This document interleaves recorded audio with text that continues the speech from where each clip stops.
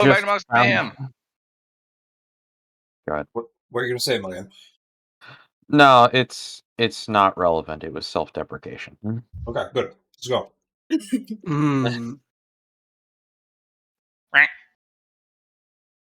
Alright, welcome back to Monster Okay. Mayhem for another week of stuff. Quickly, I think the hard stop for me is 7 p.m. my time, which is 5 hours from now. So I'll update if that... I get time zone stuff screwed up all the time, so I'll update if it's later or whatever.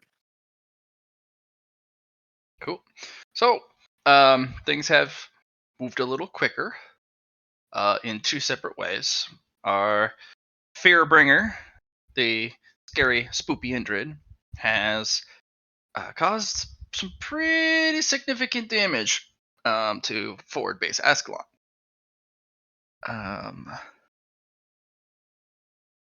And of course, Phil asks for True Water when prompted to for the gift of water for restoring the visage of Nareem and succeeding in being the new high priest of this particular temple of Nareem. So he asks for true water and a giant beam of blue light shot into the sky for all the continent to see. Yep.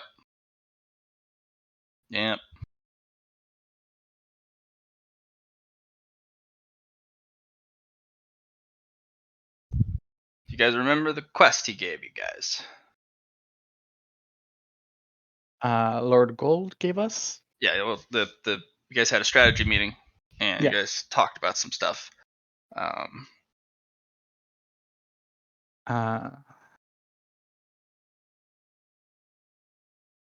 I was not there for it, so Yeah. Susie and Indrid were to finish taking out forward base Ascalon. Me and Nimi were to scout I have a out bite. the supply base. The dragon was going to talk to the other dragon.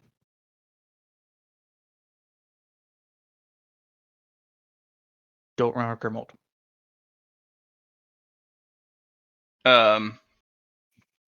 Grimold, he was going to talk to Goal about how to handle humans and their how to divide them using their own ideology against them. That's right. As you remember, there is a 4-stage expedition coming to the desert now, led by the self-proclaimed apostles of Nareem from the human faction.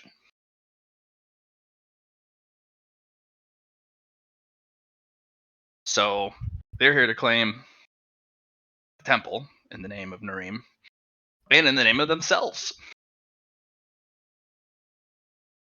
They do have a very powerful religious zeal that is very paranoid, very uncompromising, and very ruthless, despite being apostles of Nareem, which is completely the opposite of that. So, yeah, he was going to talk to Grimold about how they can utilize that paranoia and suspicion among each other because of heretics and whatnot.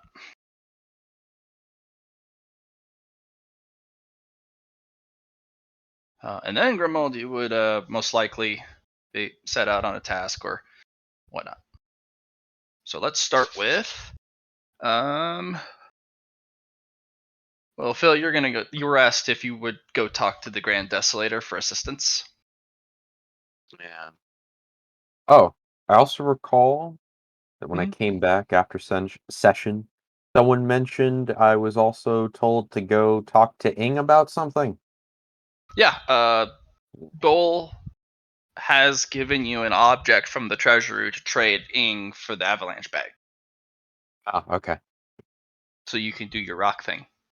Ah, He's dropping rocks on people. Lots of rocks. lots of rocks. But it's up to you to figure out which item to take. I don't know what's worth what. Exactly. All right. You are also collectively given a task. Specifically, you fill a quest of defeating the Desolator in a challenge of your choice or his choice. And there was a list of stuff because he is the only one who's going to have a treasure or divine grade, lodestone sized Aether gem, which is going to be required for the illusion array that you guys are trying to build from the illusion crystal cavern. And then I also have to negotiate on behalf of the bank with him. Mm-hmm. That's the plan. Oh Yeah. boy. You're the only one he would probably talk to with any semblance of tolerance because you're a dragon. He's a dragon. You're both dragons. Yeah. Dragon supremacy. Yep. Oh, this ain't gonna go well. Do you remember the conditions of the quest? Anyone? I know if you weren't here, but No, yeah, obviously not me. Which quest? the one to beat the Desolator for the Aether gem. Yes. So in order to beat the Desolator, you have to beat him in a single competition where we can get the gem.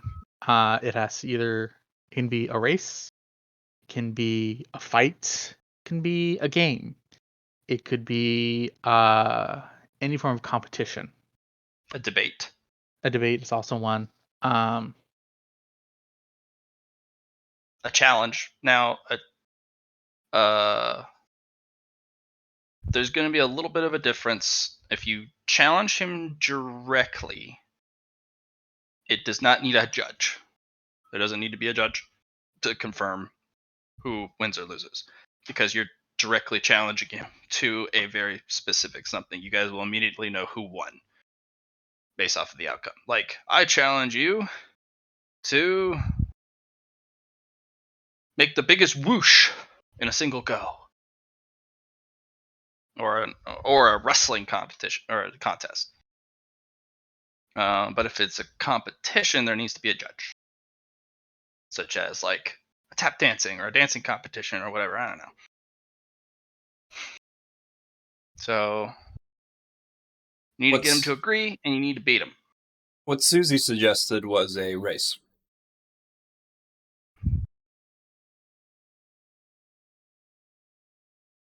What type And of race? a race to a location.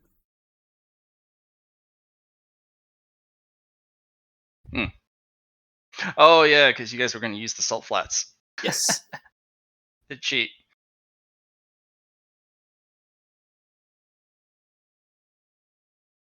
You could, yeah. Be quite a ways. Where would you race to? I think there's a location we've already been to. It's pretty far away. Or You also don't know if he would cheat either. Sure. Because You could teleport or something. I don't know what he could do. He has a lot of merit. yes, he's a very big dragon. He's a very big diggy darkin. which is why I think if you challenge him to something like a debate, or you'd have to have judges there, we can sack the judges. We can cheat. Could, yeah. Um,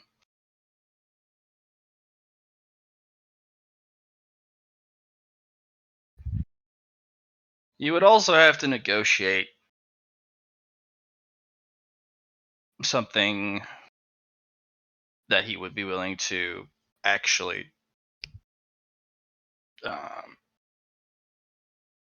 accept the competition. Because just walking up and challenging him for a very, very important piece of the hoard would not be so easily done. You'd have to challenge him with something he would want.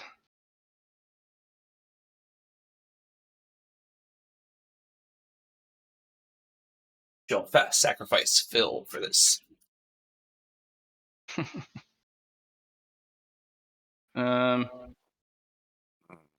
The expeditions that are going to be coming, the only way you guys would be able to survive it is with the array and or running and leaving the temple here. Because it's not just, it's going to be it's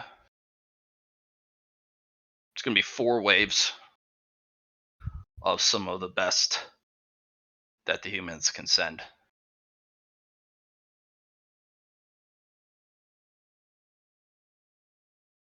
But that also means you have a lot of very, very powerful people who are very arrogant and very opinionated and very violent. So let's get going. Nimi and Eatsley. You fed your Yay. dizzy kitty. Dizzy kitty is like Good kid. snakes in between your legs, then trips off your toes. Mhm. And I want to give you some ether later.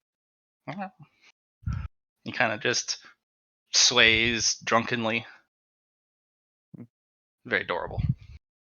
Nimi's like, I'm ready. I'm ready for Yes, you. I'm so fast. am I gonna ride on your back? Mm-hmm. If you Okay. like.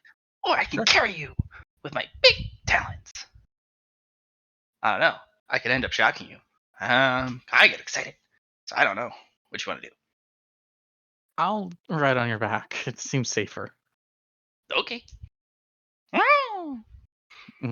Climb up. Pix will jump up and do a little twirl. Everyone will get a temporary fate point or boon. We are on to tasks.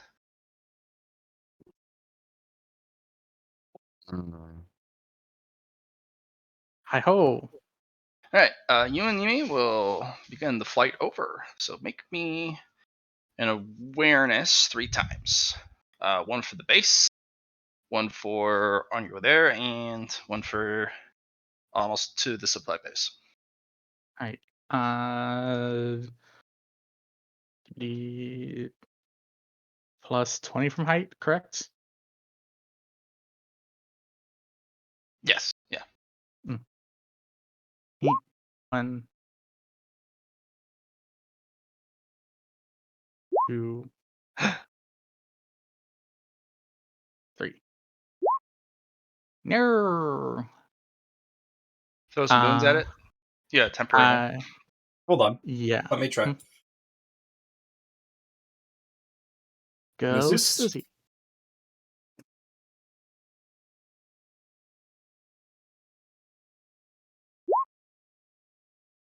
You have keen intuition? I do. No, I'm talking to Eatsley. Easy not have keen intuition, no. Add a plus 30. Alright, the plus 30 will pass that last one. That last one I'll just throw my temporary boon at and pass. Alright. So So, looking at your journey there, Ford Base Ascalon is in a very bad way. It is spewing gouts of smoke from one of the corners. The foundation of the base on that plateau does not look stable. Most of the plateau has been blown off in that corner. Not much of the base's walls or towers are left, with the exception of one sturdy tower. Most of the walls are blasted. Not many in the way of personnel either, except for the few who have put up temporary tents and are picking through the wreckage.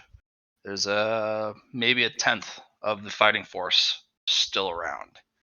You're not sure about the quality, but they have a hard time even picking you guys out of the sky.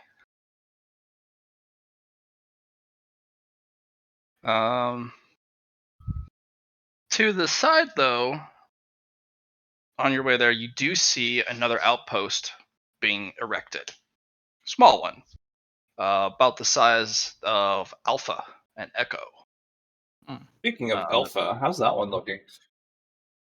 Alpha's gone. Alpha got ripped to pieces by Notch. Yeah, I figured. I don't know if they. I remember the conversation of them coming back to it and having to deal with No, traps. it's completely abandoned. Okay.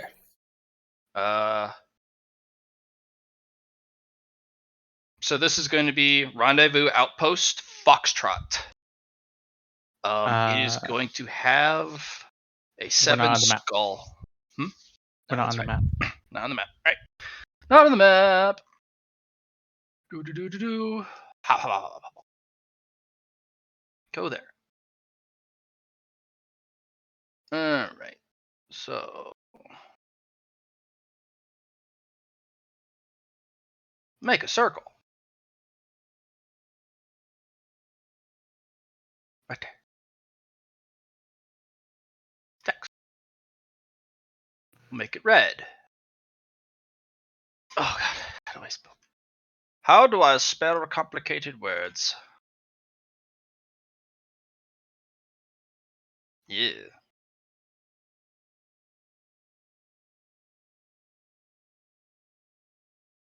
Okay.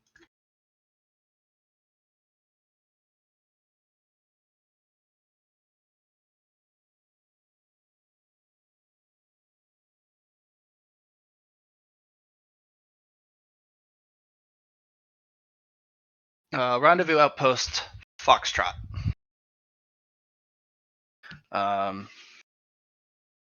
It's got 7 skulls on it. And it currently has 2 shields. It looks like this is where most of some of their more elite survivors are grouping up. Okay. So very strong military force. Very small camp. This is where probably the majority of the reinforcements that were supposed to go to Ascalon were sent as a 4 team, or they're pulling them from Echo. Yeah, no, this is it's all personnel. There is a 3 exclamation points.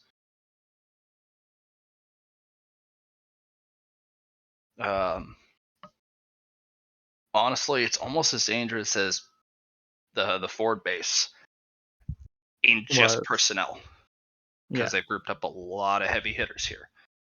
But the base is so small, it's doubtful that they will keep all these people here for now. Because the outpost they have it at probably would only host about 6 to 8 people comfortably, and they've got 3 times that number. So very temporary base, very dangerous temporary base. All right. The supply base or sub base Ascalon. That one's in a frenzy. There's a lot of activity there.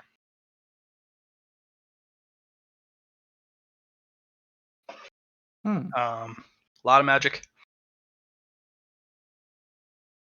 Nimi kind of squints at it. I smell magic crystals. You can smell magic crystals? Mm-hmm.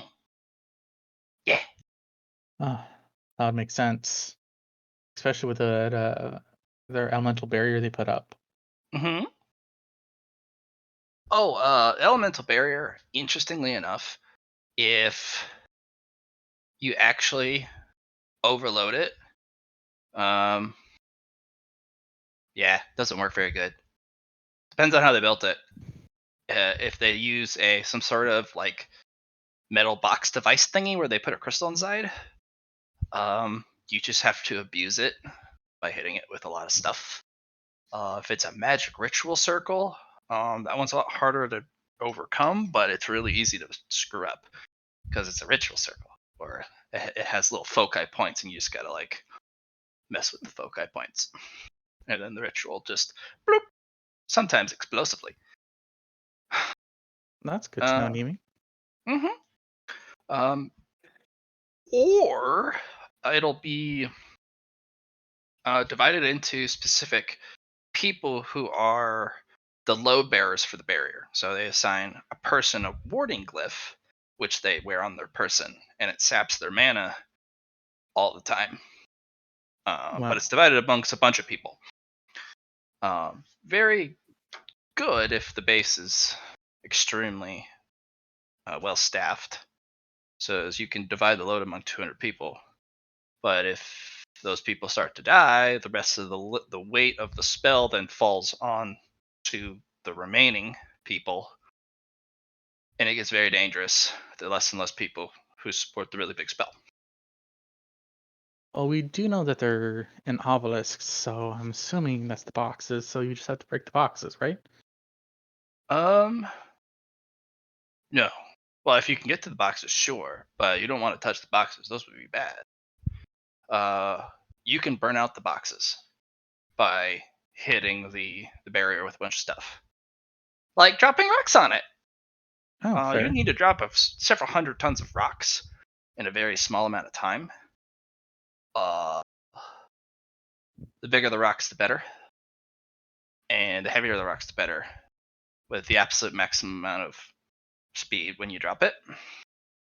And then the barrier saps the crystal inside for energy, but there's only so much load it can handle. So you basically overload it and the box fries, and then there's no more box. So bunch of rocks. Bunch of rocks. But there's a lot of obelisks, so they could have a bunch of other boxes to help support just in case that happens. What you need is gremlins. Yeah. Hmm. Yeah, you're gonna need some gremlins if you really want to probably take it out. Gremlins will mess it up. Gremlins will they mess with the metal doohickey stuff. They get in there and they I don't know what they do, but can't be good. Probably like pee in it or something. That sounds unsanitary. Well, yeah. Well, are kobolds gremlins? Yeah. Are they? No, Oh, they're okay. just kobolds. They wouldn't. I mean, they could put a stabby stick in it. Fair enough. Yeah, but it wouldn't go well for the kobolds. Gremlins are also a lot harder to figure out that they're around. Hmm. They're sneakier. Do you know any gremlins? Maybe Nimi, do you know any gremlins? I might. You might. Uh-huh. Do you know where we can go talk to them? Well, could find them at crashed airships, or you could go find them at the junk shop. Oh, that's right. There were gremlins at the crashed airship. Yeah, you'll find them in the last bit of working parts, Hmm. or anything that has the metal doohickey bits.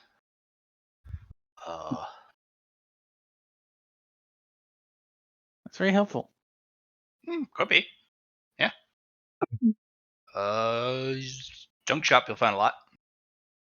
Yeah, I might have to go to the junk shop then. Nimi, has anyone ever told you how smart you were? What's her dice? Oh, good.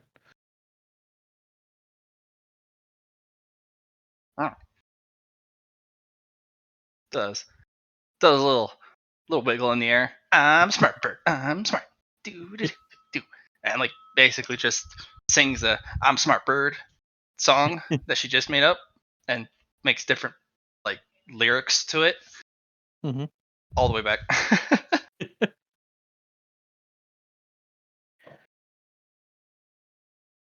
Yeah, meet up with the group. All right. Indrid, it is time to bring fear. Yes. Yes. All right. So you're gonna go back to Ascalon, or did you want to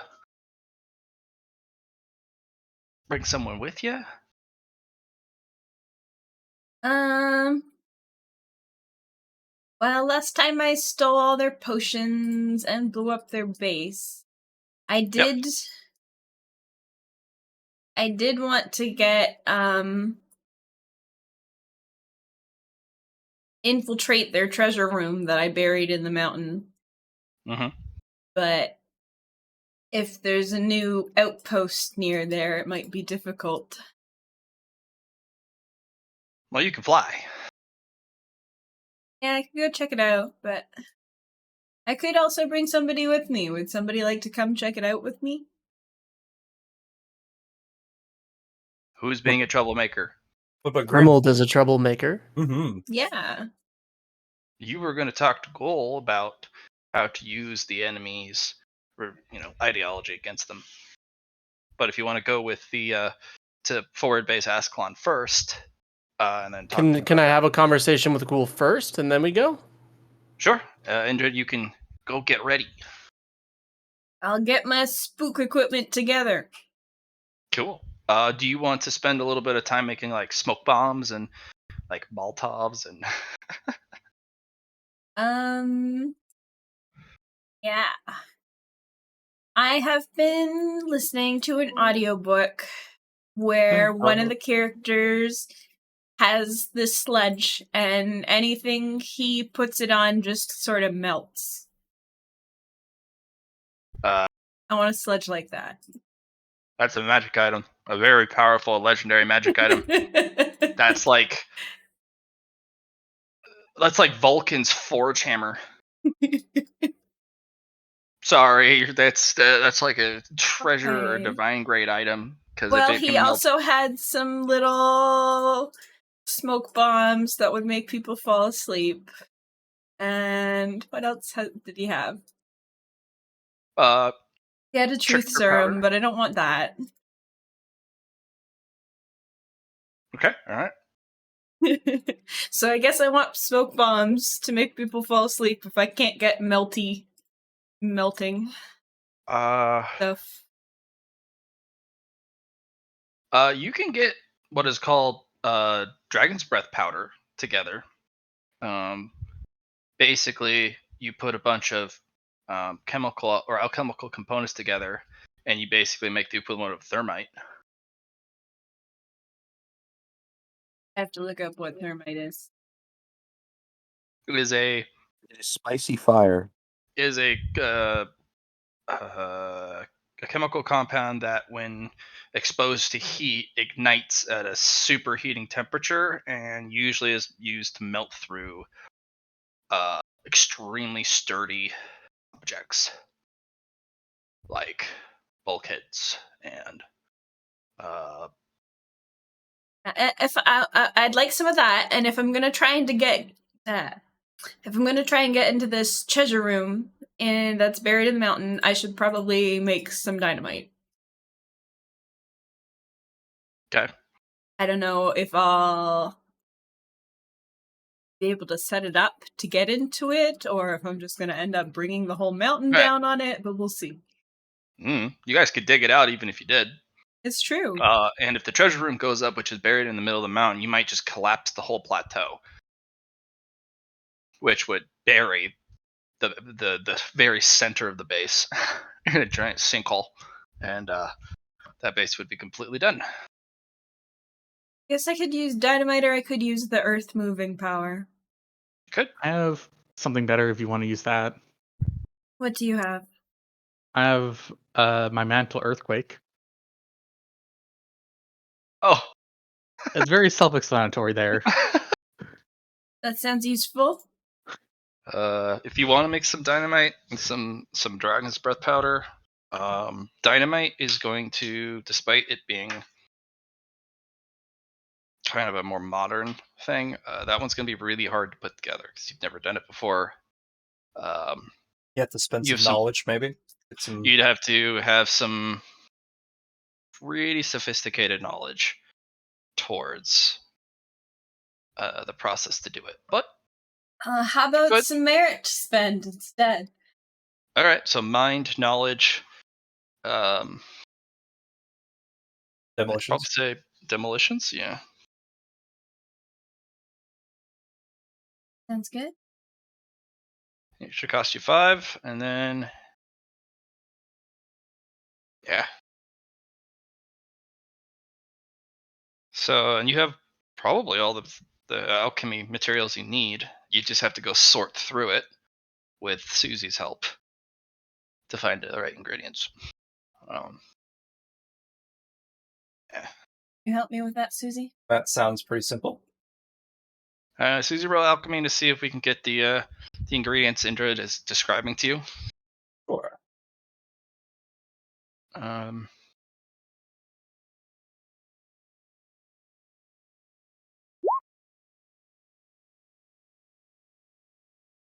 know just the thing. Oh no. Are we keeping that number? Because I will Yes. get you something. I'm keeping the number. We want the most chaos, you gremlin. So Susie's looking through some stuff, and it's just like finds these red alchemical, like they almost look like crystalline pepper flakes, like red, like glowing red salt. Here, this is what you're looking for. And you ask for saltpeter, and you're like,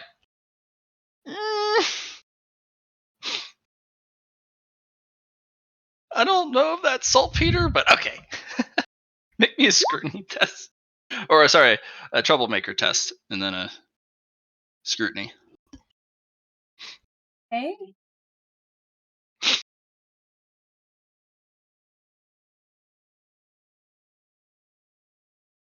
Oh. Okay. You want a assist? Because I got assist. I don't have the skill, I can roll intelligence. And I give you a pass with plus 20. Your troublemaker and you is like, I can make it work. Okay. This sounds like fun. I want to make it work. All right. So, with the unknown ingredient and everything else that Susan brings to you, it looks most of it. There's 3 total ingredients that are just like not what you were expecting, but you've never done it before with the proper materials. So when Susie goes, "Oh, this is what you're looking for," on these bottles with labels that don't make sense, because it seems like they're using some sort of encrypted labeling system.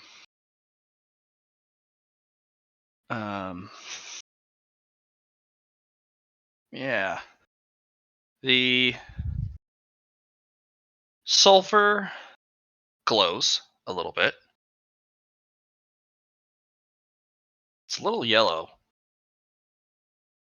beyond what you were kind of expecting. You don't remember the sulfur glowing.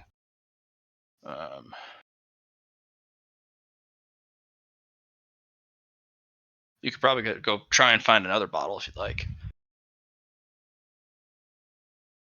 And the wrapping the paper that you were given to wrap this, I'm not sure why it's got runic inscriptions on it, but it'll be fine. Yeah, I It's just want paper. to It's just go. paper. Just want to go ahead with it. It sounds good. It'll be fine.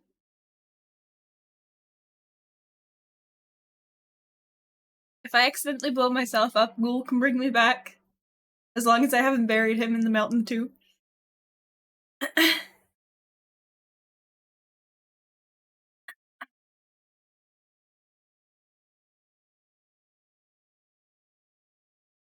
Okay, so let's have a roll for troublemaking. Which one did you want to make first? Do you want to make the sleepy powder?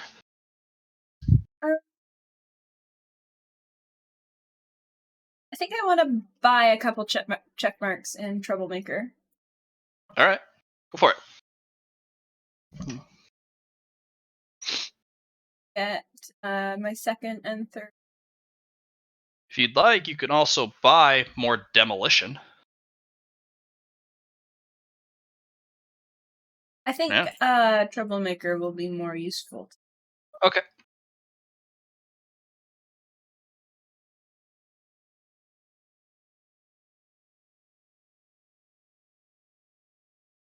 Okay. Cool. All right. Let me know which one you want to, because they're all going to have different negatives to build. I want to start with the dynamite. Where are you going to do the process of making it? Where am I going to do the process? Um, Can I ask and if you Phil want to some, dig me a little underground bunker a little ways away from the base?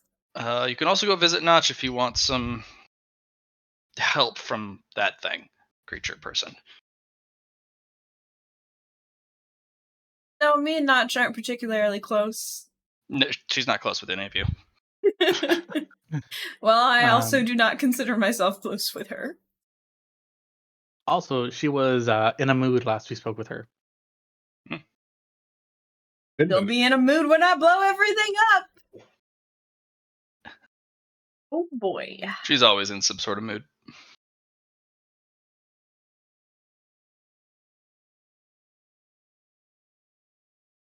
All right. So you're going to make a safety pit. Yeah, I would like a safety pit. All right. So let's make a troublemaker roll since you're making the dynamite. How many skill marks do you have in demo? Just one? 1. Okay. It's going to be a minus 50. Oh. Okay. So your first attempt, you're using off ingredients, and you're making it from scratch. Let's see if I can give any assistance at all with the plus 20. Please. Almost. I'll use my fate point for you. That is a pass, so plus 20 off of that.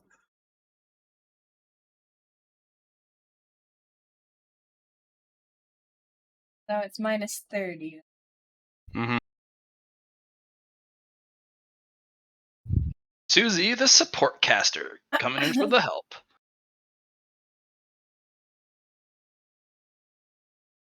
You might as well use a fate point. You're so close. Yeah. Yeah, okay, I'll Roll think the fate point. You're gonna roll a 32. Yes, you are. Just roll a 29 on the dot. That's what's going to happen. I see your powers or seeing it. Oof. It hurts so bad. But you know what you can do? You can just buy 2 points of intelligence or buy a check mark. It's true. Do it quick. Quick. I'll buy 2 points of intelligence. All right. Do it.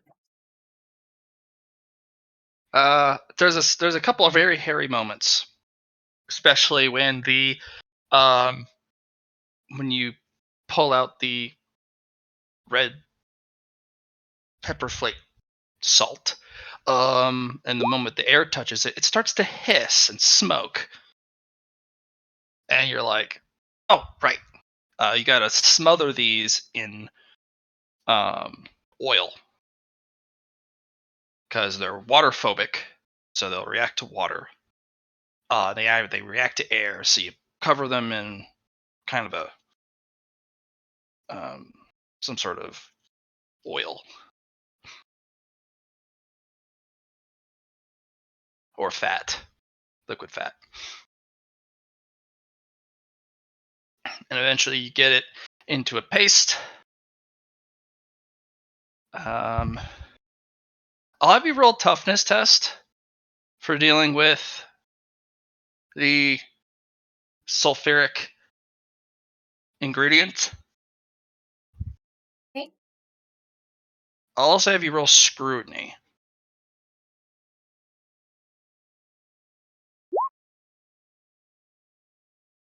Well, this isn't going well for me. I'll reroll.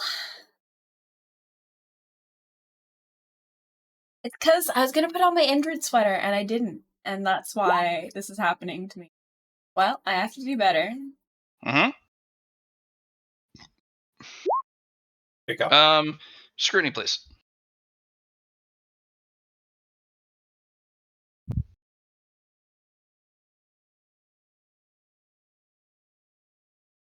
I do not have any check marks in scrutiny. I think I should buy one. Yeah, it's 5 merit. Easy peasy. Give me all your merit. Skills.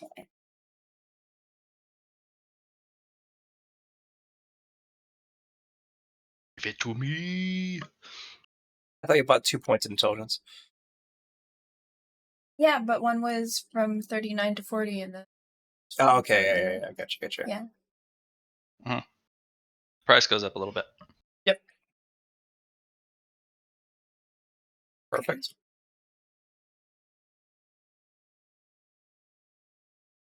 Remember to use your make yourself a lucky thing, so you can just roll it at the same time like I do. Yeah, sure.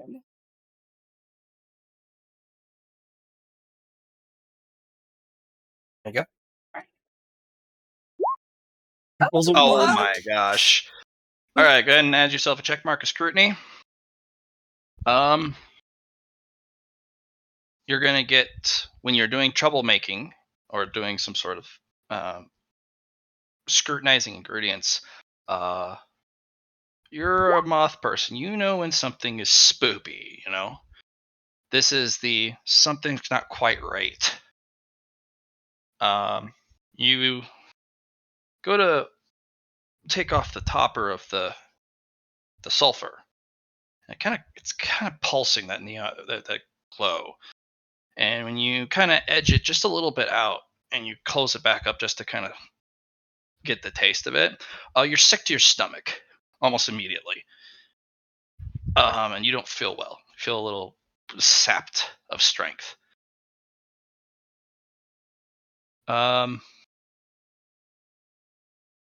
This is, whatever this is extremely poisonous, just to be in the proximity of. And when you really look at it, the bottle is a different color of glass.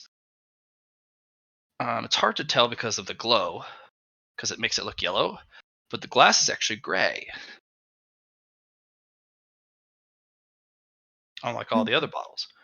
But that's whatever's in there is extremely poisonous, and not in the you need to consume it type of way. Just being in its proximity is extremely poisonous.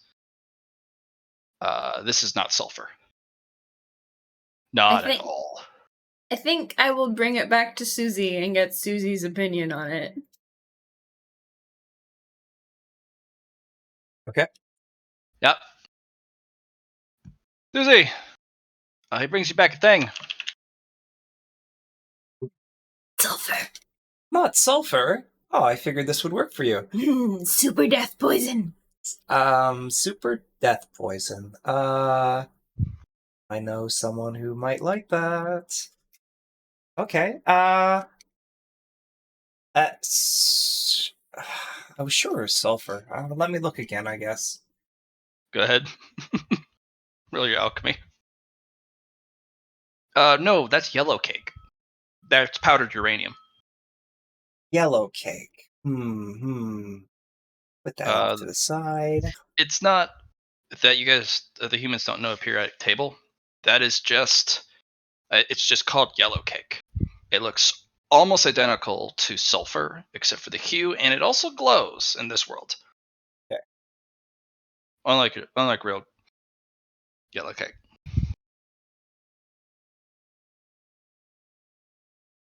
There is barely a thimble full in there.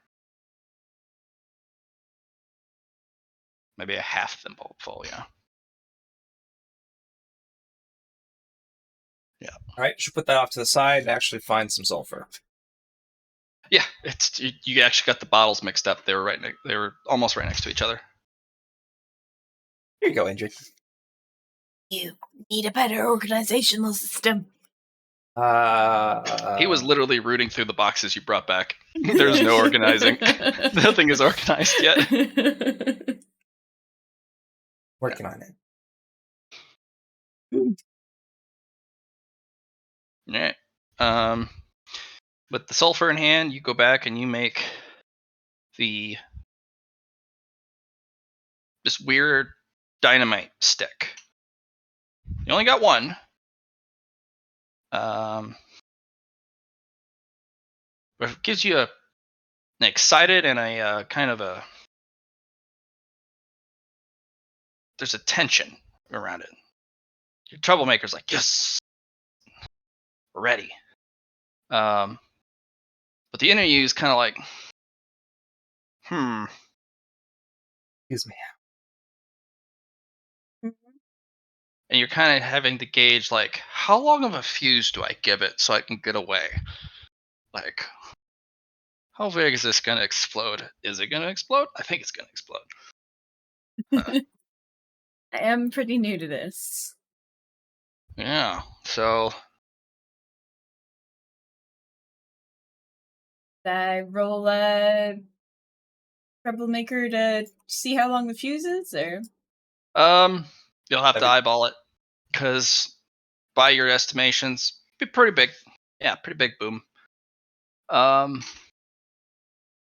That weird paper that you were given has all those weird writings on it, but I mean, didn't have any problems rolling it.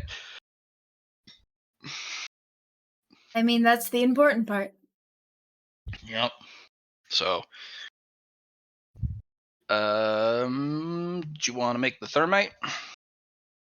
Yeah. Or all right, that's gonna be another minus 50. Susie?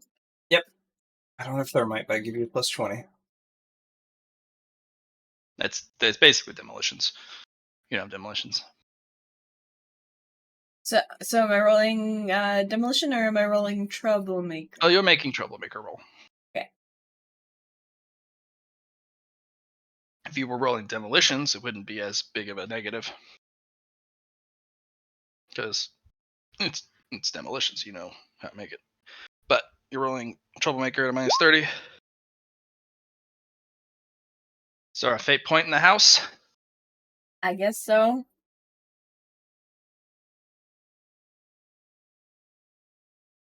Good luck. Nope. No. Roll your 1d10. You just can't get the mixture right. You'll have to probably come back to it. Okay. It's a little trickier. And the sleeping, the sleepy smoke. Just roll basic troublemaker.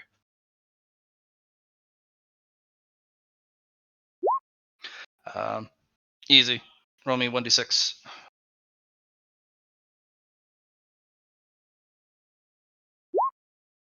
Got 4 of them. Your troublemaker in you also tells you that don't breathe it in yourself because it will knock you out too. Okay. I got some weird dynamite and some sleepy smoke. You have 1 stick of dynamite. All right, Grimald. Yes.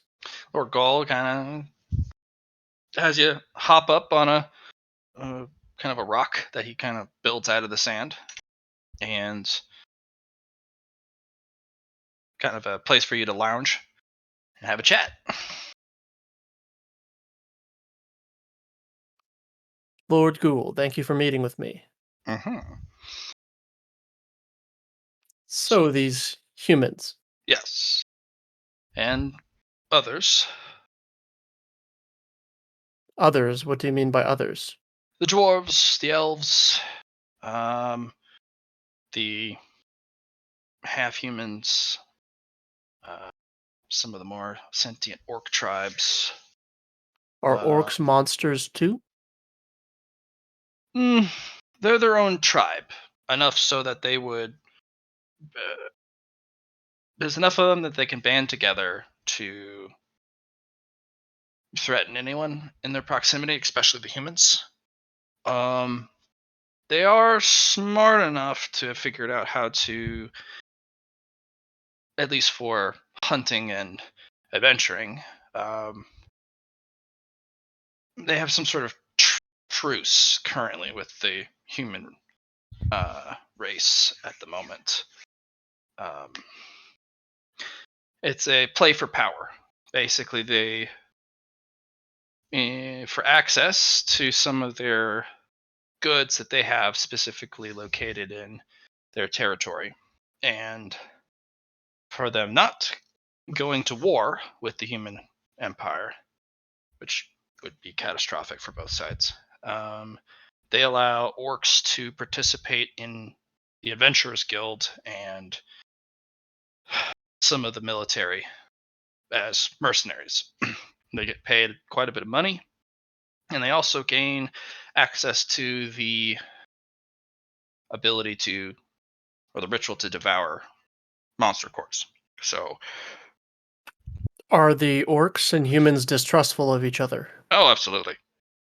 But you're not going to be seeing any orcs unless they are very powerful in the upcoming expedition waves that are coming. Understood. So, question. Uh-huh. In this camp of people, I assume they consider themselves heroes of sorts? Um, that's a tough piece because heroes are a specific class title or a specific class. I'm mostly talking in the existential They sort of. they think themselves higher beings. No one would think themselves a hero, but they would think themselves as saviors. And Uh, within saviors. these band of heroes, are there different factions as it pertains to Nareem? Yes. You ever seen the scarred and cracked ground of the desert where the dirt is so starved of water? It looks like there's endless divides. Mm-hmm. For each individual chunk in between the cracks, that's a faction, and that's what the human race looks like. Each of them has their own microfaction, their cliques, so to speak, their small group, and then of course those small groups band together to form a larger group with a common goal. Some groups are extremely large.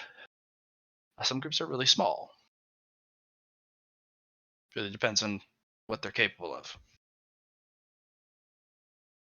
But yes, I don't know the human faction landscape as well as I used to. It's been a while.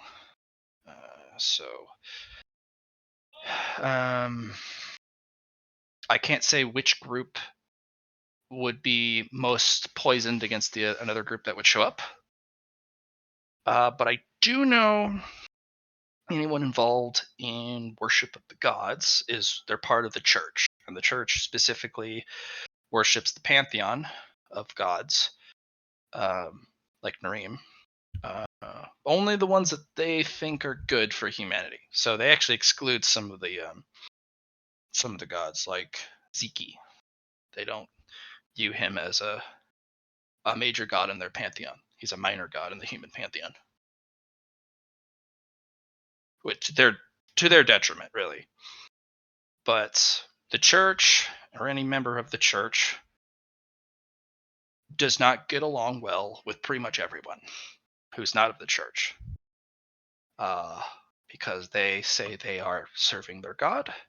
And how could any of you godless, know better? And the higher up in the order of the church you are, the more that is expressed. So, how many cracks and how wide are these cracks within the camp that is on its way here? Well, the first wave is going to be entirely cohesive, with the exception of maybe some what they would call necessary services. And they would get it fast because their whole purpose is speed, so they beat everyone else. Second wave would be their reinforcements, or somebody faster than that, which would be a lot more divided. So the first group is going to be the most zealous and most fanatical of the group, who is also going to be led by the self-proclaimed apostles of Nareem, which they're going to have heroes, powerful ones. You're going to have priests, priestesses.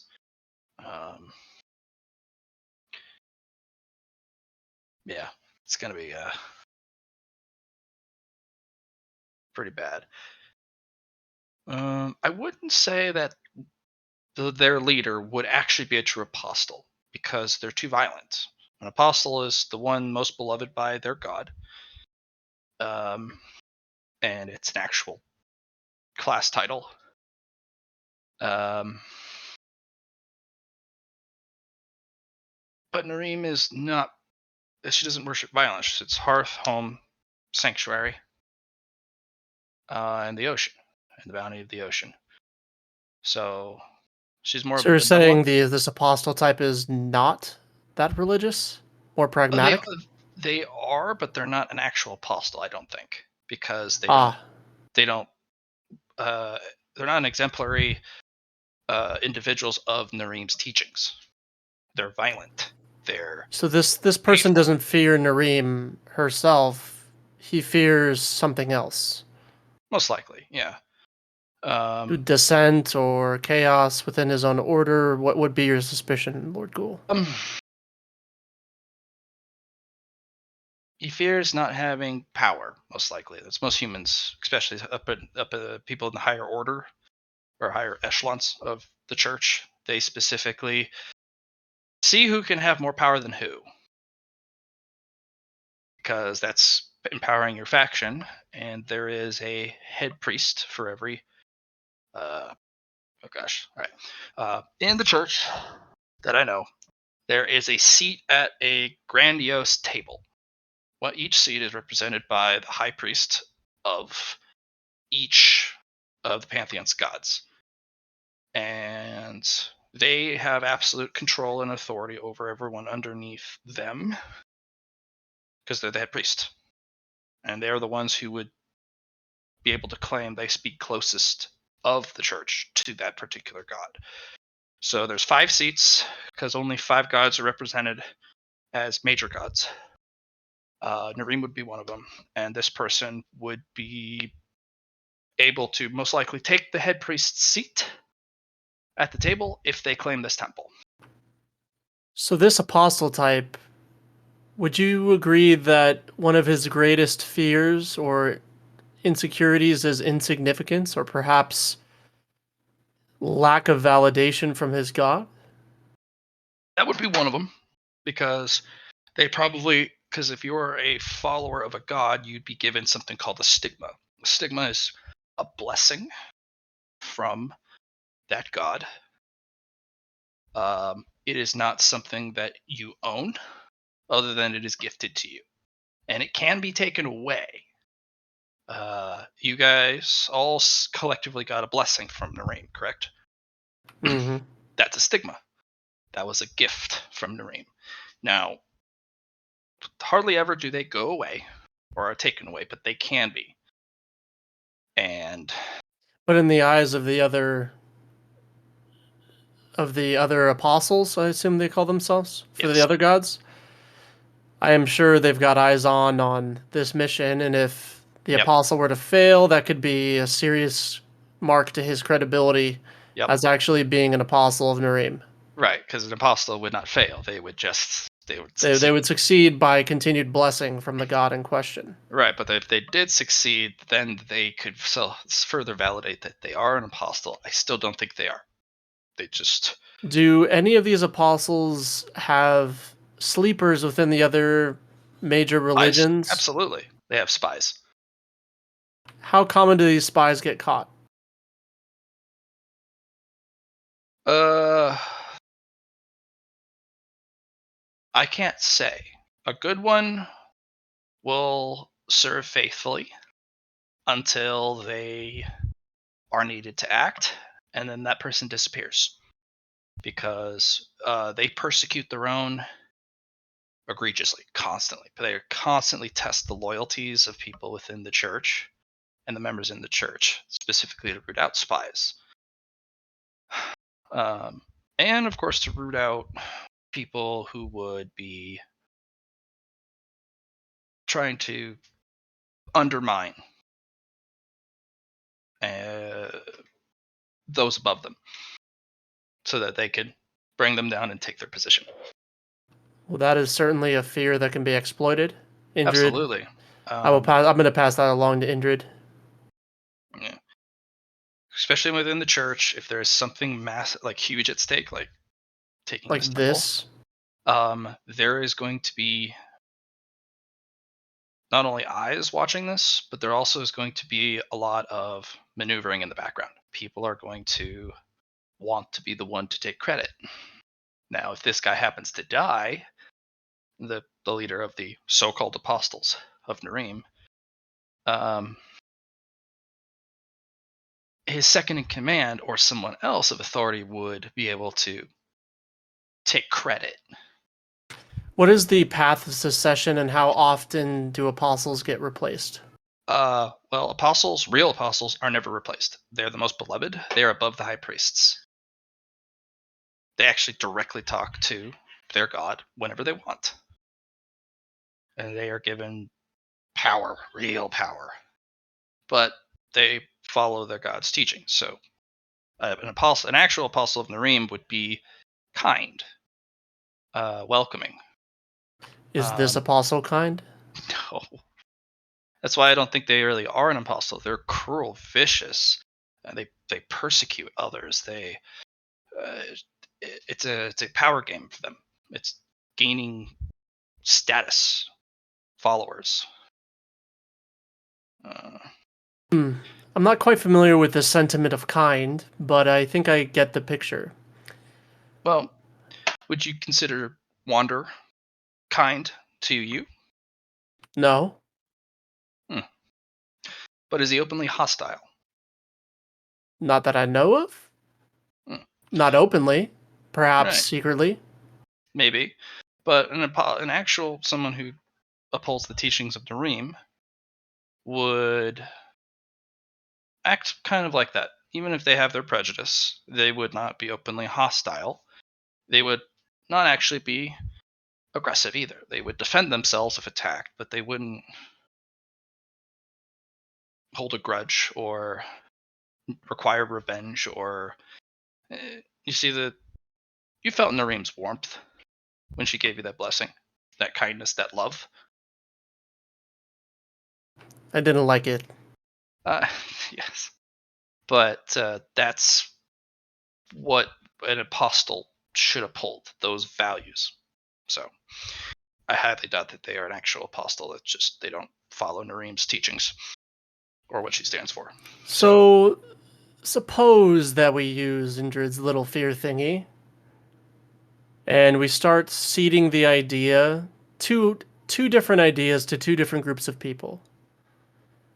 First, in the apostle's mind, that people are starting to think that he isn't the true apostle, and that the opposing apostles have infiltrated his camp with a serious number of spies, perhaps 5 or 6. Meanwhile, we see the Actually, idea. true. Meanwhile, we see the idea that among the people that are not the apostle, that he truly is not the true apostle, and further than that, he wants them dead for questioning his apostleship. Well, I think you have the gist of it. Why don't you work that out with Indrid and see what chaos you can seed into their camp? Because if they are completely united and unfractured, I still think they can make it through the illusion array if we even succeed at getting it up. But if they're suspicious of one another, fractured and divided, and people do not wholesomely help each other, we'll have no problem. Doesn't matter if there's heroes. If heroes are trying to, impede each other, just like poor Notch, what happened to Notch? There's a reason why dungeons still stand today that should have fallen a long time ago. Like if they hadn't backstabbed Notch, I don't think the Fortress of Tyr would still be around today.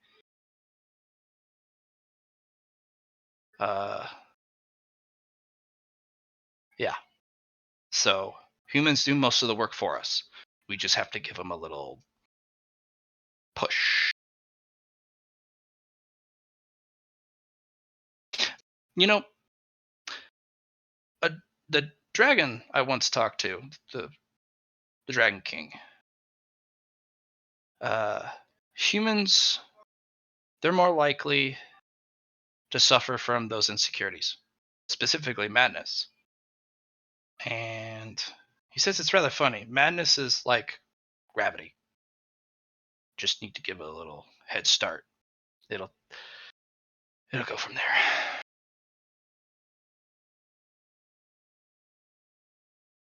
Hmm. But I like the name of my tales Madness. Should I name my tales Madness?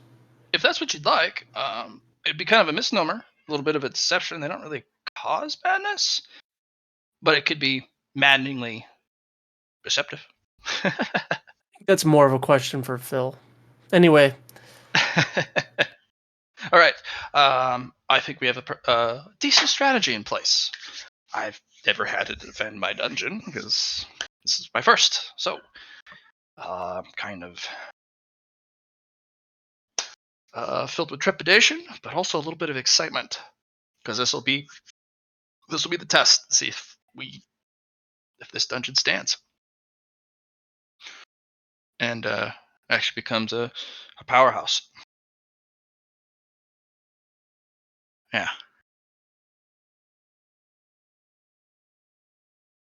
I think it will. I think it will, is indeed. So as long as I'm allowed to do violence. To a great degree, I think we'll be okay. I believe you'll be doing a great amount of violence for a long time coming. Our dungeon will have an unlimited number of enemies, and there is an unlimited number of violence that you will be able to deal out to those enemies.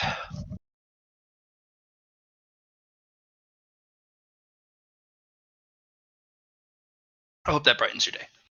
All right, go with Indrid. Bury Ascalon.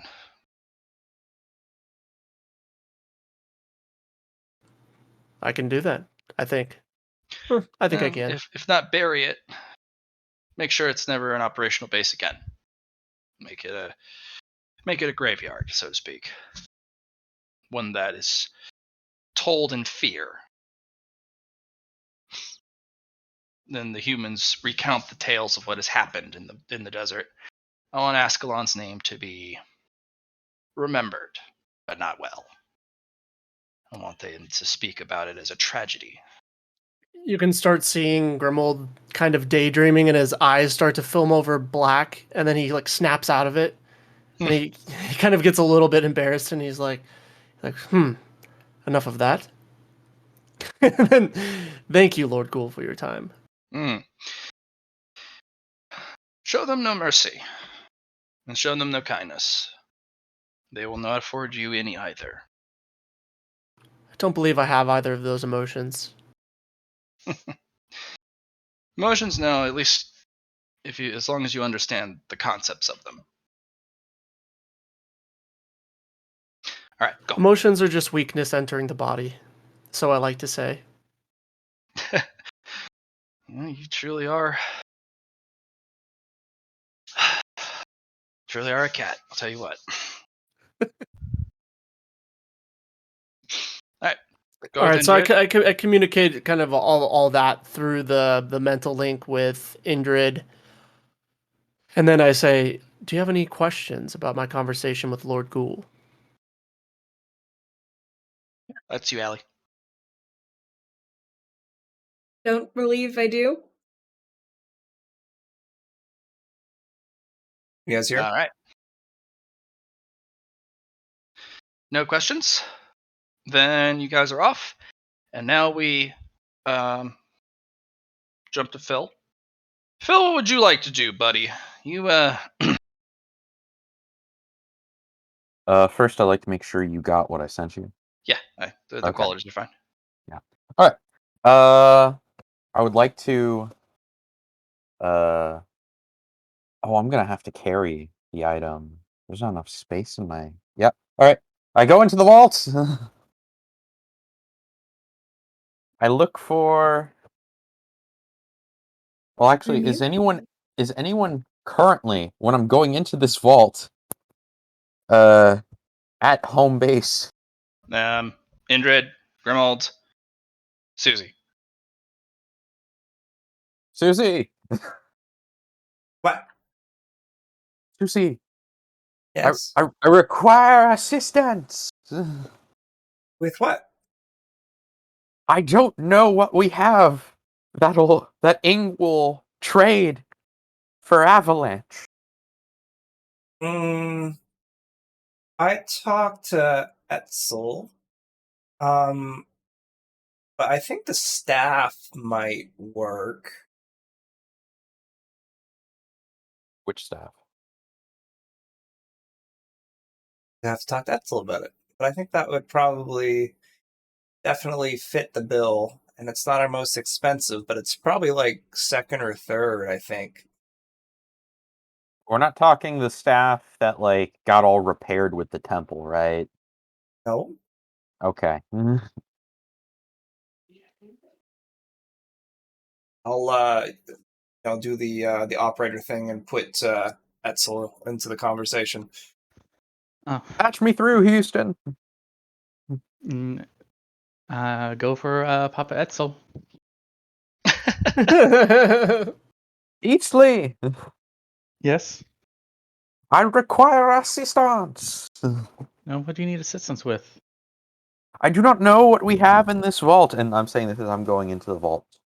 That We have a lot in the vault. Wait, who's letting you have access? Oh, I know who's letting you have access. Who's letting you into the vault unsupervised? no one. I'm just walking in. All right, no, stop right there. I know what's going to happen here. Do you have greedy loot, Goblin?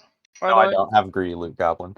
Okay. Roll me a willpower test the moment you walk in, because everything's been arranged nice and neat on stands and pedestals, and oh, they're so shiny. Your dragon blood starts to. Excuse me while I pull up willpower real quick. Yep. Okay. Yep. Willpower. You get your bonuses from some of your powers. Remember, build some.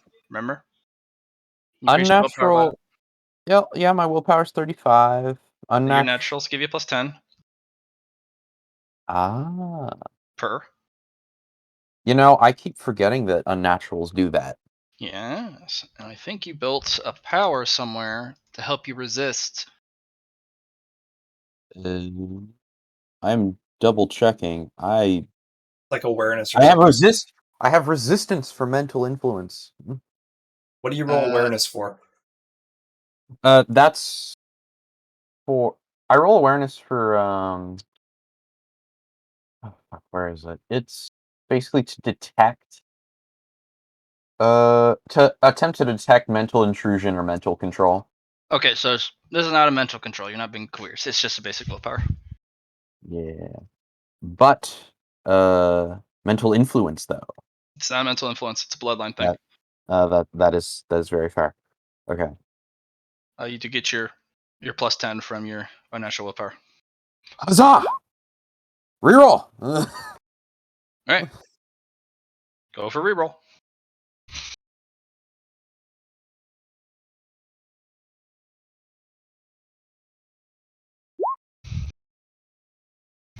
Buy yourself a point of willpower. I will buy myself a point of willpower. Yeah, you kind of get caught staring at a very shiny breastplate. Oh, it's so fancy. What's up, Itzley? Hey, I'm just no, walking leave. in. Get out. Out with you. I will make sure I will help you find something appropriate. 2 I know. points. Just Where's willpower? yes, I'll help you find something. No, I'm not gonna do that. I'll make sure there's something appropriate for you. I saw an interesting a knife. It looked like a human with a very sharp hat.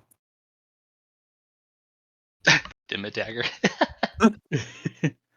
No, By the way, at the very end, since you did walk into the vault, make me an awareness test at a minus 20. You actually want to fail the roll. Minus 20. Okay. Awareness. Okay, so I have plus 10 on top of this. So awareness minus 10.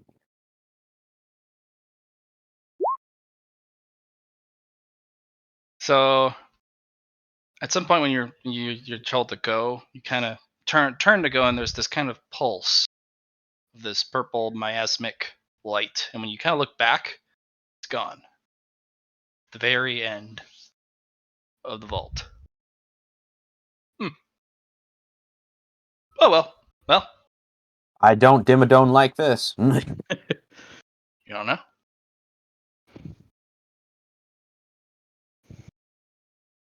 I will step out of the vault.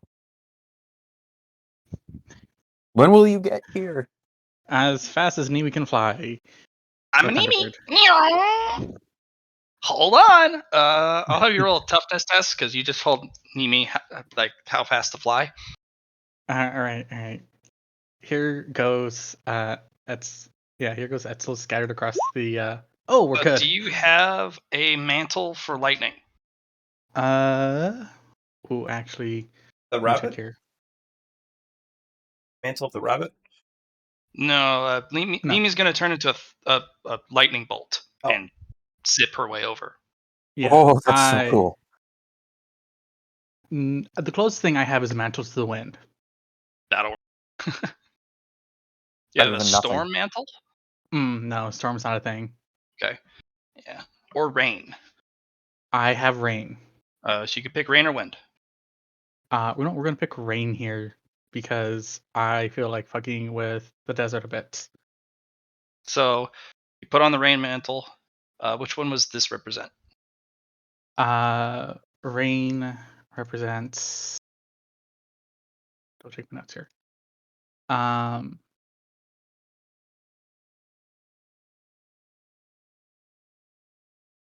Yeah.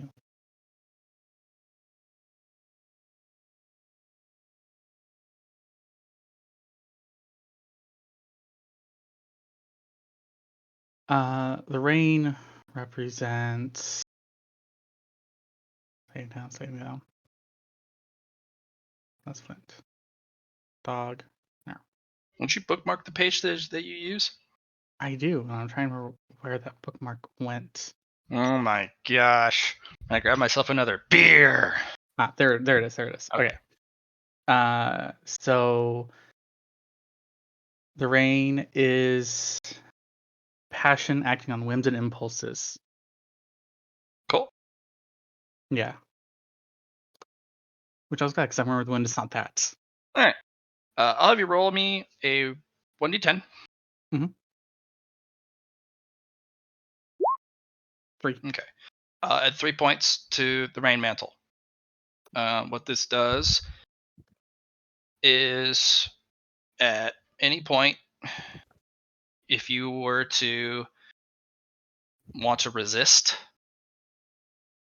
like be defiant in the face of opposition or even a roll, roll willpower. If you pass, you can add the points on the mantle to the roll to increase it. It's only 3 for now, but if you get it up to like 20, now you can add 20 to a roll if you pass a basic willpower test. The more difficult it is, there could be a penalty to the willpower roll. But you turn into a thunderbolt or a lightning bolt and just with a giant thunderclap, and you guys are materialized back on top of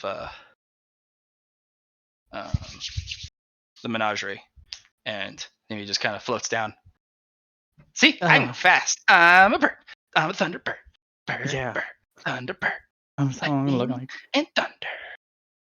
I'm gonna look at Nimi like Nimi. I'm gonna have to ask more questions about Thunderbirds at some point. Mm-hmm. And We're actually close to Gaia.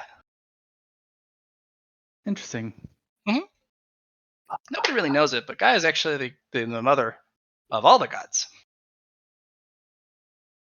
And then Nimi just kind of hops away like a bird. Hop, hop, hop, hop, hop. Maybe And just Mimi knows. randomly dropping lore bombs. As he's just gonna like that and start walking towards the treasury. No, you panic run because you don't know if Phil actually left. Oh, that's true. I don't know if Phil left. So this. Phil, did you actually leave the treasury? Or you're like, I'm fine. Just sitting outside. I'm just like, I want you to roll me some philosophy. Certainly. Philosophy +10 now. Yeah. because you saw a light. Hmm. It glowed. It was really pretty light. But then when you look back, even though you didn't move, the light's gone. How does a light stop being there? But it was there. But I didn't even move. I know what I shall call this thing. It is a flashlight. No, not a flashlight. A blink light. Blink and it's gone.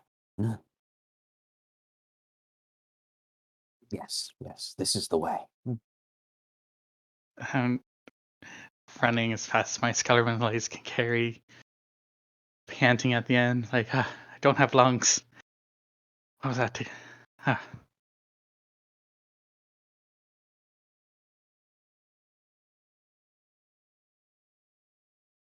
Phil. Hello, Eatsley. Right. You were told you can retrieve an item from the vaults Yes. for a treasure grade avalanche. Let me go Legend. see. Legend. But before you enter, Eatsley, I must ask thee. Oh no. When a light is there, and you do not move, but you blink, and it is then gone, what is the light? It traveled at the speed of light. No, But what Eatsley, is what the is the light? speed of light? Alright. Easy brings out a chalkboard. Don't No, ask no, where no. it came Like, from. I'm asking, like, that is a philosophical thing to even Eatsley. Like, what is even the speeds of light? Not that you know it, because you wouldn't. Yeah. That's a concept that's like, that's a good point. Is Grimold still there? Yeah, you guys are about to leave just barely. So I say, better yet, what is the speed of dark? And then I get like a really like sinister look on my face. Phil, oh my gosh, what is the speed of dark? It's probably faster than light, right? No, it's gotta be.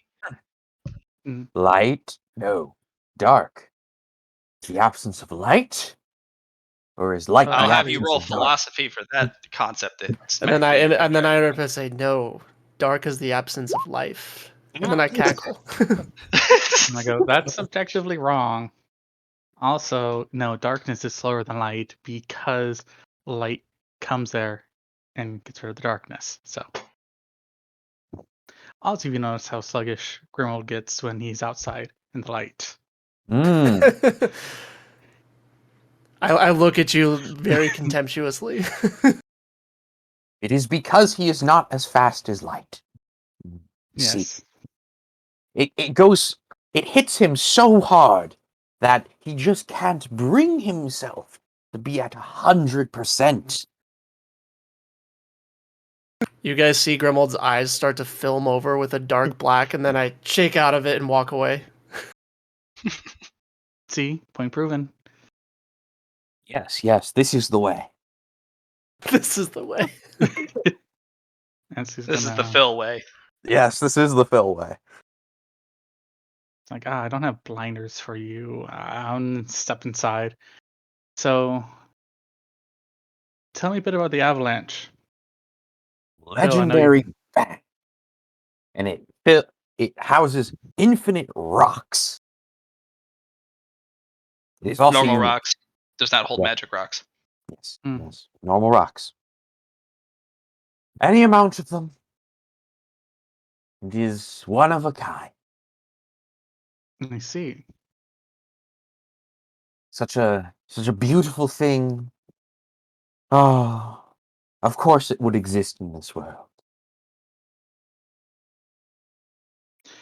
And so he's gonna look around. He's gonna use appraise on some of the stuff. All right, using appraise. You have the appraise skill because you took appraisal. I did.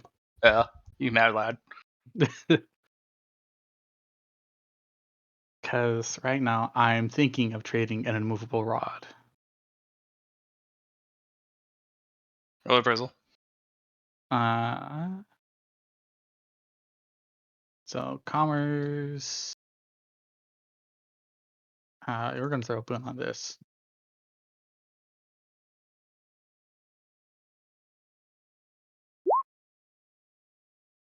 Okay. So, looking through quite a few things here.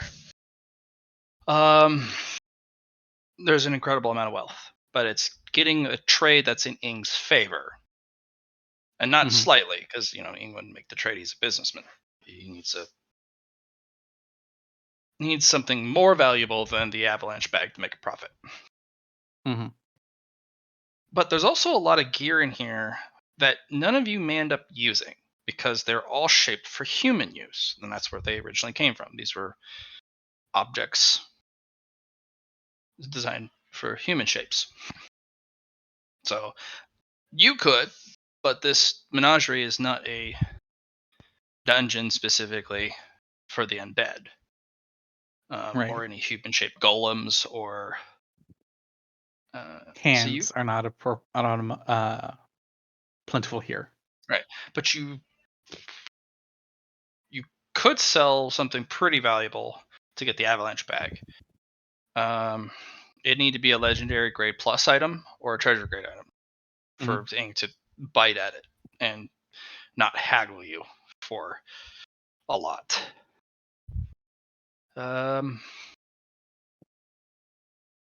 Or roll me commerce one more time, because you do know about market fluctuation right now. Because remember, Ing was talking about prices of things going up, prices of things going down.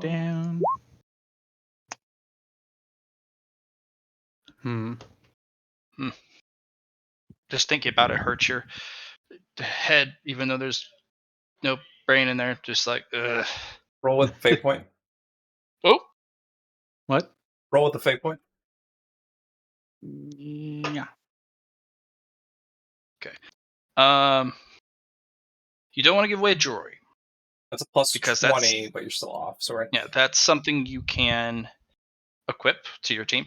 Anything that's like a necklace or some sort of ring, or you can make it work somehow. Probably a human breastplate. Not too unlike the one you have. Right. Unfortunately, that one's in the Bank of Sands. Right. You wouldn't. No, that one wouldn't be enough. That one's just a ridiculous amount of armor. You would probably want that really slim one. The one that looks like it's made for the human, very slim human female. It's very skin tight type of thing. Your appraisal, that's a very valuable item. Would not be good if the humans got their hands on it. That would be a big problem. But if you want the avalanche bag, this would be a good trade, because none of you would really ever use it. It's just sitting here accumulating dust. Yeah. The only thing it does good for your dungeon is it does, since it is a very magical item, it does provide the dungeon with aether. It does allow it to be a lootable item, such as if you clear, say, one of your rooms, and you guys have a mechanic specifically around. You have to play by the room's rules, but if you do, you get loot at the end. This could be part of the loot system for the mechanic. It also could be, in an emergency, used to fuel a golem, or be equipped to a golem as a last-ditch defense. So, still some uses for it, but it'll for sure get you the avalanche bag. Heck yeah, it will. He's going to start taking the armor off the stand. And come back and go, I have the item that you can trade. Yeah. It's almost weightless. It whispers like passing wind. And you can feel that if you were to wear it, you might be as fast as the wind itself.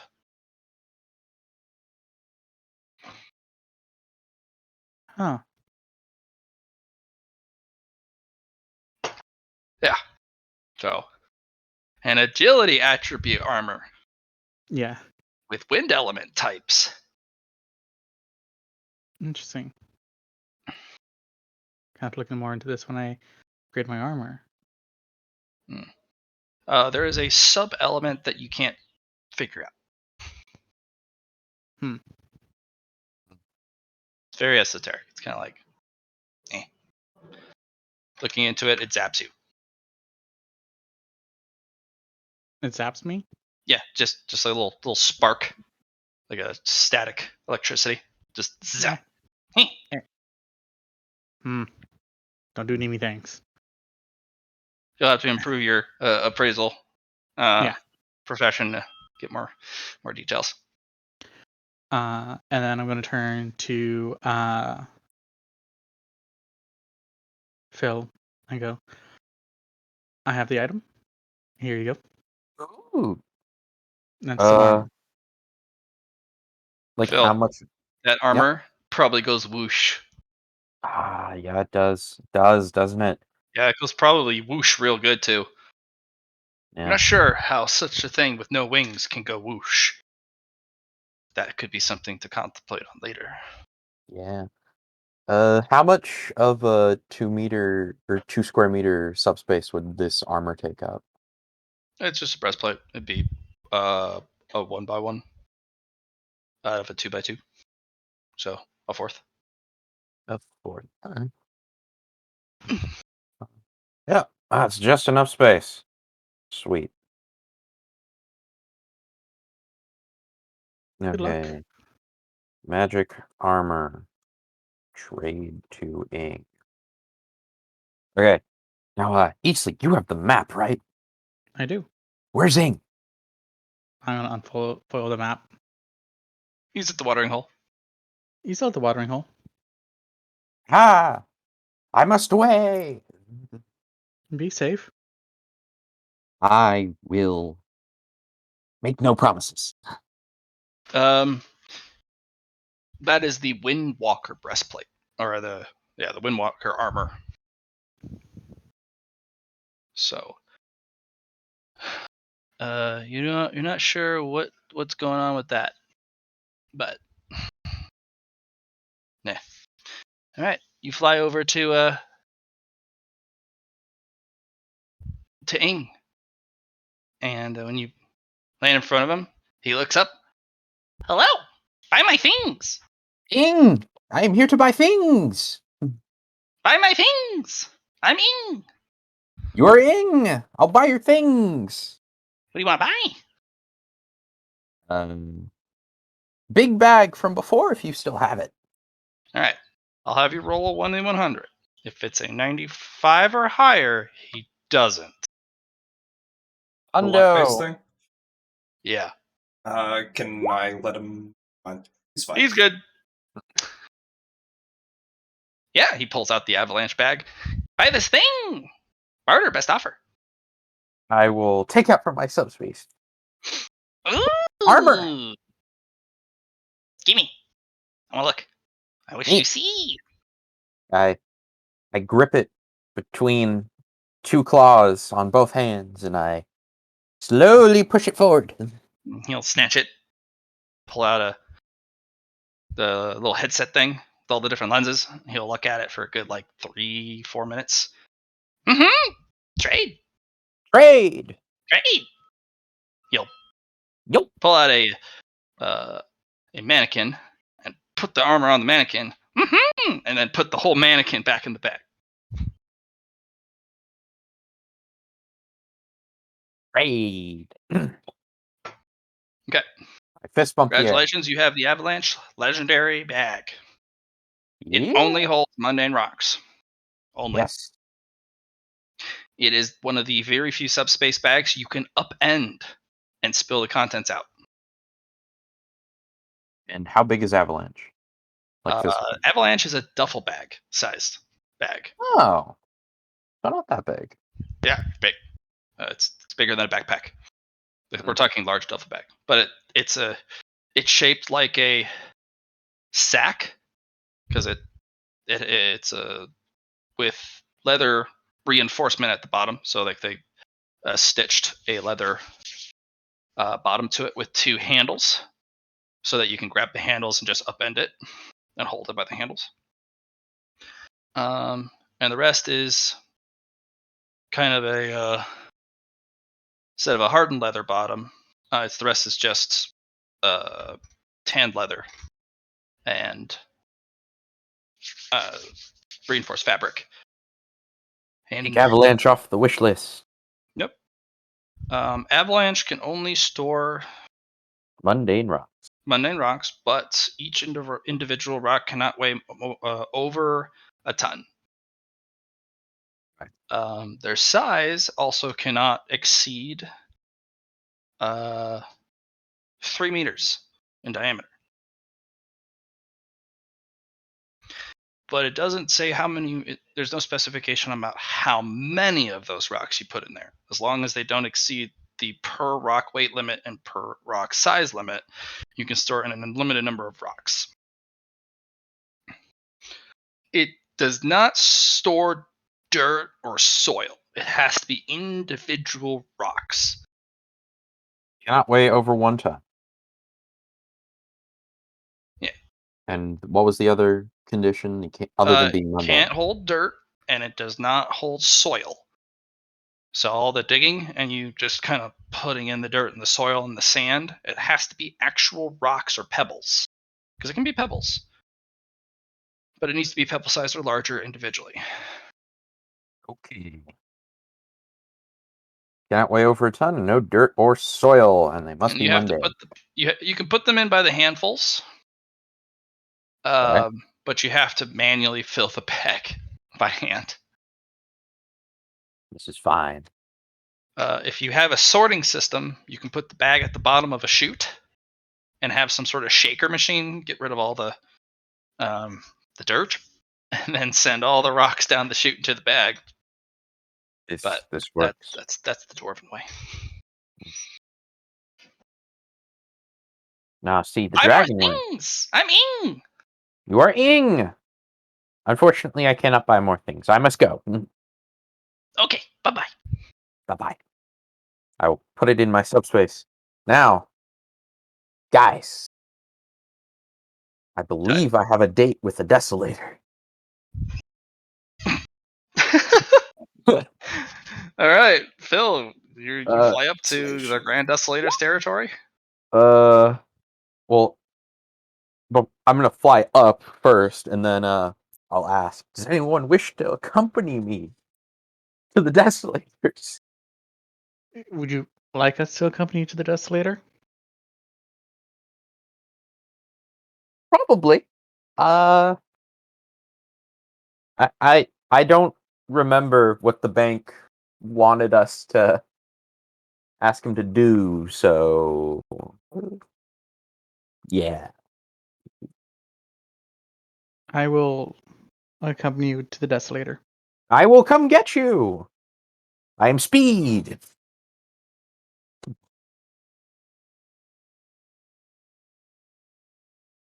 Whee! Anyone else wanting to come?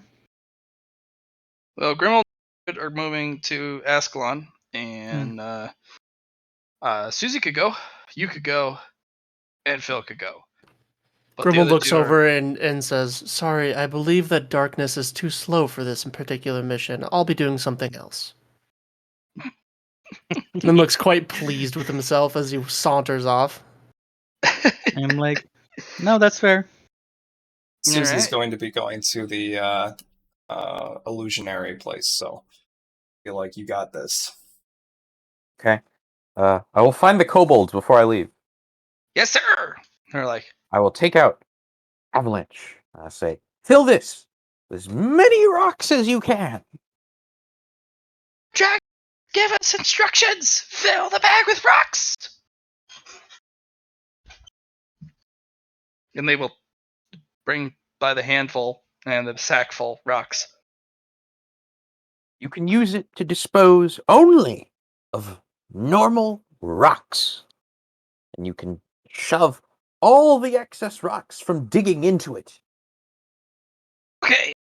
Yes, sir, Oh. Lord Dragon, sir. I will be back to retrieve it later. Mhm.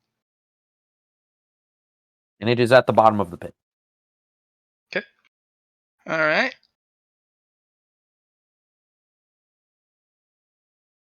And off we go! Now as we're flying. So, what is it I'm negotiating again?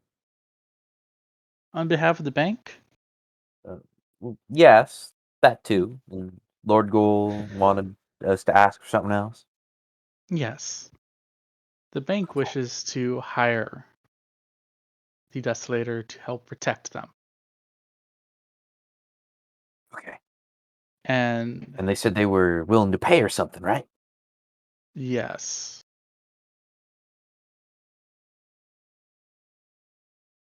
Okay.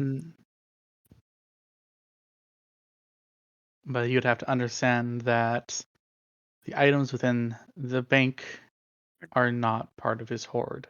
Yes, I remember this part now. Yes. Lord Ghoul wishes for us to procure a aether lodestone of a high grade quality from the Desolator. Okay.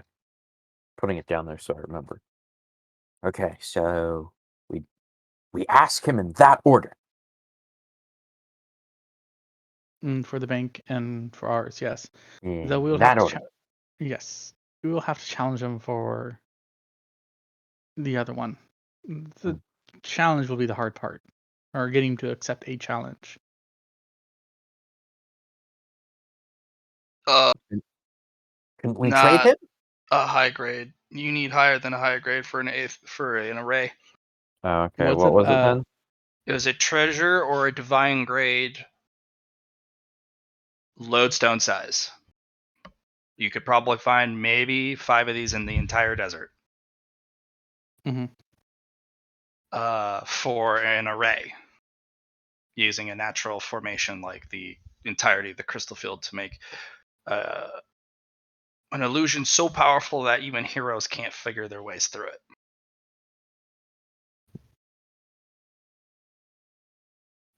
The lower grade you use, the easier the humans can dispel it and or find their way through. So if you want to make sure that the self-proclaimed apostles of Nareem, some of the most powerful military church forces, can't find their way into their dungeon, you're going to need a treasure or a divine grade.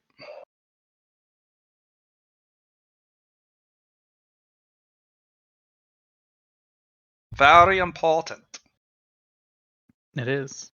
You must give them emotional damage. Yes. That's actually what I was thinking. Uh okay.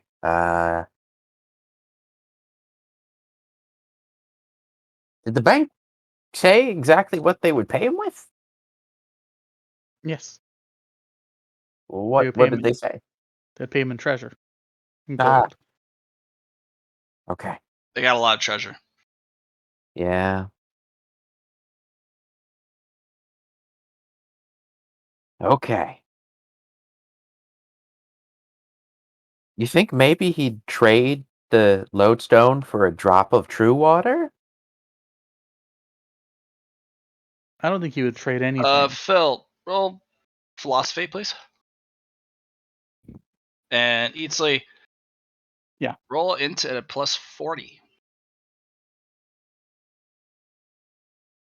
Or logic. One of the two. I have logic. I do have logic. We'll re-roll this. Eatsley, that would Yeah. be the highest defense you could ever present to the Desolator. He would burn you out, and he would glass the entire quadrant of the desert if you presented him with true water. I'm just gonna look at him like, no, Phil. He does not like water. Yeah. Okay. He was the one, if you remember, that destroyed the Temple of Nareem in the first place and desecrated the village. I did. And see that. Nareem couldn't do anything or didn't do anything to the Desolator. This If is he true. figures out that you restored the temple and you bring him true water, oh, that, Well, you'll have killed all the humans. Yep, including us. But So, the no. game would be over. You guys would have been burnt to smoke and cinder and Okay. basic carbon atoms. Let's do we even have anything that would be worth just trading outright? No, we're not going to trade him for anything. We're going to. Well, what are we going to challenge him with? I can't beat him in a fight. Well, there's other things we can do, debates and stuff, but we'll wager because we will win. How can you be so sure? And what will we wager? Well, one, it's called cheating. Well, Says it outright. No fear. It's called cheating, Phil. We don't play fair from the beginning. I'm sorry. That's really funny to me. what is cheating? All right, so Phil, just sit down for a second. I'll land somewhere like over here. I'm like, all right. You see this gold coin? Very shiny. Yes. I will Looks delicious. give you. Yes, I will give you this gold coin if you're able to take the coin from my hand.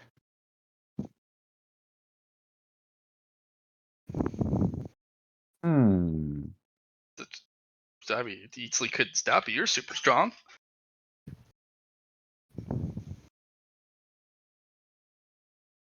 I attempt to grab Eatsley. And I turn the coin into a brick. No. I'm grabbing you. I know. And I'm turning the coin into a brick. Okay. I'll go. I win. No. Do I grab you?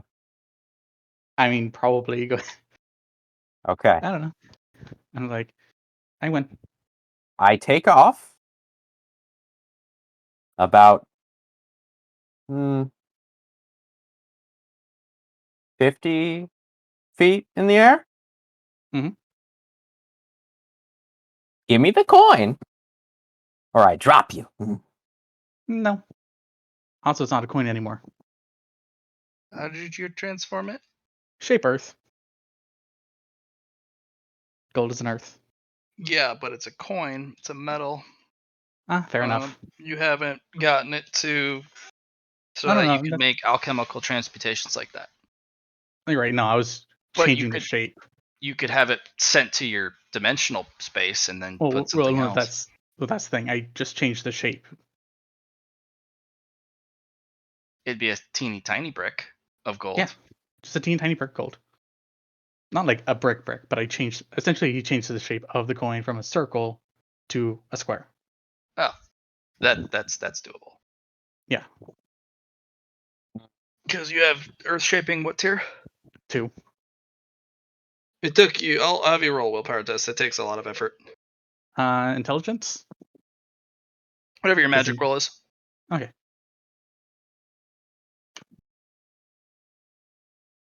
Yeah, it's like square. Is it still gold? Yeah. Did you just gold. change the shape? Mm-hmm. Oh, all right. But that's also the thing. It's no longer a coin. Therefore, you can't take it from me now because it was for the coin, not the object in my hand. I'm gonna just toss it back into my bag.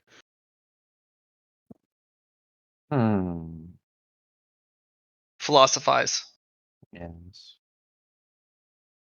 Also, I put it on the house mantle. All right.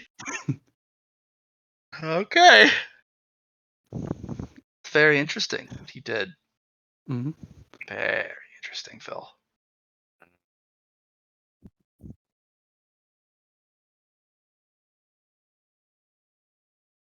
And how will we do?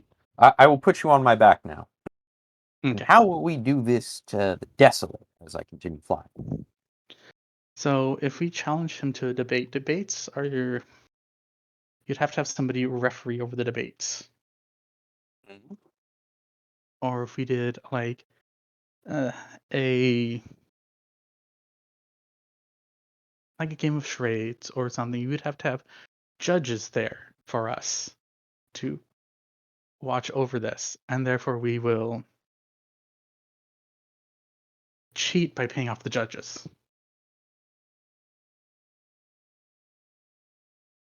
I do not think I wish to risk Jort finding out about this. I mean, that is fair. Because if he finds out, then he kills us. And that's why he won't find Probably. out. Oh, I don't know, Eatsley. How would he find out?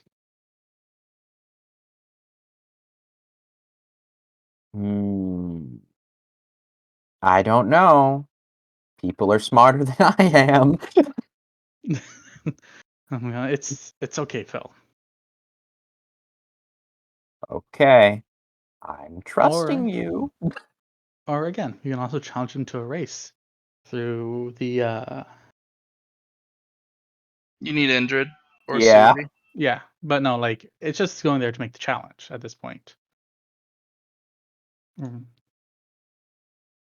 All Oh these no, things would take I time to was set up. going there to like actually go get the thing. Oh, right now? No, that would be a horrible idea.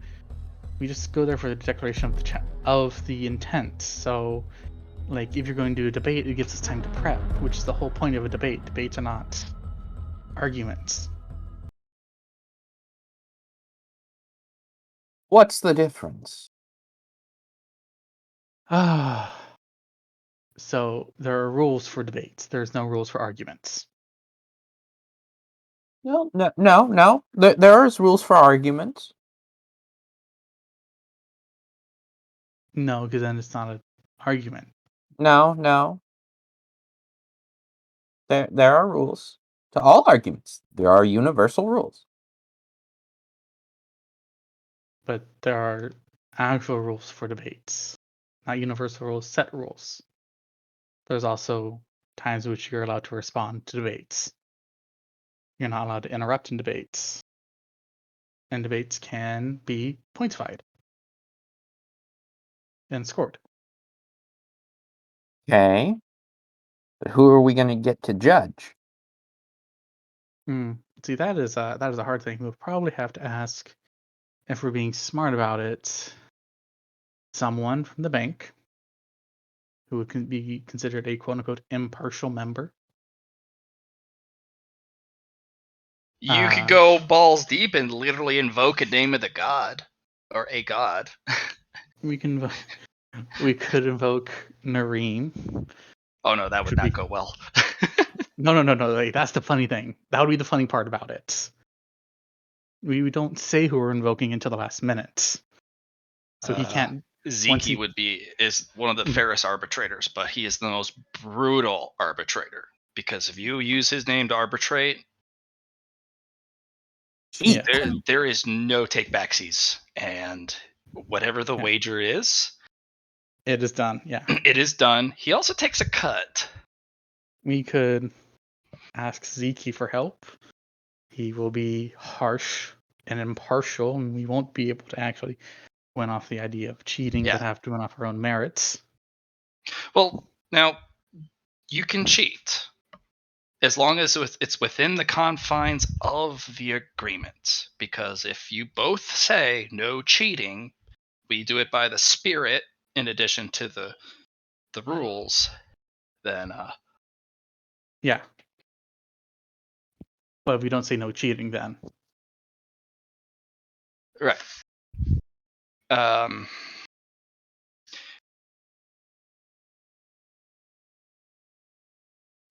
Unfortunately, if you probably couldn't use Noreen, even if it would be actually good opportunity to get her revenge against the Desolator. But the Desolator seems to have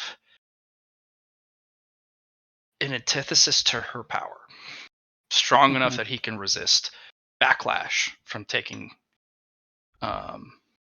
takebacks from, like reneging on an agreement with a god's name. Now, if he did it with the god of fire, he would take the Desolator's fire away forever if he reneged. But you guys don't know anything about the god of fire. No. The name Sobek? Sobek is a dead. That's dead god. Like Yeah. literally slayed. Like resurrect him?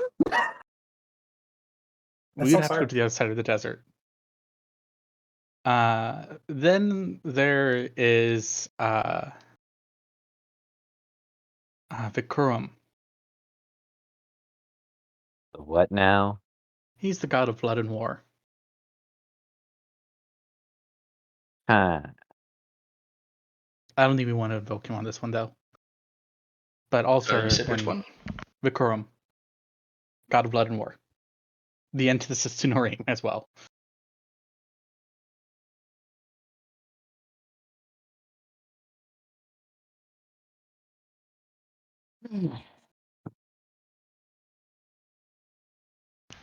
Yeah. But Ziki would be our easiest. No, but like out of game. Matt did just say he takes part of the cut, and seeing as we're challenging for a singular There item, would be a price that both parties would pay for arbitration. It could be a coin, literally a gold coin. It could be something else. You're never sure.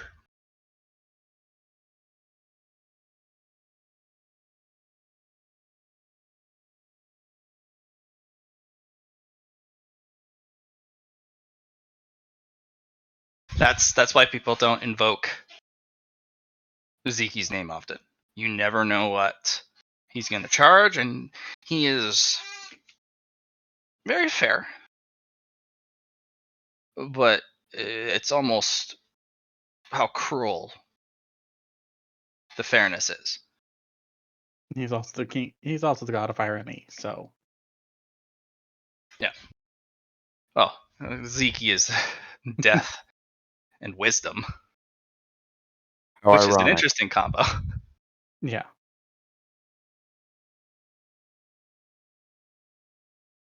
Okay. He is actually the official god of arbitration too. You have life until you don't. It's fair, right? Fairness. Yeah. So,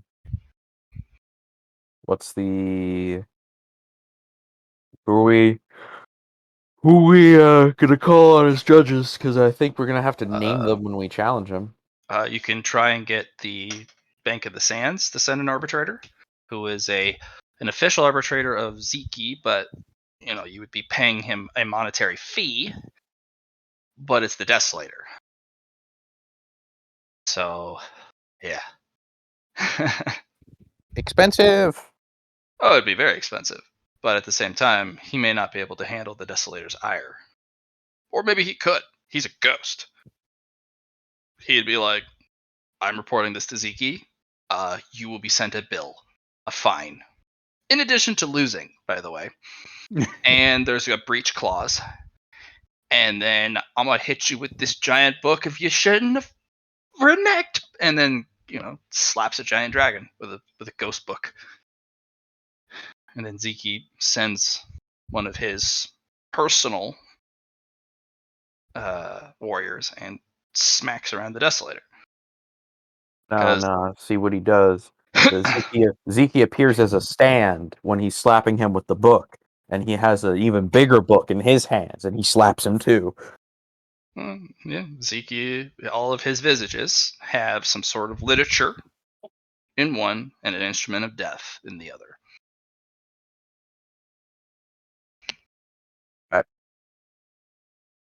You know what, Eatsley? I'll leave whoever we're calling on to you. What's the plan, Ainsley? All But you are right, pitting Phil against the Desolator. that is fair. That is. It has to be one of us. It doesn't have to be Phil. No, it needs to be Phil because that'll get you the best Yeah. situational terms. Because he only He doesn't only kills respect drag. Phil because you're a small baby dragon, but he tolerates you because you're a dragon. The rest of you could all burn. What about for trustworthy? All right. If you want to try that, you could. Who's But trustworthy? he would not view you as strong because you are small. You are small. Could Super small. I share my trustworthy with Phil? You could, yeah. You wouldn't need to because he's a Okay. dragon. All right. Yeah. It's just the Desolator does not respect anyone who is not big and is not a dragon. And he only respects strength. Dragons are the strongest, obviously. Duh. Don't you know? Oh, also, if you're talking about the quality trustworthy, I've Mhm. already met him. That's fair. Yeah. So yeah, I think our best bet is to have Ezeki arbitrate the race as we use the salt flats to get through. So a race through the salt flats, but when is injured free? I can share Indrid's power with you. Shouldn't need Indrid for this. Okay. I You would also rather. have you also have the map. We do have the map, but we don't have the food. Like I would prefer to issue the challenge and say in 3 days we will race. Have Susie make the food beforehand. It would need to Yes. be a feast because every time you use the salt flats, the offering per person needs to be better than the last. For sure. It will be a feast. So it would be able to give us the best options. All right. You want to approach the Desolator? I shall land at the edge, and I shall lightly scratch at the edge of the yeah, lightly scratch, grit scratch. Yeah. And eventually,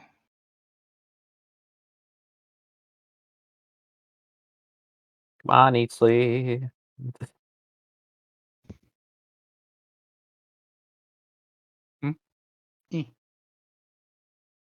Step up. I'm back here just because I actually just want to see his entire picture.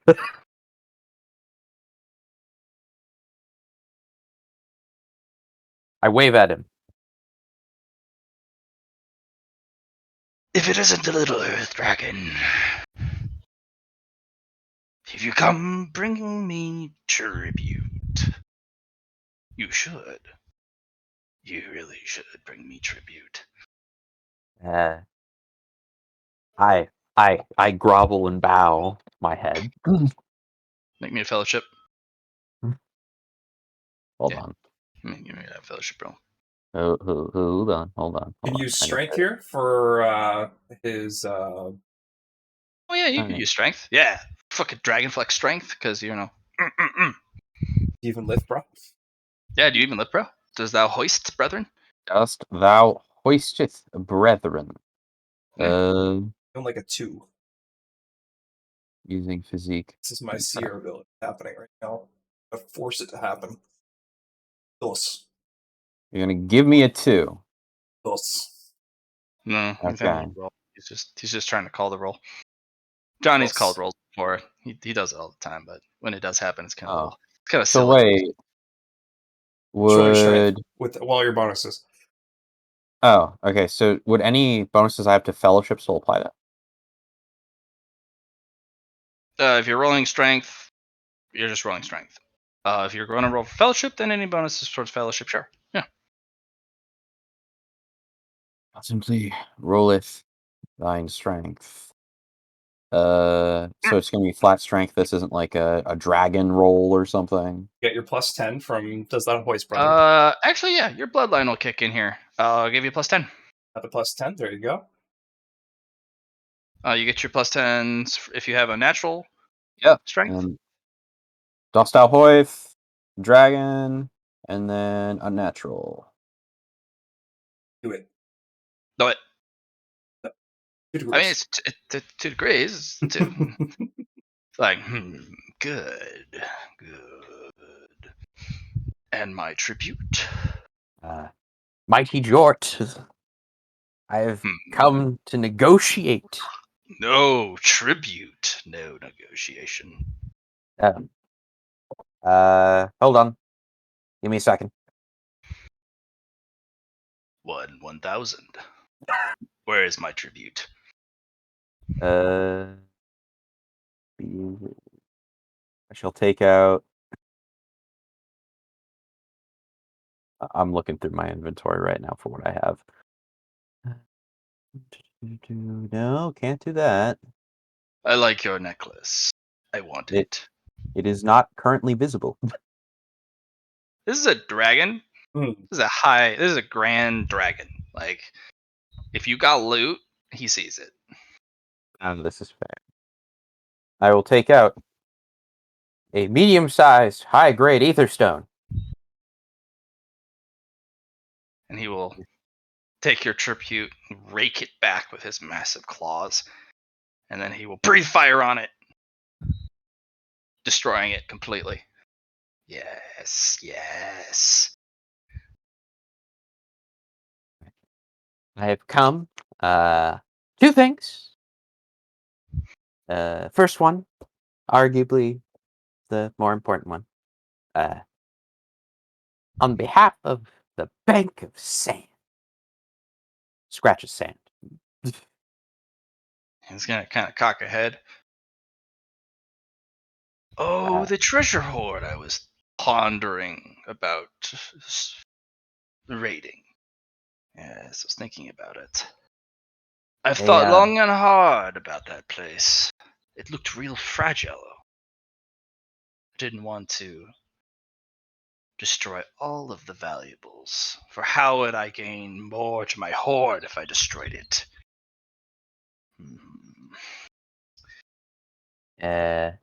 They. Oh, I'm sorry. He's still talking. Yeah, he's just kind of ruminating to himself, just like, yeah, destroy it. They request, or rather, they wish for your protection. I am the mighty Desolator. Of course, they would be afraid of me.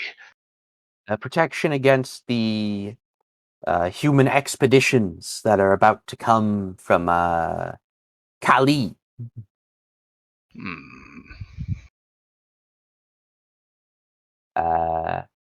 With the condition that, as a reminder, they said this, not me. Speak, little dragon. That you not consider the contents of their dungeon to be part of your hoard. Preposterous! Of course it's part of my hoard. It's right there for the taking. I'm merely trying to decide how not to destroy it when I take it. Yes. They are willing to pay very well, apparently. Well, it's part of my hoard. Why would they pay me with my own wealth? I don't know. Because they do not see it, perhaps, as your wealth already?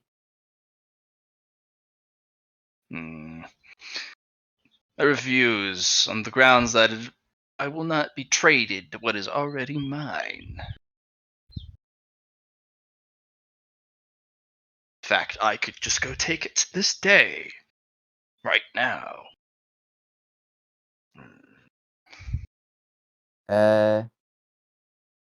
Technically, yeah, he could.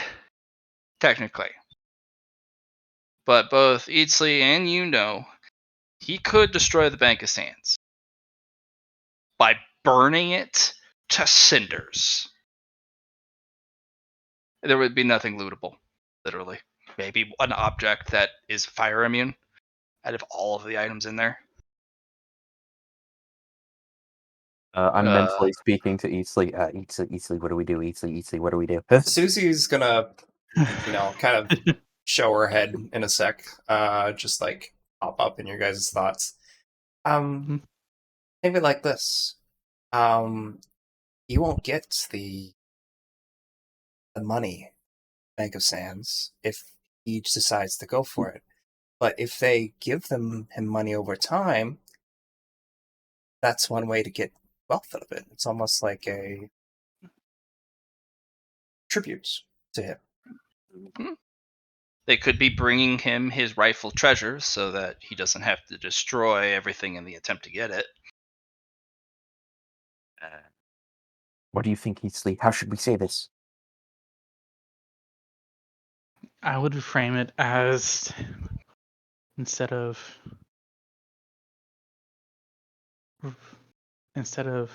him possibly destroying his hoard, this would allow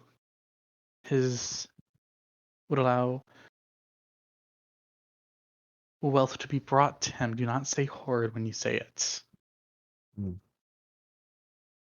Say his wealth to be brought to him. Sir, mighty George. Oh, Eatsley, roll me logic. Yeah. Okay. Because there's another factor. Yeah. Any bonuses I should be made aware of? No, just basic logic. Reroll. All right. Hold on. Susie, are you gonna re-roll your logic then? Sure. It still would not really be enough. Let's just get logic reroll on Etzel for me. Okay. Lot of room. Okay. That's not gonna be enough. You need to. It's about him losing it to the humans. Because if the humans are gonna go steal what's his before the bank can bring his wealth to him, that's unforgivable to dragons. Because he already considers it his hoard. Don't say that word. You are right. That's a fucking trigger word for dragons. But you got to make it bigger stakes for him to take it. And I'll look at, like, what you should also tell him is that because the humans are looking to assault Temple of the Sands, he could lose any wealth that would be in there. And the humans would take it for their own. Yeah. Phil, you're filled with a feeling of revulsion. The thought about humans taking from a dragon's hoard. Even if it's not yours. It would be way worse if it was yours. You'd be filled with anger and just fury if I feel as though my scales are crawling with gremlins. No one said the hordes of dragons are sacred. How dare those vile humans even think about stealing from a dragon's hoard? Especially one so grand as the Grand Desolator himself.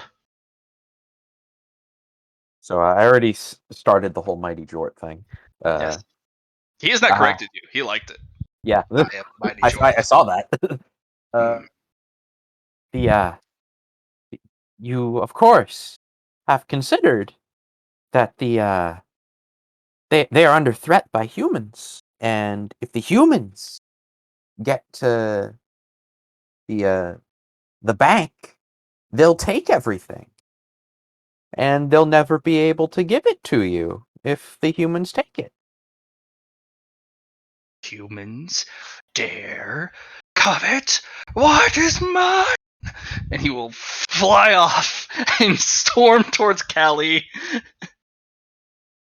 Yeah, you just trigger the dragon. There will be fire and brimstone for those humans. Say only if we could go take the lodestone right now, but he'd know it's his hoard. So yeah, it's his hoard. I he'll would be not. I would not stand for such a thing. Excuse me. It's like on your map.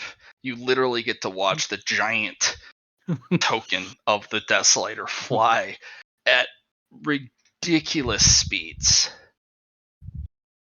He's there within probably 2 minutes of flight. He's just gonna be looking at this and like, damn, I haven't seen this much carnage since Deathwing. Yeah, he burns the entirety of that sector of the map, probably a 10-kilometer radius, and is complete glass. It is now the sealed temple of Kali. Like, Question. Is he blew up the ether gem? Is there anything left while he's off doing that? I mean, look, if you roll 1, 2, or 3, there will be a super gem. I don't suppose I can re-roll this with a fate point. You could. But Okay, once. I'll do that. Why not? Once. It was worse. Doesn't matter. It's gone. It's burnt. It's dead. But you can keep trying because he takes tribute, remember? Yeah. Well, no, I was just curious at this point. And after an hour, he'll come back.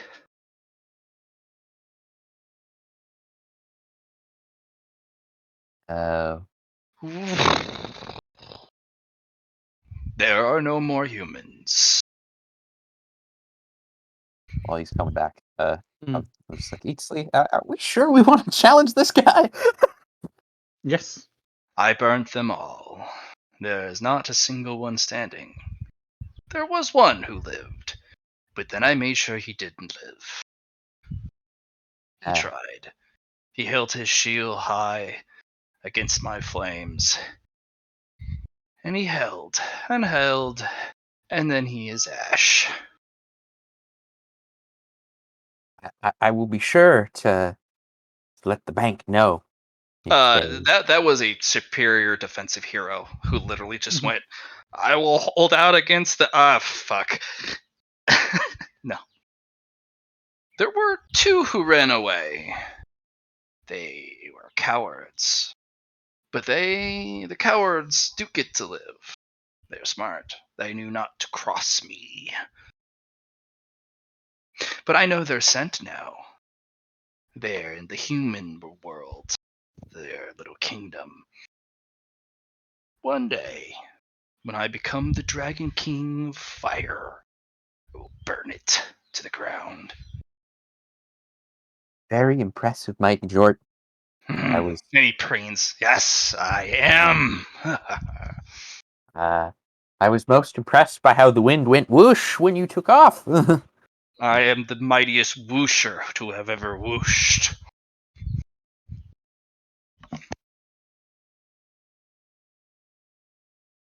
He's just gonna look for a solid moment at the Desolator. That line, you're just like, hold on, I have to process that. That's not what he's processing. He's processing the fact that he directly challenged the Dragon Lord of Fire, and the Dragon Lord hasn't shown up yet. So that means he's probably asleep. There's a all this fire pulse of around. heat from across the world. And he just kind of snarls at it. One day, I will take your fire. One day. It's probably not the only dragon who covets the bringer of fire.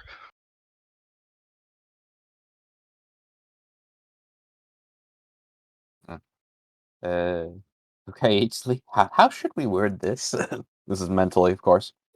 Well, you've dealt with all the expedition coming in for free, literally. Yeah. And Callie has been glassed over and would have to be literally excavated out to get at the entrance again because it's completely glassed.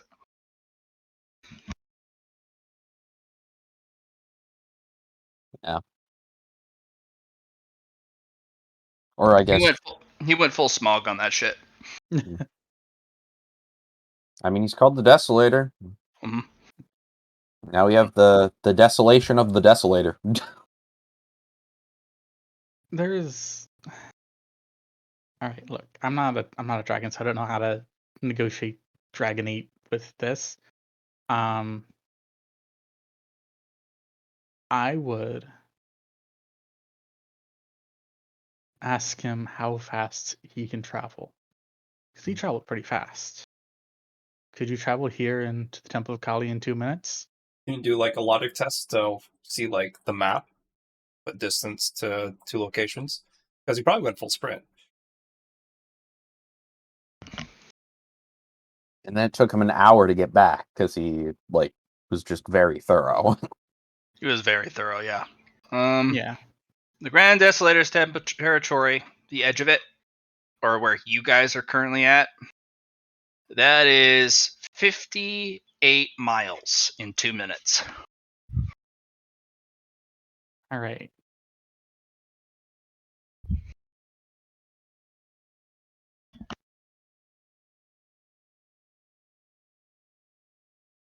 Man probably has like flight 10 or something. Faster than that.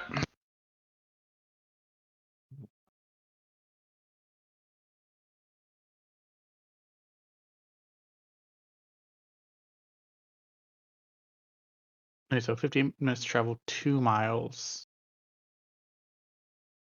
Sorry, not 2 minutes. 2 minutes to travel Travel 50. 50. And I'm pretty sure I'm nowhere near that fast, even with flight 5. No, it takes you quite a bit of time to reach that. Yeah, because full tilt for me is 90 meters around. All right. So it's almost 2 miles per hour. That doesn't seem right. Anyways, point being, you should ask how fast he can actually go, Um, and then Do you want to ask him? Yes, I will. And I can fly the span of the desert, front to back,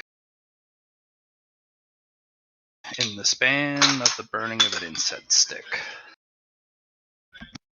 how big of an incense stick, my lord? Whenever one of those human-sized ones. I'm thinking. Oh man. Oh. All right. Let me see if I can.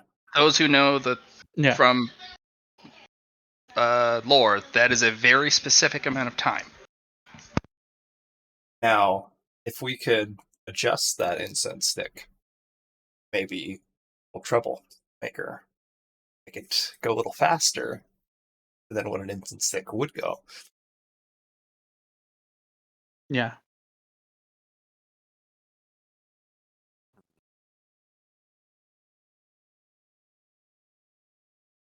I'll look at him like, are you?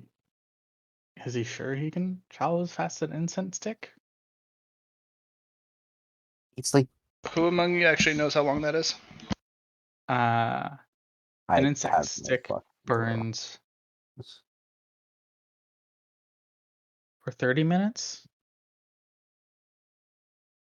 20 minutes. Okay, yeah, 20 minutes. Yeah, we're not outpacing that. No. We adapt our challenge. We ask if you truly can do that. And then we make an incense stick burn in 10. Or just like a few minutes beforehand, like just. Mm-hmm.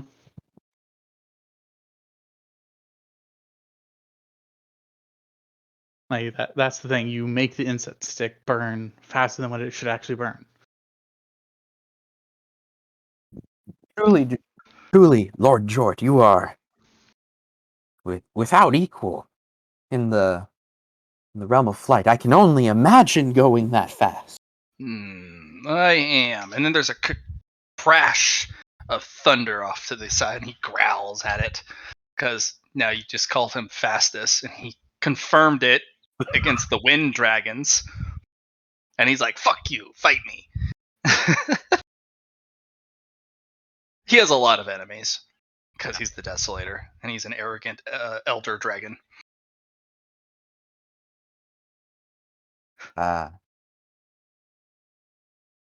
So impressed. Am I? Wait, hold on.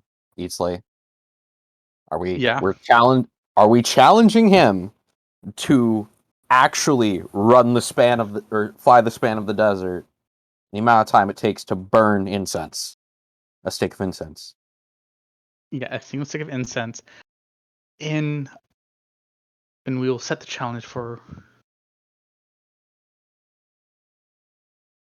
tomorrow. So we do have to find an incense stick. Do you invoke Zeke's name on this? Because you'll have to. You will have to invoke Zeke's name in it. But you'll have to do it cleverly. You can't just. Yeah, there's several steps of approach here. Yeah. From you to do this right, flattery needs to be seated throughout every step of this. So you've been doing great, Phil.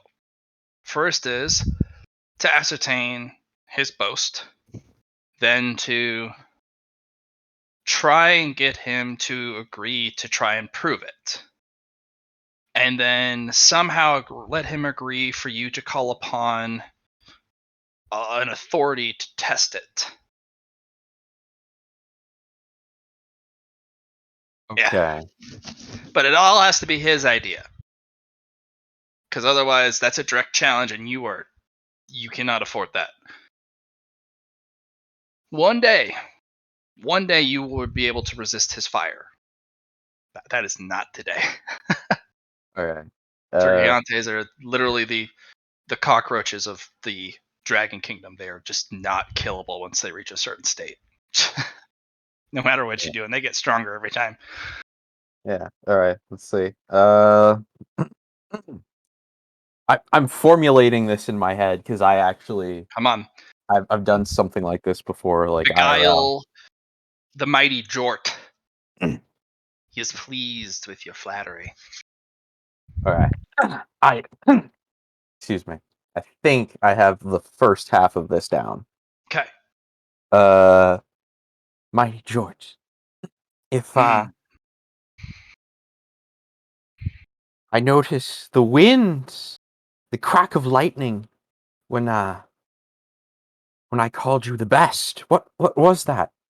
The wind dragons. They think them fast. But I can choke the oxygen, the thing you need to breathe, from the skies. And they will not be able to use their precious wind element against me, for I will light the air on fire, and they will have no wind to go whoosh with. So of course I'm faster than them. Impressive.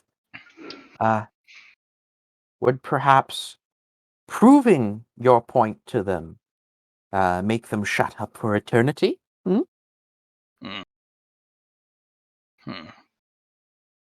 Perhaps. I have no need to prove myself against such weak-willed worms. And then there is a massive crash of thunder. Yes, you are all worms. Not even worth to be calling yourself a dragon. But there is no retaliation. And then he turns his massive head back towards you, and you can feel smug. Hashtag way too smug. But perhaps if you proved it anyway, they would never, ever I need dispute not it again. prove myself to worms.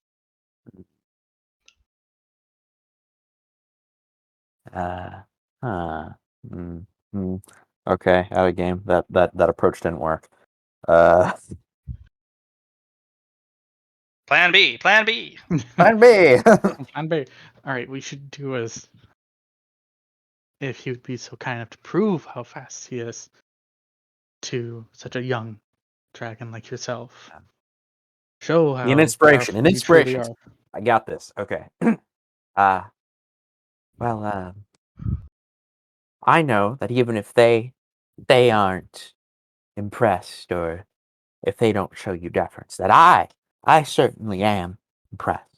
And I would be just overjoyed, as someone of the earth aspiring to fly in the air, if you would prove your claim true, that you could indeed fly the length of the desert and back in but a single stick of incense. I said there, not back. Oh, One side to the other in a single incense stick. now, But if you give me two, that's easily done. It's simple mathematics, you see. One incense stick there, another back. another back. Okay, okay. And now eat sleep, because I got us there. Now, what do you got to close this deal with what's his name? Papa Death Ziki? God. Zeke, yeah.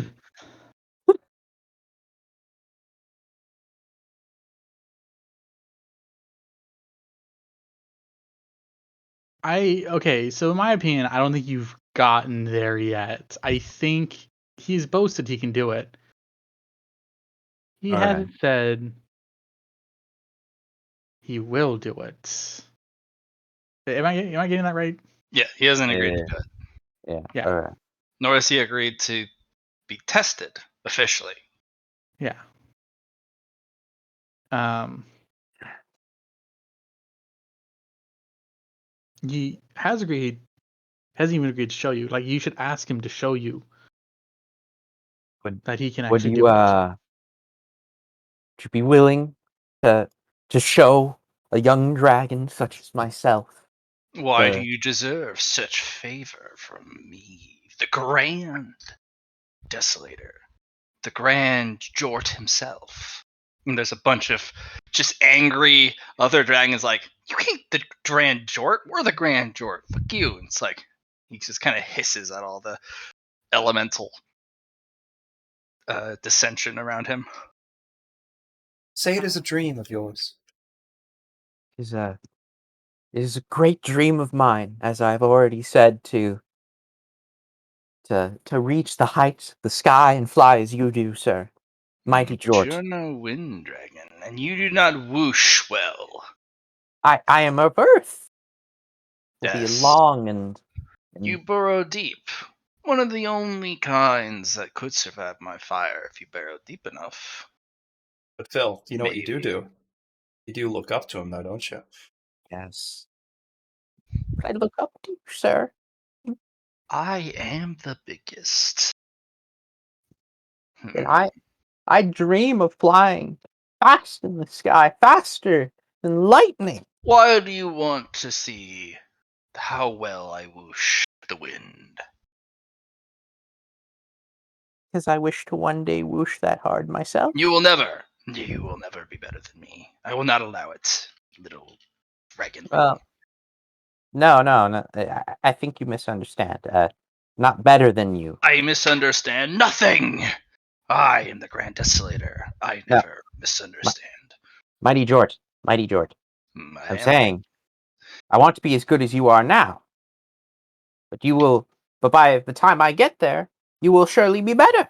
I would be better, yes. Your tribute was lacking, though. I'm still really poor. I'm still very new to this. You should give me everything, then, if you wish to see how well I whoosh. Mm. But that's everything I have. Yes. It would be What's a only dragon right. without a horde? He kind of head back and forth like, You are right. What is a dragon without his horde? And you, a baby dragon, have just started this horde. Most of your horde, then. That will be my decree. Most, not all. I would deprive you of all of it. Yes, I think that is good. Most. Yes. Okay. You're from a dungeon. Most. How about not your horde? All the dungeon's wealth. That is good tribute. Yes. To see how well I whoosh. Eatsley. Susie. Eatsley.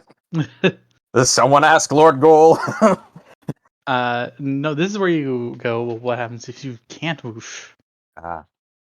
You now have to go. Okay, but I have to close the deal. Yeah, you're right. This is the bargain for sure, right? This This is is the the give and take. this- But great Desolator, Hmm. not to disparage your mighty power, as there is You no shan't. doubt. You shan't, because it's not possible. Indeed, it is not. It is not, yes. But what if someone interferes? What if you cannot? What if you cannot Then run they the shall length of the desert? burn. But what And if I you do not make it back in the time the incense burns? What shall I gain? I stand only to lose here. All right. No, you are a dragon. You do have rights, even as a little baby Earth dragon. Even in my great Jort presence, you do always. Your bloodline demands it. Stand to gain. The entirety of the wealth of your dungeon, as it is now, minus what you currently, as of this moment, in your hoard. I will make it across the desert, from one side fully to the other in an instant stick's time. No return. Nonsense. One incense stick. Impediments? Fine. I will deal with them. They will not catch up to me. Or they will burn. Yes. Uh, But I will give you a prize. If I don't. may But you won't win, little dragon. It can't happen. So prepare the wealth, and prepare to be amazed. yes. May I ask? Maybe a tad arrogant, if you'll forgive me, though. Could I A tad, no more. You are a dragon. It's tolerable, but perhaps choose the prize?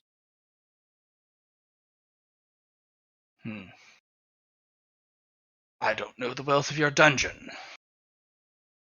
Uh, You also easily you don't want to reveal that because that could Yeah. literally just. make him want to come more.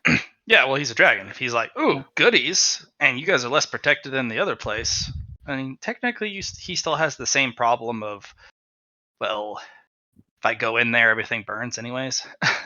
Yeah. But telling a dragon how much wealth you have is not good.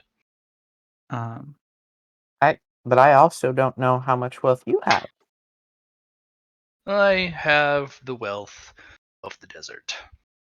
I have as much, if not more, wealth than the Grand Pyramids themselves. Right. And there is a sunbeam that is fired off in the distance and crashes down. And the Desolator just shrugs it off. It was a challenge. It was a divine challenge. Do you actually have that much money? And he shrugs it off. He does. He snarls at the pyramids. I will burn your structures and your filthy sun disk. Right. Now this is Easley, This is- you get a feeling. yeah. Pharaoh's like middle fingers, like, come try, bitch. It's arrogant aristocracy, just kind of like, I literally live at the center of the desert. Try it. Fight me. It's an old rivalry. You can taste it in the air. But I'm gonna look at. All right. Now this is where you sell the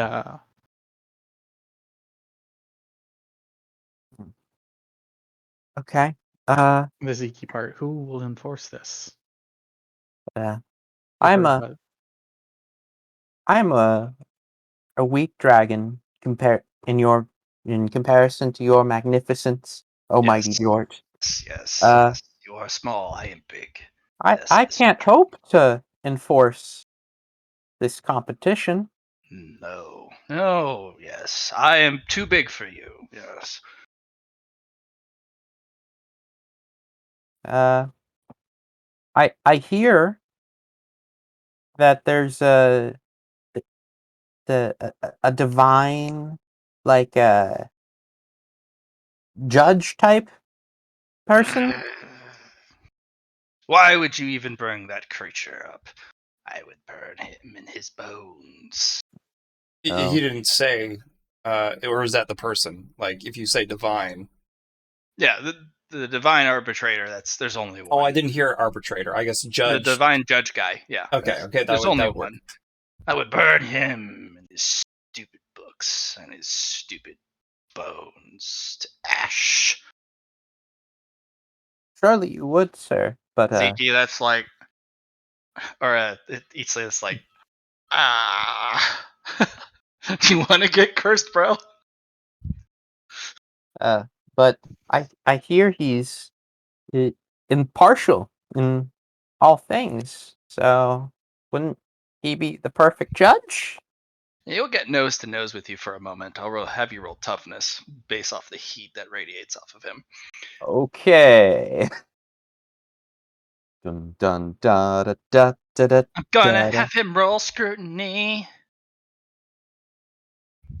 Dun, da, da, da, da, da, da, da, da, da, da, da, da. I'm gonna reroll. Hold on. No. Okay. Hold on. That didn't put in the proper modifier. Was it That plus 10? 50. Yeah, it's plus 50. All right. You shrug it off well for now, but oh god, you can feel your scales starting to superheat. Do you covet my hoard, little one? Uh, Yes No, sir. or no? He's gonna pin you under some claws. So you have no ambition. You're weak. I don't covet it now. Why wouldn't you? uh, He'll toss you back into the sands. I Always don't want to covet. die. Always covet. It is your right. A lesson well As it- learned. He will raise his chin to the sky. Always covet what is others. You are a dragon. Let none stand in your path and take from them what they are not willing to give to your magnificence. Okay. That is a mighty dragon lesson right there. Yeah, He doesn't mind that that you covet his wealth because he has lots of wealth. Fine. Maybe. Call upon your bone man. Let him witness. Let him bring the scales. And let him witness me win this wager. I've seen now what you have done, little tiny earth dragon. Prepare to lose the wealth of your entire dungeon, and prepare to be removed from this world. Okay, maybe I covet your hoard just a little bit. Good. Good. Yes, you should covet my hoard. It is large. It is jort-sized. Oh. No, it is grand jort-sized. Mm. His chin is straight up in the sky as he talks about his hoard. That's a big hoard. Yeah. He calls it grand jort sized. You know what that means. Yes, I know what that means. That's a lot of money. Yeah, it's a crap ton of money. Okay, Eastley. Hmm? How do we invoke a god? Because I don't know. Eatsley is going to pray to Zeke. What you got for me? He is going to pray to Zeke for him to oversee and arbitrate the challenge that to oversee, arbitrate, and fairly judge this challenge that it is going to happen. The Grand Desolator has accepted. The Grand Desolator has been insulting entities far above him for far too long. It is not hard to invoke Zeke. I merely need an influence test. Oh, okay. So guys, this is bad. I got an influence of 2. Is there anything Right. I can do? Because I have more influence than, or can I ask instead? You can roll on his stead. Okay. All right. Because he has literally besmirched and insulted Zeke, literally in your presence. Actually, you know what? What's your influence? 41 with 2 unnatural. All right. Hold There on. you go. Can you borrow Well, one of actually, my it would be better if the Skeleton did the roll. You can roll yourself, Susie, to get the bonus to him. Okay. And then he has boons to try and hopefully get it. Hold Right. on. Can you share one of my qualities with him, Susie? What would the quality be? Cunning. Cunning? Yeah. Wait. It doesn't No. get plus No. That's influence. Never mind. Yeah. That's influence. All right. Good idea, though. Actually, if he shares driven. No. No. Okay. No, not this time. Sorry. All right. Do you have merit Susie, to pump give into your it? bonus to your homie. I did. All right. How much do I get from you? If Matt's doing it the way I think he's doing it, it's going to be a plus 20. There's no skill involved. It's just Yeah, it's not a skill. Yeah. All right. Question: does the fact that I'm a priest give me any bonuses? Are you a priest of Zeke himself? I'm just a life priest right now. I'll give you a plus 10. I'll give you a plus Esper- 10 because you are a Skellerman who's a life priest invoking the name to allow Zeke in to get his word. Because Zeke, Right. he's not going to act. He's been besmirched before. He's one of the most passive gods. But bringing him in, he's going to fairly arbitrate this, whether the Grand Desolator likes this or not. All right, and then I'm going to throw a boon on it, so grand total of plus 60, guys. We're Okay. 62 and under. And Hell you yeah. have one I'll give fate you point fate for me point. to reroll. Okay, I'll one give sec. you mine because it gives you a. Not in one this case. He got boons, and that's it. 1 sec. I'm going to spend merit here. Okay. I'm going to spend an even 20 merit. So, Four? like, Influence. you can't buy it. You can You invest can't buy into it. Oh, But you not? can buy things that would improve Okay, your connection to when you call upon the gods. okay, because that's what I was wondering, because you did say it was a stat. It is a stat, Nah. but it's a very difficult to get stat. When you Right. when you invest in it, or it's part of your major role, that's your magic stat. It's easier to get. Okay. Actually, I did this very same thing on yesterday's game. I'll give you my formula. Mhm. It's something I did with Johnny, and he okayed it because I have a here. This is what I rolled. It's a spirit talent. It's called patron connection, but you can just call it divine connection. Okay. Wow, where are you? There you are. And then you would increase the connection via select off the talent. select, yeah. Yeah. Yeah, you can get bonuses when invoking names of gods.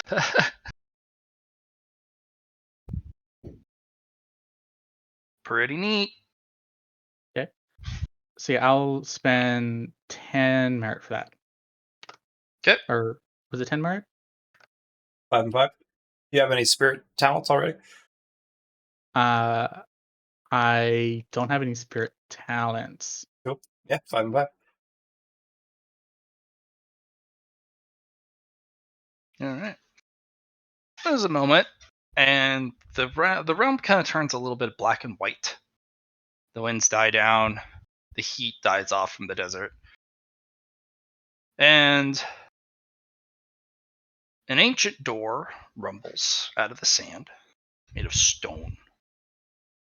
Most of the features that would have gilded it, the aesthetics, the design, the carvings, have been worn away through time. It's almost indistinguishable. And an old door opens up, just one of them, one of the two doubles. And a skeleton in a robe walks out. He looks no different than an average skellerman in an ancient gray tattered robe with a kind of a rope tied around the waist. In one hand, he has a stone tablet. And in the other, he has a pick meant for writing, but it's sharpened a little unnecessarily. Not sure if it's rust flakes or blood flakes on that pick. You have summoned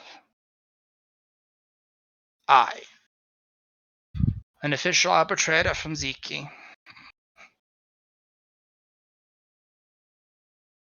Words have been said. They no longer can be taken aback. There is a wager to be had, and a wager to be judged. I brought the incense stick, the one that you claim you can route race.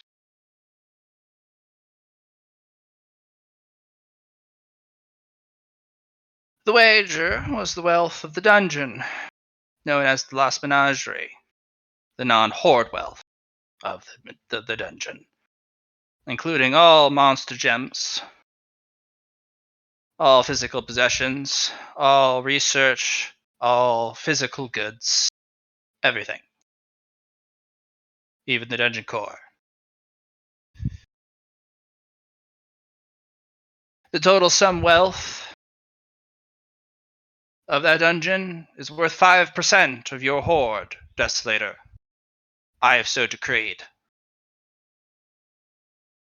And he kind of like swivels ahead towards you, Phil. Thumbs up.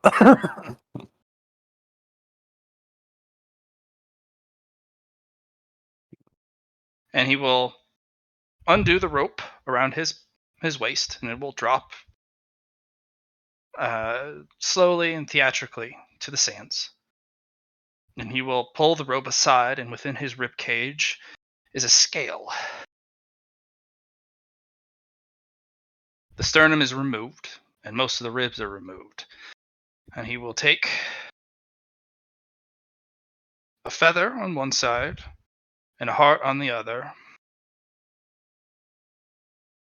Upon start and igniting this incense stick, which I will hold in my hand, you will be immediately transported with a 10-second grace interval to the corner of the desert, farthest corner of the desert, and you will fly to the entire farthest point of the desert. You so boasted.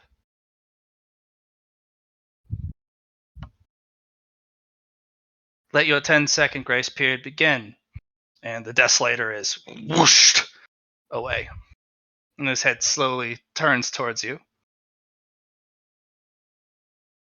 I 3, think you are, Bert. 2, and he snaps his fingers at 1, and the incense stick lights. And you can feel the air and the heat of the entirety of the desert almost burn out as the Desolator takes a pace basically burning the air out of the way. There is no air resistance. There is only a meteor burning through the sky. And it is gone in a blink from your vision. Mm. He moves at great pace. You have Into which one? invoked something very dangerous.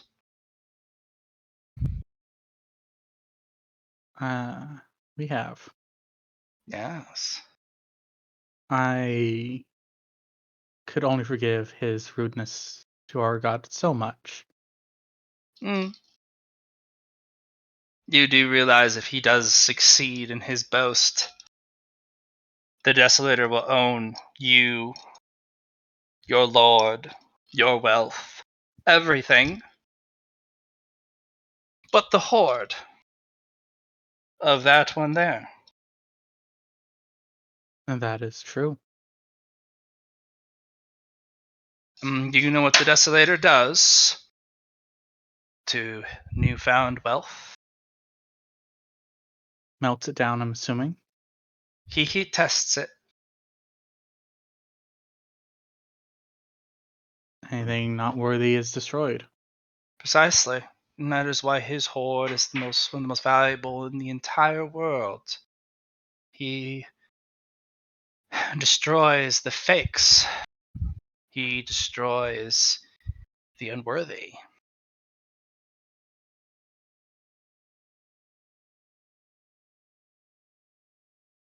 Which means we just Your need to wealth make will remain. I Your wealth understand. will remain. Most of it. Half of your wealth in your dungeon is,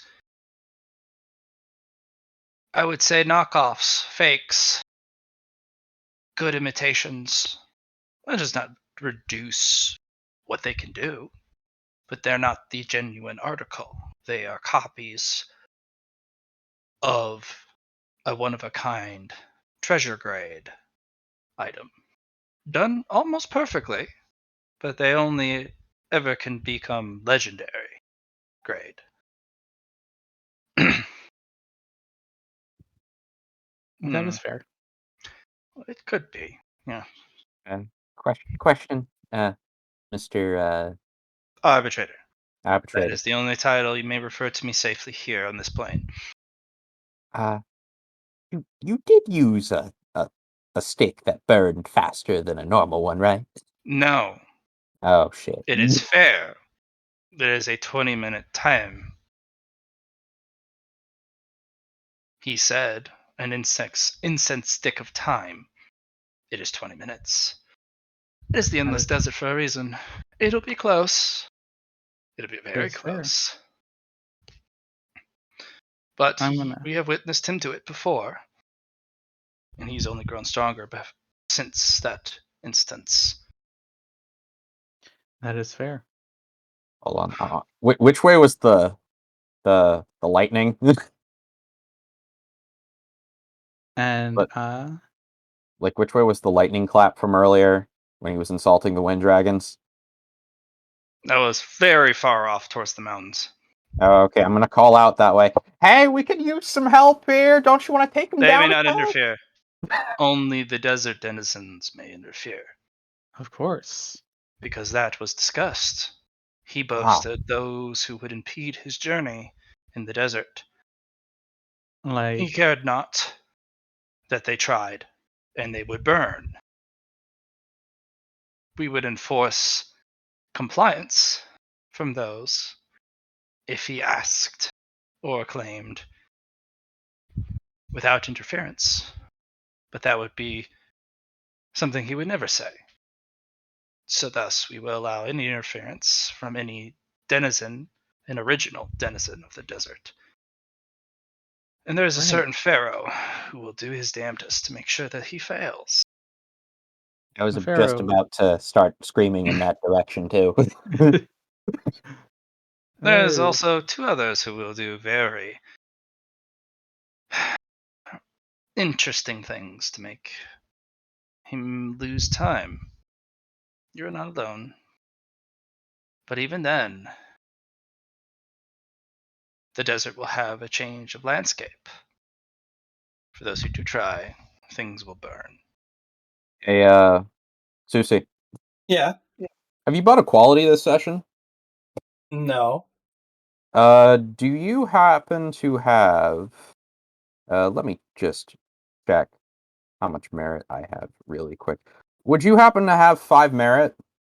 I do. Would you be willing to pick up Once Upon a Time for me if I give you 45 you merit? scumbag! Oh Yeah. no! Yeah. I Okay, will. take 45 merit and buy it. Okay. Oh my god!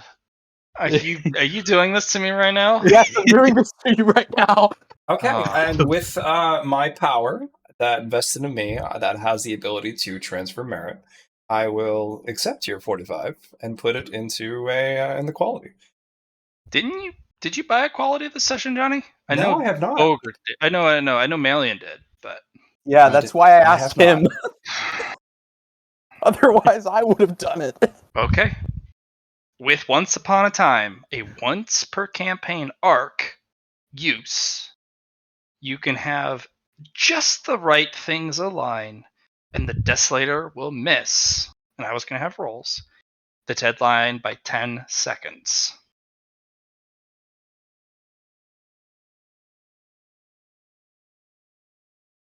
And there's a lazy smoke upon his arrival at the destination from the incense stick. Your manipulations were observed. But, regardless, the deal is done. 5% of the Desolator's hoard is going to be granted to you and yours. I will say this. There will be a 1 year no retaliation clause. I hope you can make amends with the Desolator in that time. For after 1 year, you will no longer be protected under the umbrella of Ziki. And he will come back for what is supposed to be his.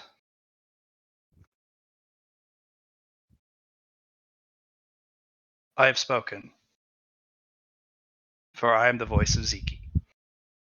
He will drop the rest of the burning stick on the ground and walk through the door.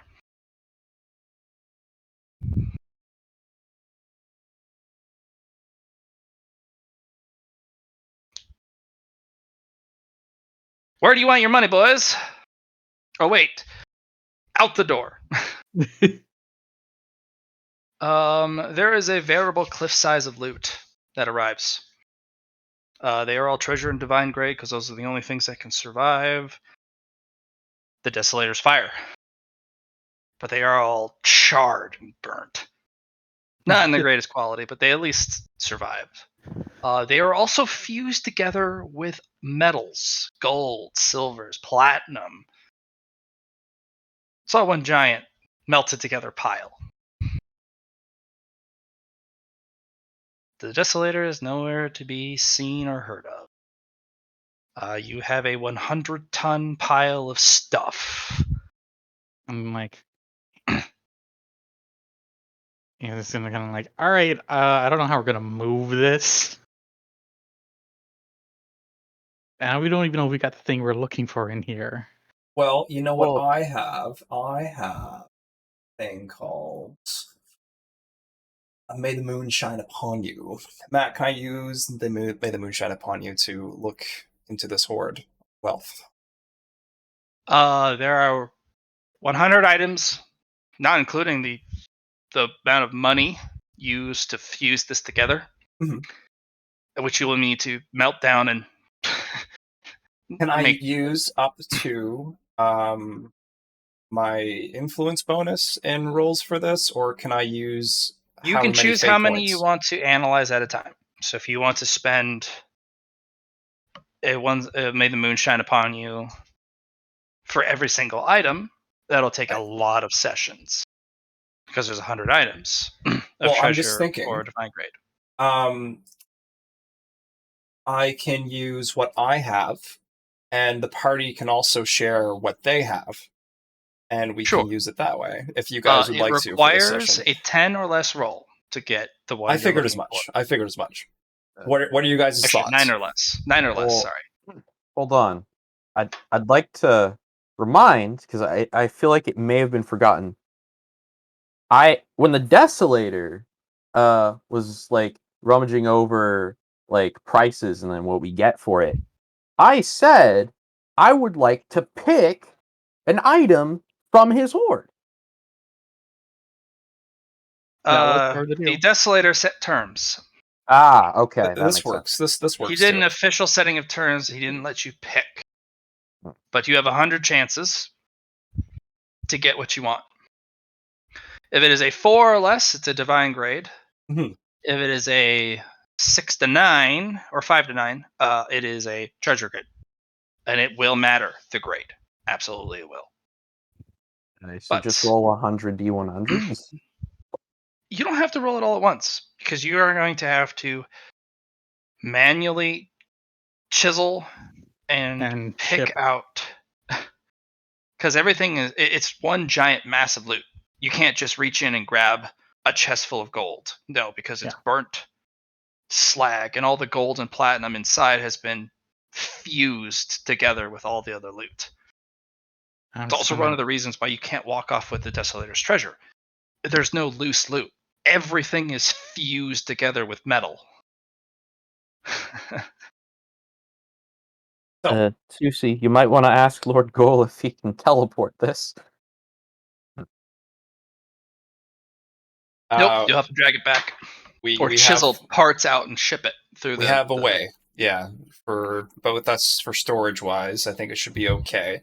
What does everyone think on my idea for the my quality? I'll let you think on that. I'm actually going to. You go ahead and type it out. I'm going to jump to Indrid and Grimold while we have time left in Sounds the game. good. Yeah. Indrid, Grimold, are you here? Yes. It is time to bring violence and fear to Ascalon. Would you like? Grimold is still a little bit sulking over the fact that they call darkness slower than light, but the word violence perks him right up, and he's ready to go. No, see, Grimold, they just don't know better. They just don't understand the true depths of darkness, because there's dark, and then there's something within it. I am that thing. Exactly. You're faster than the darkness. So if they call darkness slow, well, fine. But it's not faster than me. This is Grimold's like teenage personality, sort of being a little bit rebellious per se. He doesn't like the open-handed insults.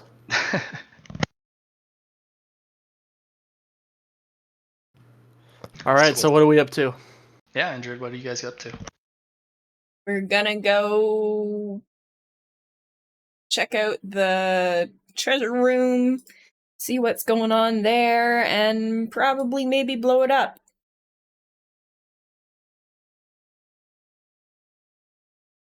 Yeah? No? I'm just here to follow along. Okay, let's go. Yeah. You lope along. It'll take you a good part of the day to get there. Indrid, unless you assist, and I don't think you can carry Grimold over. You'll fly and get there several hours before Grimold does, because Grimold unfortunately has to travel over land. I'll scope the place I out. need to get like a tailcopter. That's a rafflecopter right there. Waka waka waka waka waka. I'll be the forward scout. All right, Indrid. You arrive. You remember the perches that you can hide yourself on with as a vantage point. Mm-hmm. Is there any Not as many left. Am I able to get up there too? You're not there just yet. Indrid will be Okay. there for 2 hours before you get there, because she Okay. can fly, unfortunately. Indrid, how long do you want to sit around? Do you want to wait for Grimald and just observe the situation? Or do you want to get a little bit of a proactive start? Well, I want to know what the situation is first. If you could roll me 3 awareness tests, please. Let's get you aware of that situation, you know? Yeah, sounds good. All right. Okay. All right.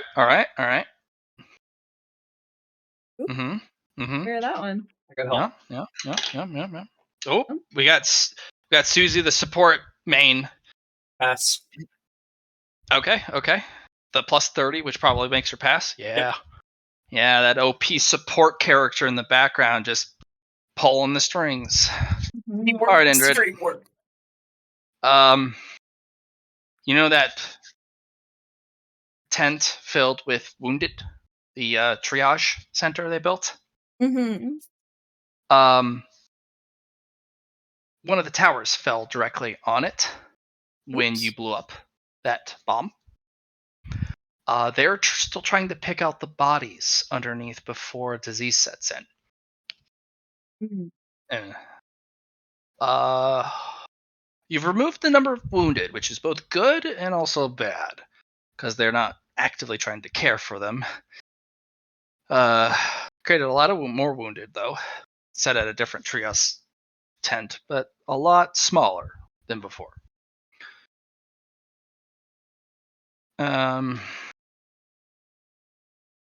No sign of the hero, or the wounded hero, and his retinue. Any of the healers. The guards are a mixed bunch. You have veteran, neophyte, mixed in everywhere. It's organized. Absolutely, it's organized. Even with the individuals who aren't as experienced. But they unfortunately don't have a lot of people.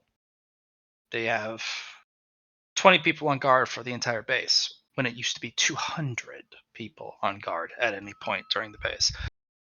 The only threat to you that you can currently see is in the last remaining tower. It sets your feathers on edge, what they put in there in the meantime. Whatever's in there, that needs to go. In a hurry. What's the treasure room look like? Completely buried. They haven't even gone to any effort to even try and excavate the entrance. They're more worried about getting people out from under the rubble. They're doing rescue. They're doing rescue efforts. Is what they're trying to do. Rescue, triage, medical care. Okay. It's a pretty pitiful state, which means it's ripe for the pickings. But there is one serious threat. That last standing solid tower. And whatever is in the cusp of that tower, within its walls. Something's not right. Well, I would like to, if I can, borrow the earth moving power again. Mhm. And dig up underneath it and set up my dynamite just below its foundation.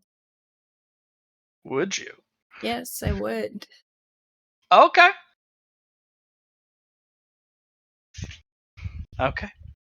Yeah. Okay. Yeah. All right. I'll have you roll stealth for me. Twice, please. The first one, basic stealth. The second one, minus 40. Hmm. There's a lot of people here.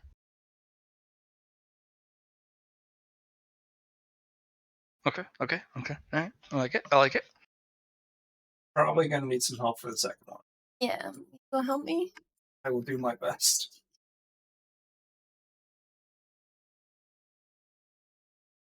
Not Not today. today. You know what? I will actually use fate points to roll that 37.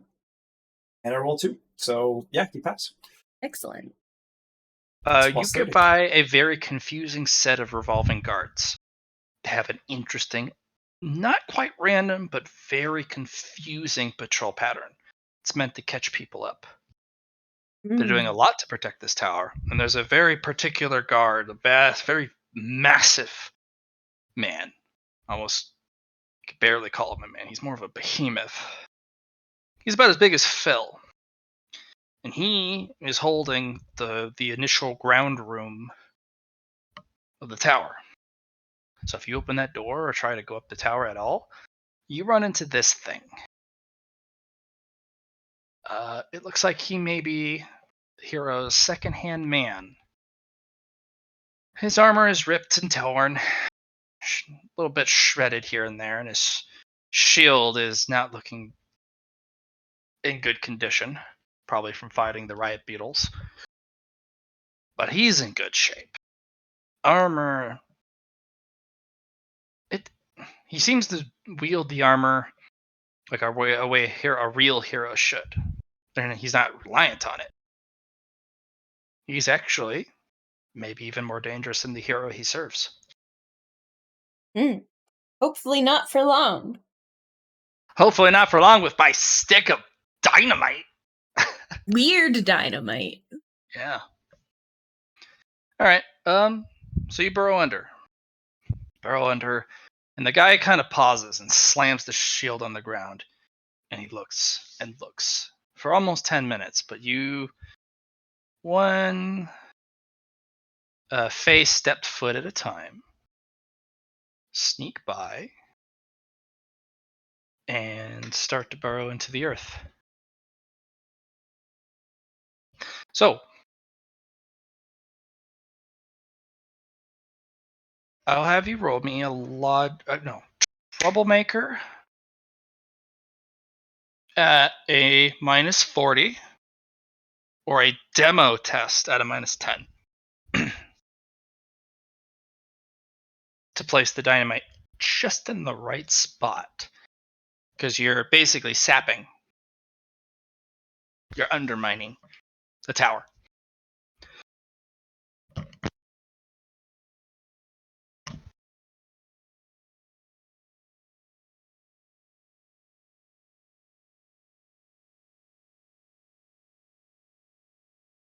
Okay, I guess I'll roll a troublemaker. At a -40? Not that right. What is demolition based off of? Intelligence. It'd be Intelligence? you would have to have picked up it as a scholastic. I think that's what our When- knowledge pick It says, was. Yeah.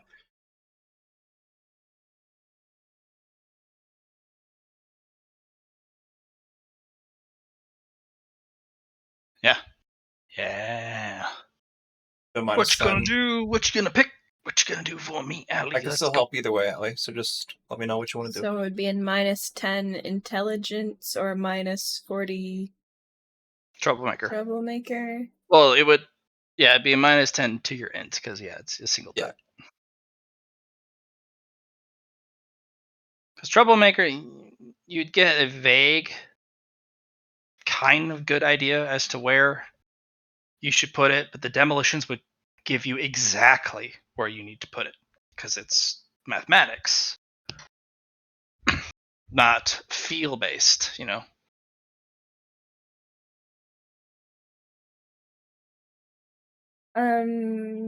Yeah, sure. I'll roll a -10 intelligence. Emotion. I mean, you can just roll your skills. Have demolitions. Where? Yeah, scroll down. It's in Scholastic lore. You should have one check mark. Should be there. Just put demo.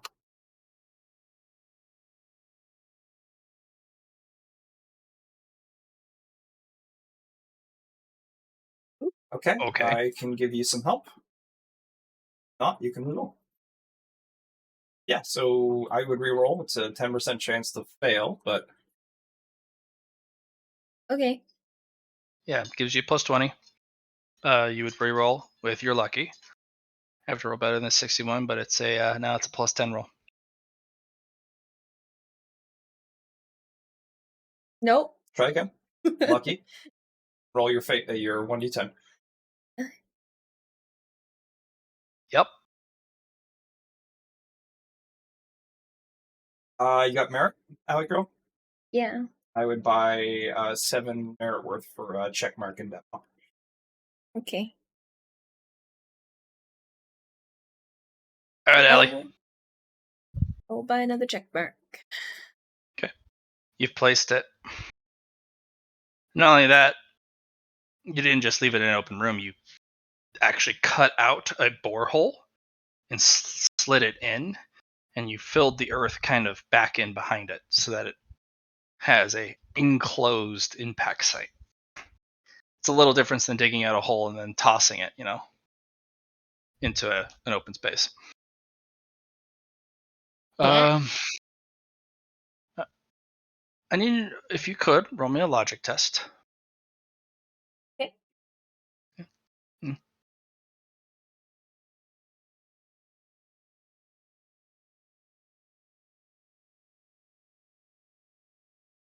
I'm just having a struggle. Demo test, since you didn't pass the logic test.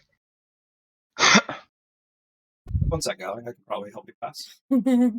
Yeah, you do. Okay. You need a long fuse. Something about this dynamite stick does not feel right. The moment you put it in there and then you lit the lighter for the fuse, all of your feathers stood up on end. How do I make? Can I make the fuse longer with Troublemaker? Yeah, with your Got the bag, yeah. Troublemaker kit, yeah. Yeah. You basically go to your dynamite, you pull out the fuse, you put or you braid into the current fuse more fuse. Yeah. One of the two. I'll braid into the current fuse. Make it as long as possible. All right. And do you want to light it? Do you want to wait a little bit? Like, what's the plan here? No, I'm gonna light it. Okay, you light it, And it races down the thing faster than you thought. Oh, I'll put it out. Oh no, you're not catching that. Okay. I You was need gonna to say, run. are you gonna wait for Grim here? Because chasing after the fuse would get you closer to the explosive. Okay, I'll run then. All right, roll me acrobatics or athletics to run very fast.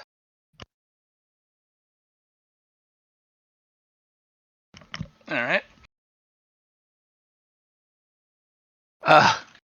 As you get out, you're like, gotta go. There's an uproar of people, and the guy tries to lunge at you. He's like, what the hell was that? I'm gonna blow my whistle at him. Yeah, you blow your whistle, you run. All the defenses come up in arms. You're flying. I'll have you roll a dodge, because that tower has a magic crystal cannon in it. They're going to try and shoot you at it. Yeah. Well, that'll be a hit, yeah. Oh, I don't like Roll that. dodge, please. Yep. Second time, they'll hit. Roll dodge. You have a second reaction, Alley. It takes a full 10-second turn to reload. Okay, perfect. Yep. I'll re-roll that. Okay. Very nice. All right. You're flying away, and then you just see with almost the same explosive force as the original detonation you set off. You blow out another quarter of the fort, and the tower just is sent scattered across the dunes.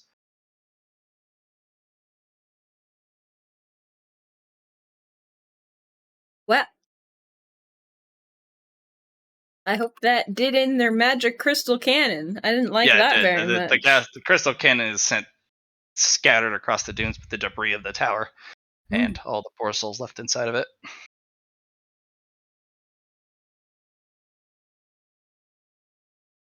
Yes.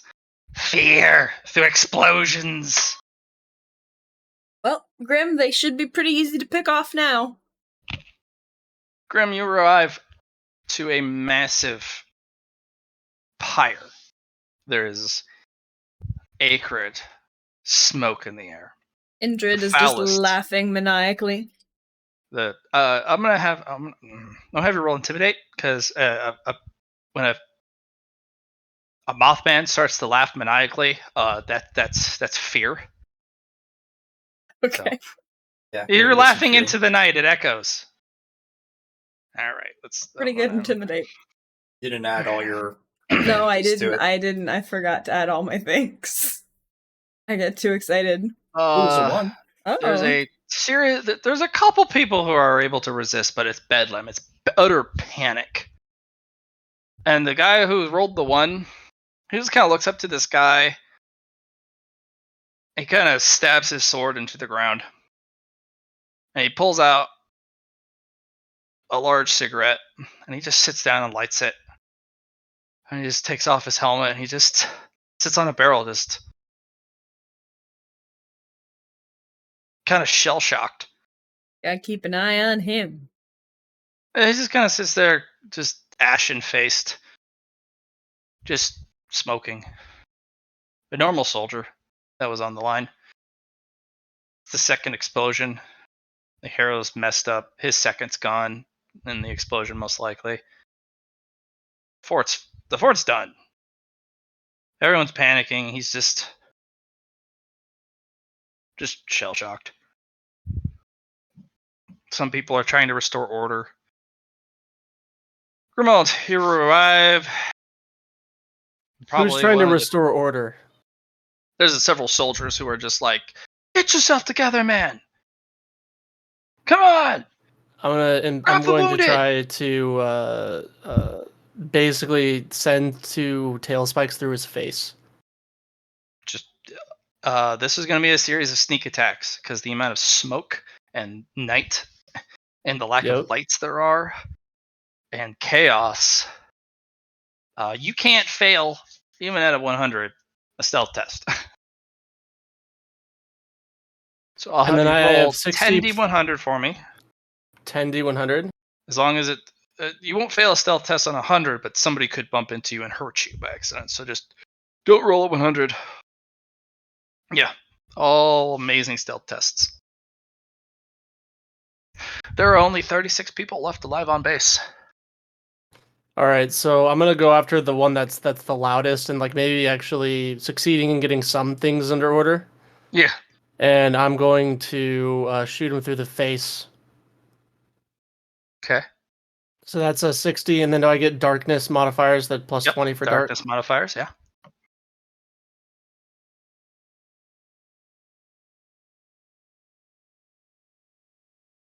That's a headshot. He doesn't see it coming. He does not even see it coming. It is right through the face, yeah.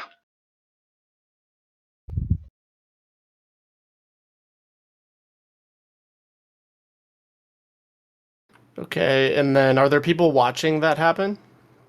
Well, there's a couple people who are like trying to get themselves together, and there's spikes that go through the guy's face, and he falls dead. And then there's those people panic and run off into the night. Okay, who else is trying to get things into order? There are 3 people. You've killed 1 already. Do I see the other 2? You can hear their voice, and you can stalk towards it. I'm gonna do that. All right. Same roll. For attack? Yeah, your agility attack, yeah, plus 80. Yeah.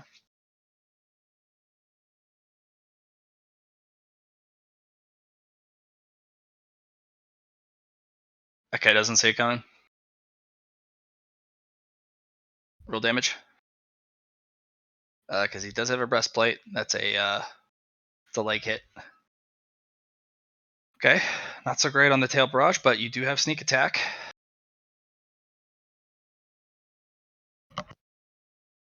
That will kill a normal soldier, yes. He will, unfortunately, with the tail spike additive, he will bleed out from the wound in his leg. The other guy is a lot tougher. He has a lot more armor. He looks like he may have been a part of the hero's retinue. Not high up, but at least a Silver Tear adventurer. This is going to be a nasty fight. So I sneak up to him and I fix my gaze on him, and my eyes film over with a pitch black dark. And I attack him. Okay.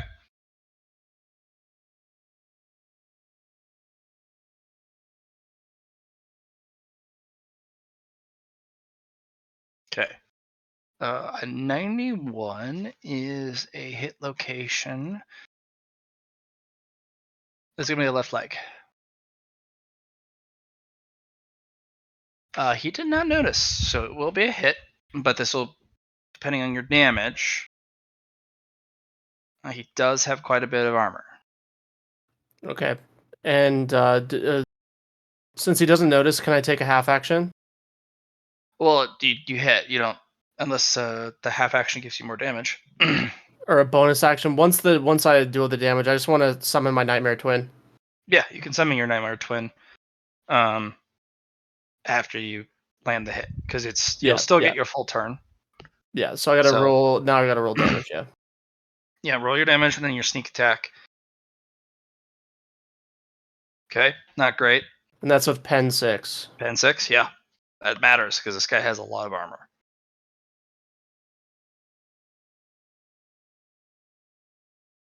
All right. He kind of crumples a little bit, and when he stands back up and kind of holds his leg, and he kind of swivels his head. Soldiers, to me! Was that his action? That's just his. It's not an action. You still have the rest of yours. See, I You get said an you want attack. to summon his Nightmare Twin? So I used a bonus action. Do I still you get? still have a half action. I'm gonna use the half action to summon my 5 Clones? Shadow Yep. clones. Yeah. Okay, cool. Shadow clones are out. Nightmare Twin's up. He's going to use a resounding command. And 6 soldiers show up and flank him. There's a beast that lurks in the shadows. Receive the blessings of our god. And there's a light that shines from him and his sword, and he blesses the soldiers. Where's Indrid in this situation? Flying high in the smoke. Could I use my dread aura on this guy? Yes, you can. I gave Grimold about a couple minutes because you had to recover from the shockwave because you were flying, and you were having a laughing, Yeah. good No, little hysterical laughter. Having a pretty good time, but now I'd like to help out my buddy. All right, you want to use Dread Aura? Yeah. Dread Aura has a pretty long cast time. Yeah. Okay. It's cool. All right. So even if this guy lives, he's gonna go mad. Yeah. All right. I'll have him roll the 1d10. Oh, that's not right. Okay. Oh, okay. No, roll again. So 17. Do you want to give him the madness stored in your mask, No, or do you want to hold on? I want to hold on to that. Okay. Kind of shakes his head, and the light falters a little bit. Still there, but he's kind of looking around, like trying to peer into the shadows as best he can. A little bit more panicked. It must be tough. Yeah. He looks almost picturesque of like a storybook hero, the way his armor and his cape and the sword.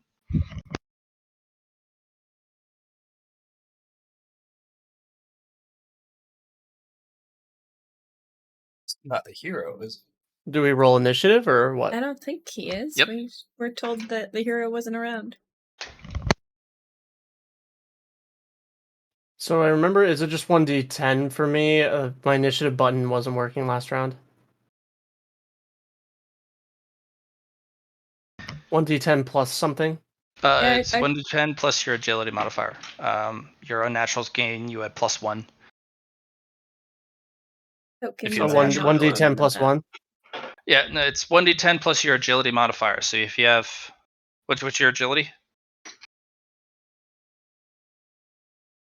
64 with 2 unnaturals. So it'd be 1d10 plus 8.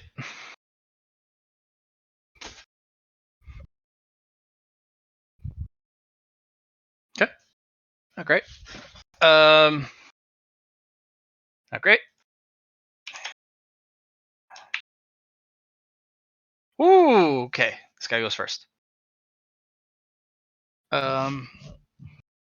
He is going to try and cast Let There Be Light, which will bring light to the surrounding areas.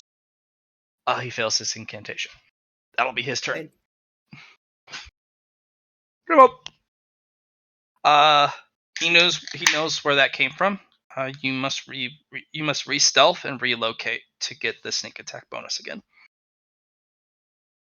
Does he know where I am right now? Can't pinpoint you exactly, but he has his shield and defenses up in that direction, and so are several soldiers.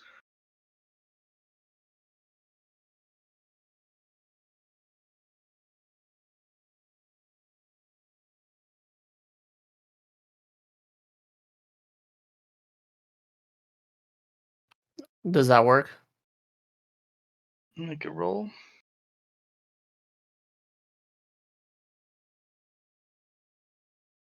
Yeah. You disappear, man. Several of the people kind of start to watch your clones or look into the wrong particular parts of the smoke and the darkness as they catch different glimpses of movement from all your different decoys.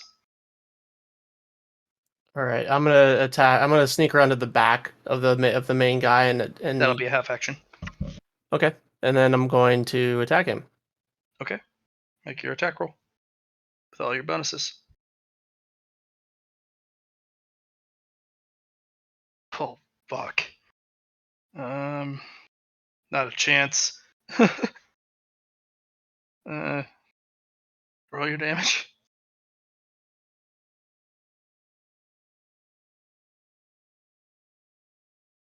Oh, just fury on that damage. Oh, dang. All right. Roll that sneak attack.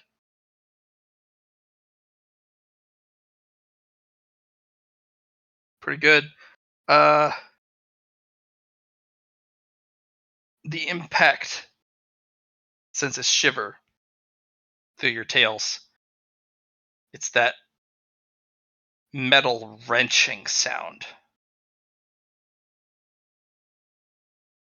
You don't have to see it to know that hurt. But he stands defiantly,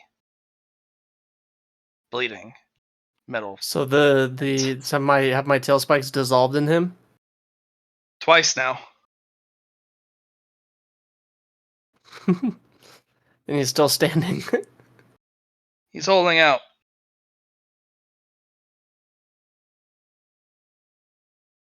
Indrid. All right. That's you, yeah. Sorry, bonus action. What do you want your clones to do? I want them to. How close are they to the smoke? They're in it. They're in the darkness and in the smoke. Basically, imagine them holding a open area and you guys stalking the perimeter. Yep, I'm just gonna have them continue to stalk.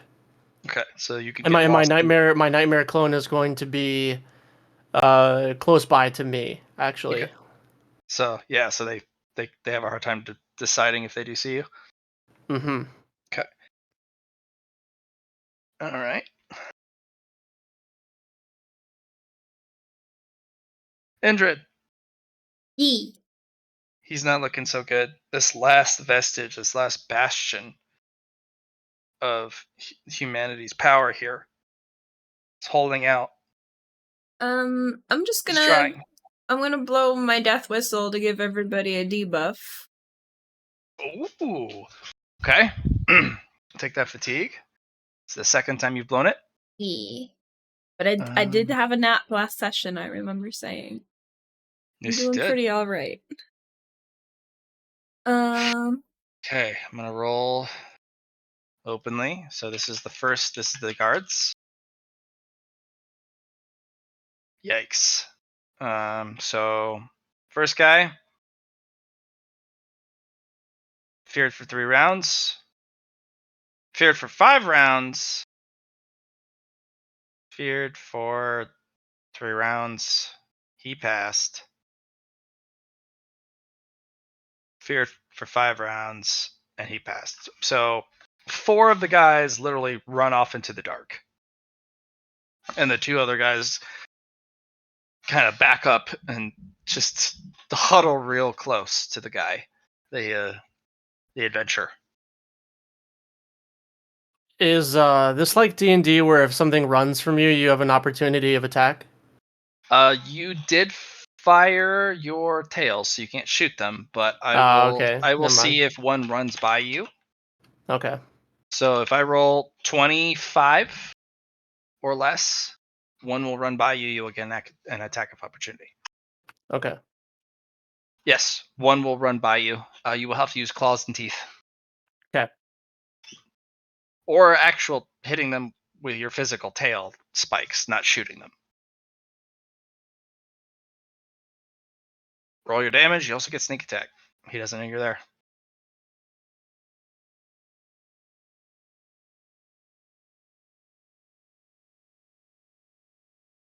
Yikes. That's yikes. Yeah. Oof. Yeah. No, you take out one of the guards. Just silence.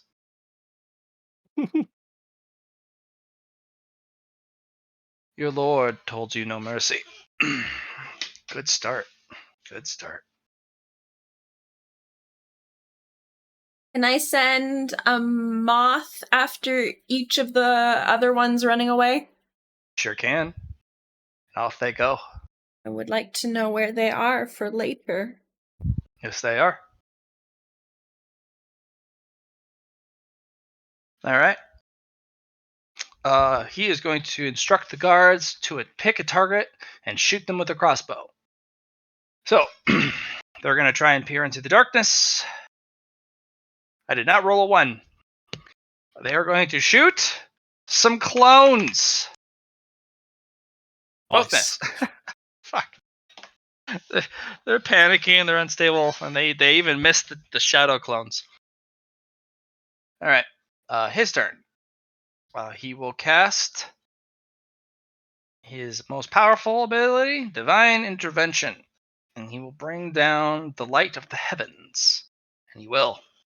Those who are of the darkness element, I need you to roll a willpower and a toughness test at a minus 30. You may not reroll or use boons or any other tricks. You need to pass both to be unaffected. Your shadow clones will be dismissed. Your evil twin will stay.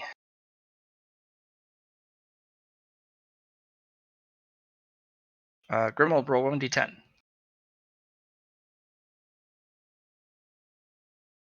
You are stunned for 10 rounds.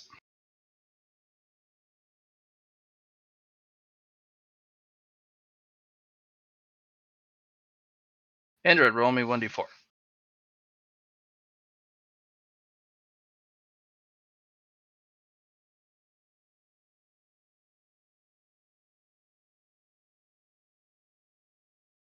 You are stunned for 4 rounds.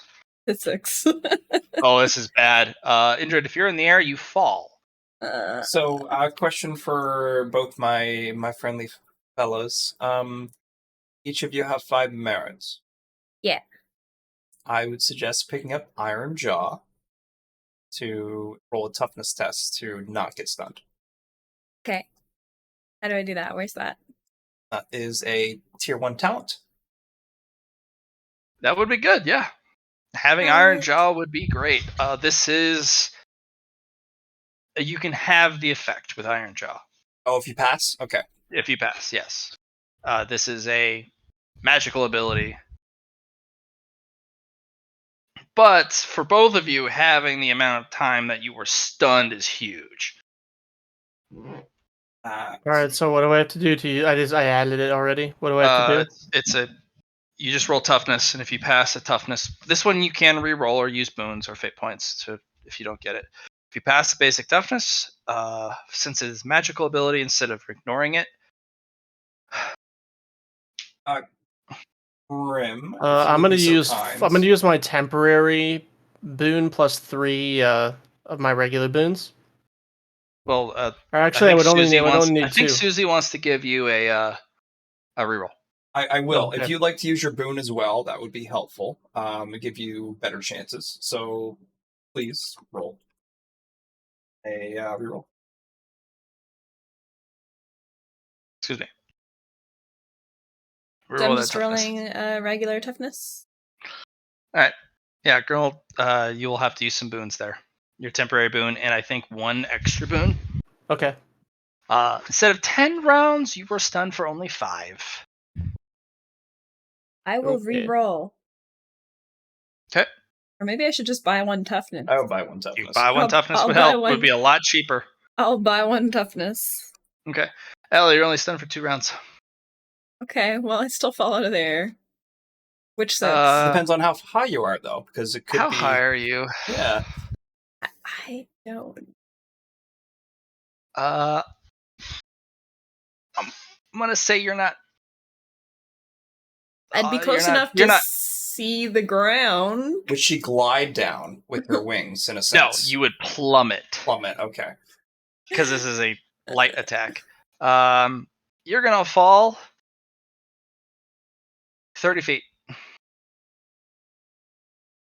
which is 3d10 damage with an exclamation point only reduced by toughness. Oh fuck! I think I killed you. I think I am. Yeah, I think I am gemmed. So let's Good thing I brought a friend. let's talk about some things, girl. Do you wanna pick up mind over damage? I think we've talked about that before. It's Yes. a talent It's not a talent, it's quality. quality. Am I allowed to buy qualities right now? You should be able to. You haven't bought one this session. No. Yeah, once a session. I do prefer it after session or before session. But if Well, it's life and death, Yeah. and you have the merit, it's fine.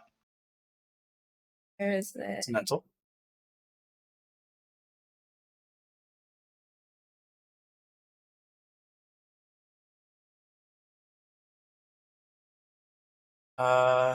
So you would gain. Does natural armor affect this? No, you don't get natural armor for this. My toughness and intelligence are the same. Okay, it's not. It's worth it for natural armor, but not for your toughness bonus. Okay. Uh, Allie, the way you fall is probably the worst possible. You slam off a corner of a building, crack your head on a corner, and then fall onto a stockpile of weapons. And there's a sword that goes straight through your chest.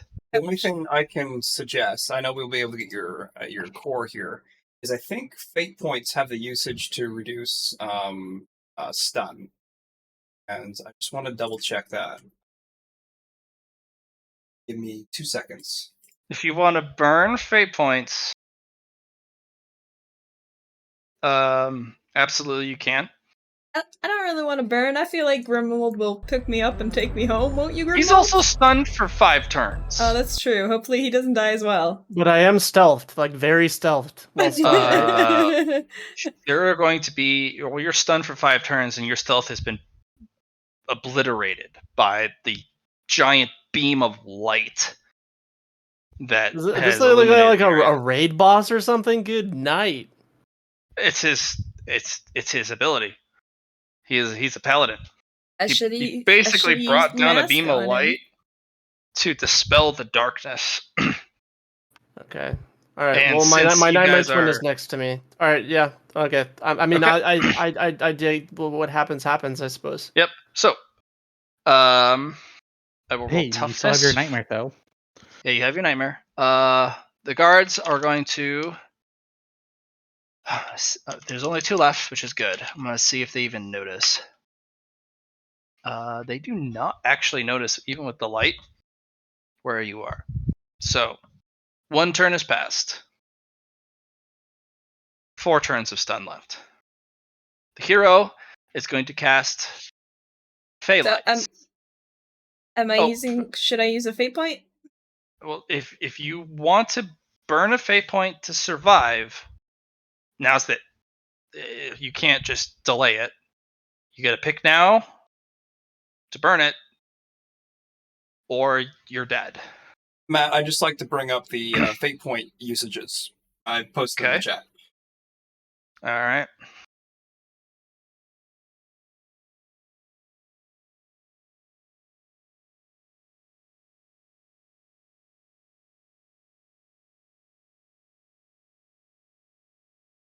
Oh. Grimmel, do you have a fate point I have or a boons. boon left? You have an unused boon left. Yes. Okay.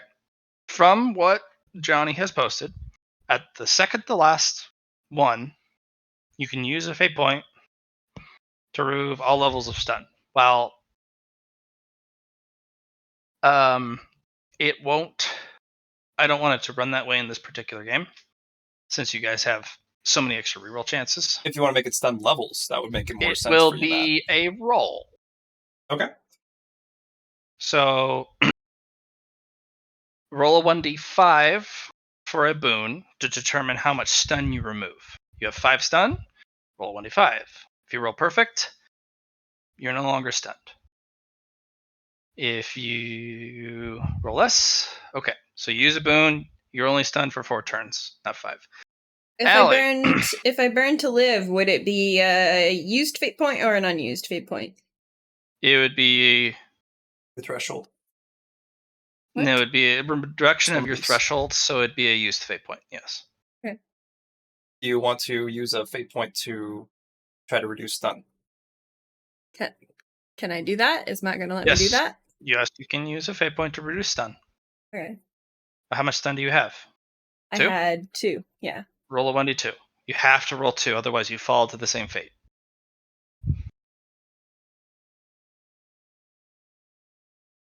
You roll 2. And you shrug it off, you find yourself plummeting, and you catch yourself before you crack your head off a corner of a building. Grimmel is struggling under the beam of light, and the hero will send out some Fey lights into four separate ones, and they will find Grimald on a 20 or less. 2 of the Fey lights swarm around the Grimald and his evil twin, and the hero goes, "Soldiers, prepare to attack the creature. I have located it. It is stunned. Can I roll Easy another prey." boon to remove stun again? On your turn, which it is now your turn, yes. So 1d3 now, because you have 1d3, because you're at 4. It's at the beginning of your turn. 3 less. So run the 2 less. Indrid, they're So I going have after your boy. two more stuns left. 2 more Yep. turns of stun. Okay. I Yep. will use the charges in my bone mask on the. Or do you want to scree at them? Because they're gonna the soldiers are gonna charge along with the guy. You're not sure what madness will do, but fear, on the other hand, would scare them away. It's true. You're gonna want to fear them, not give the guy madness. Uh, You could swoop over and scree at them right in their faces. Scree is for damage. You could, yeah. You could well, also take aggro. You know how in a raid, if Yeah. aggro is sent to your damage dealer and it's like, oh crap, he's stunned, you can literally swoop in and take, aggro. Be the target they target while he recovers. It'd be dangerous, but this is a dangerous fight.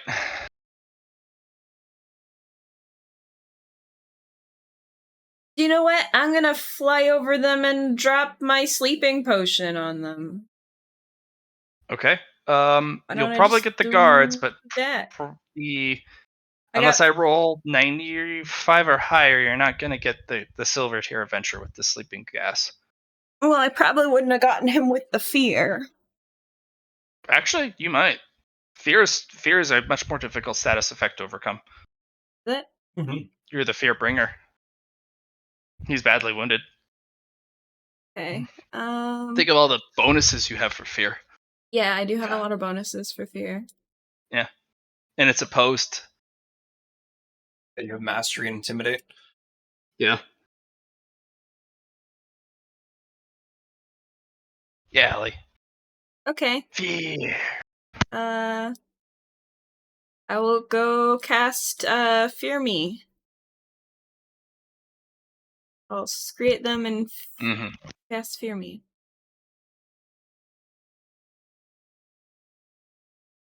Okay. Yeah. Let me do a roll. All targets must hear you. If targets only hear you, they must roll a willpower test with a plus 10. If they fail, they are passively feared. If they see you directly, they fail. And if they fail, they gain a fear 3 against them. Do you They're want to immediately swoop feared. up and get real close so they see you? Yeah, I'll do a swoop over them. All right. So I'm gonna I roll for the also guards have, first. anytime someone encounters you, they roll a willpower. Once per session, you can double the fear effect somebody has failed on. And yeah, I have All right, I'm disturbing gonna roll for the voice guards. and blah blah blah. Okay. Well, One of the not good. guards. Damn it. You want to double the effect of the fear? You want to roll your intimidate first, Sally. Well, she's using the spell Fear Me. Okay. Spell, yeah. Okay. So the one guy passes, one of the guards. The other guy, doubling the fear effect. I'm gonna roll 1d100, but I think he might have a heart attack on the shock table. No, he runs away screaming. Okay, well that's good. Right. So the one of the normal guards. Let's roll for the wannabe hero. He will pass his basic willpower test since it is the Fear Me skill. But you now have their entire attention, and it's now 2v1. It is the guard's turn. He will try to spear you, and misses completely.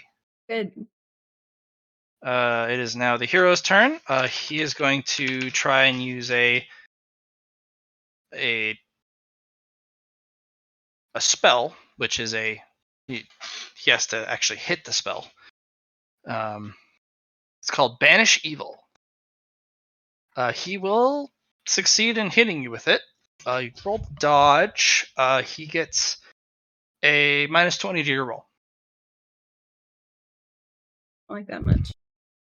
Banish Evil gives you all the worst feels. You dodge out of the way of this scything kind of arc blade. Yuck. Grimald, one more turn. This turn, next turn, and then you're free. Unless you want to use another boon. I'll use another boon. Roll 1d2.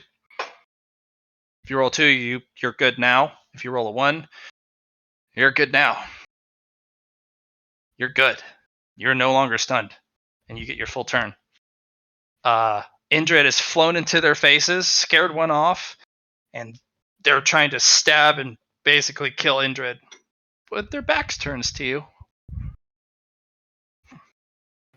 Which, let's see, so, is the paladin attacking? Because he's probably pretty wounded at this point. Yeah, no, the paladin is egregiously wounded. He's bleeding out every turn. A little bit of damage. He has one other normal soldier with him. The other one's run off into the night, afraid. Which one is aimed at Indrid? Both of them. She literally swooped into their faces and cast spell at them, and they are trying to kill Indrid. Both of their backs are to you. Can I perceive which one is more of a threat? Absolutely. The paladin. 100% the paladin. I'm gonna go for the paladin. I'm gonna go for the paladin. Yeah, that light wielder is the antithesis of your entire skill set. That's why you were stunned for so long, because you're a dark user. He's a light user, and it's oof. All right, let me see if he even has a chance to even understand that he's been hit. No, he doesn't. Roll your damage and your sneak attack. If you roll real good, you might just outright get him. That's not the best damage. Not the best damage. The attack doesn't do any damage. It's like that's as good as it gets for the most part. No, Roll 2 ones. Is what I say. You rolled 2 1s on your tail barrage, my Majority friend. of the damage is the modifier. For sure. Like it's a really weak attack. Yes, but you've rolled before on that Like roll. the max it can get to is 14. Well, remember, every time you roll a 4, it explodes the dice, and you get a huge dice bonus. Got it. So that is literally the worst roll you can have. 2 1s on the tail barrage, and then you didn't roll very high average for the sneak attack. So he has a lot of armor, even with the pen, and a lot of soak. And he just kunk. He's still up, but this guy is bleeding badly. You could, if you prevented him from healing, he would bleed out. But Grimold, I'll have you roll with power, because you're in your predator mode, your hunting mode.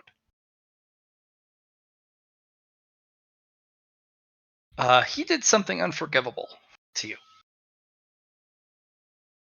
He used that filthy light against you, stunned you, made you helpless. An apex predator like you Made you slow. made you slow, made you unable to fight back.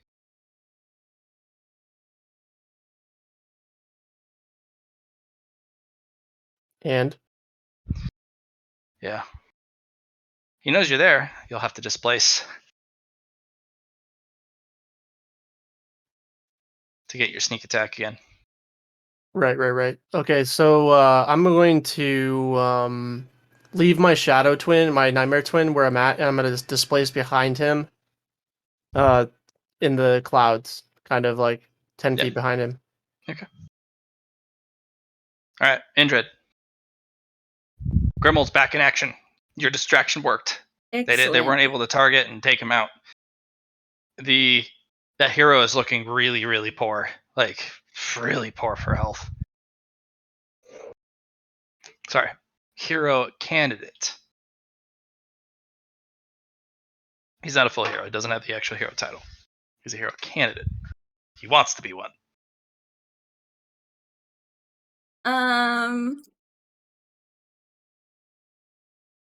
I'm gonna cast Vicious Mockery, I guess. Ooh, Try doing a damage that one. spell.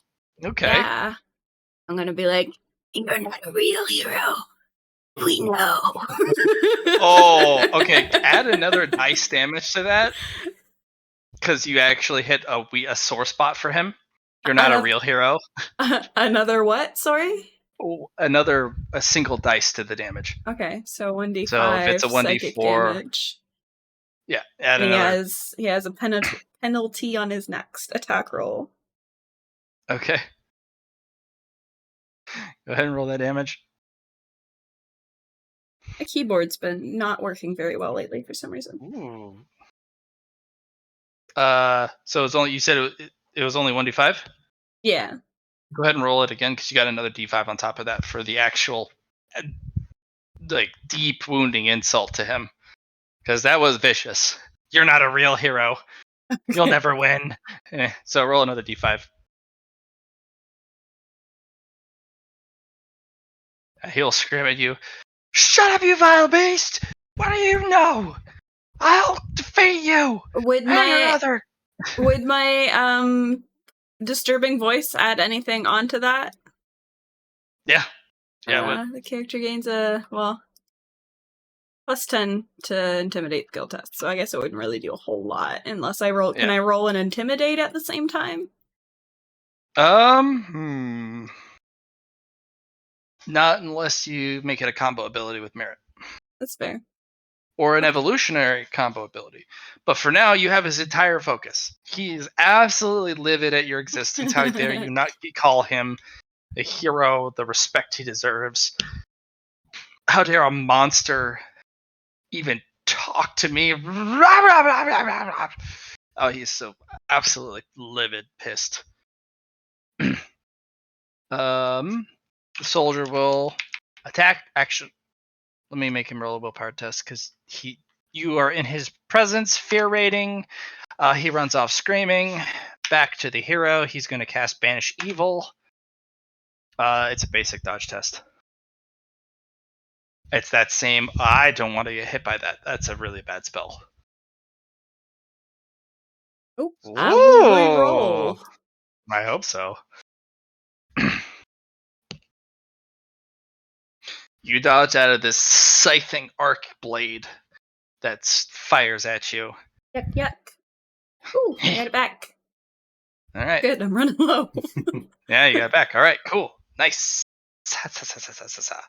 Let's see. Grimald. You've displaced.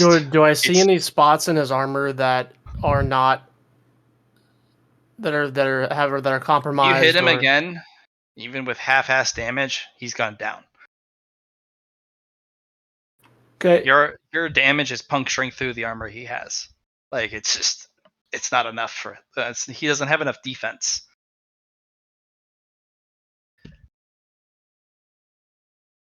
Let's see if he had 10 or less. He'll notice and get a dodge. Oh, one off. No, just barely doesn't see you. Go ahead, roll that fat damage. Ooh, better than 10, or sorry, better than 8. And roll your sneak attack. Yeah. Right. Chunk. And the hit on that actually was a headshot because it's an 80. It's a tens place, and the spikes go into it. It's kind of spooky because you get a bunch of blood splattered on your face as one of the spikes just gushes one of his eyeballs at you, and I revel in the spookiness. Yeah. I bathe in his blood. Are there any more guards left? That there are guards, but they are panicked. That was the last defender. So I walk through the smoke, take off his adventurer's badge, and mark an X in the right-hand corner and put it in my dimensional storage. Take a finger now. I do that as well. The rest of the base is cake. That was the last serious defender. Both of you probably kill every single member of the camp, all 30 last people. And the last person you guys circle around to is that one normal guard sitting on a box, smoking a cigarette, helmet off, weapon laid to the side. And he just kind of, even you guys in the darkness, just sets the cigarette kind of off to the side. All I ask is you make it quick and as painless as you can. Please. I insert one of my tails into his mouth and the other up his anus until they meet, and then I rip them through his chest. No. He'll fight you on that. Like he's sitting on a box. Just you either shoot him or you can attack and maul him, but he's sitting on a box. That's so he's still combat worthy. Is what he's still combat worthy. Okay. He's still combat worthy. Like he'll fight you to the death. He's just asking if you're gonna kill him, please do it quick. If you're not, he'll fight you on it because the better chance that he'll die quicker. Or you can let him go and have him spread the word. It's up to you. All right, so alternatively, I'm going to cast all my Shadow Clones and my Nightmare Twin, and I'm going to start questioning him. He just looks forlornly at the shadows. What do you want to know? What do you humans desire with this camp? Wealth, power, prestige, honor. We want to take land that we couldn't take before. We wanted to acquire resources that were denied to us.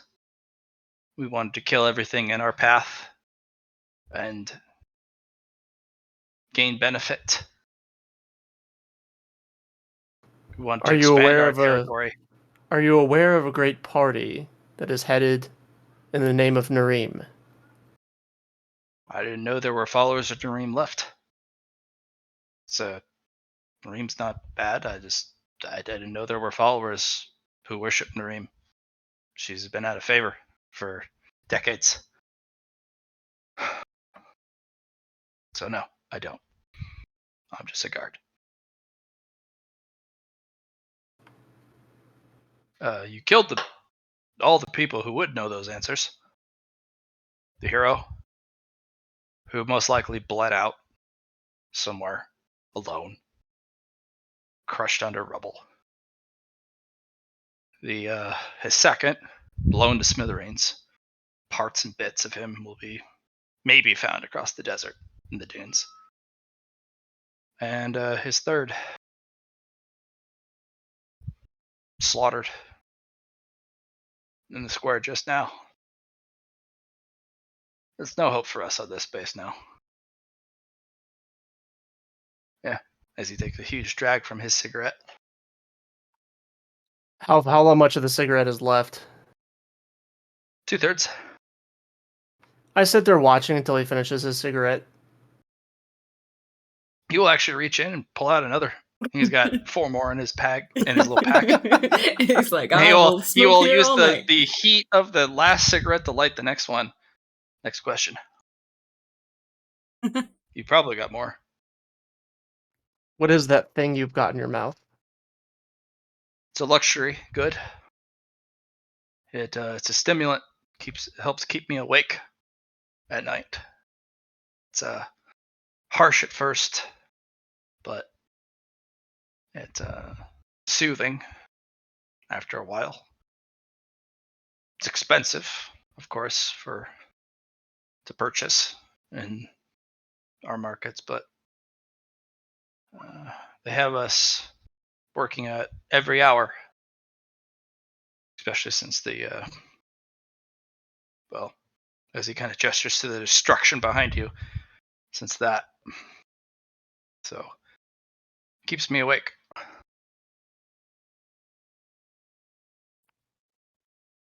It goes faster than I'd like it to go. Burns out. Yeah. One last question. Why are you here? It's my job. I didn't do well in life, so I joined the military. They give you guaranteed pay for your efforts. They give you weapons. They give you armor. They give you a purpose. Maybe, if you're lucky. And you survive. If you're lucky, just survive. You might gain fame, a wealth, respect, maybe, if you survive. So I joined. I don't get a choice as to where I'm stationed or what orders I'm given, what actions I'm told to perform. I'm a soldier. That's what I do. I do what I'm told.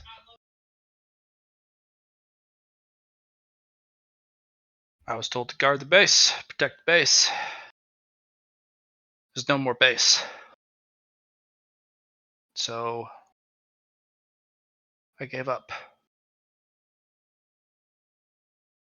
I look over at Indrid and ask, do we have any use for this human? I don't think so.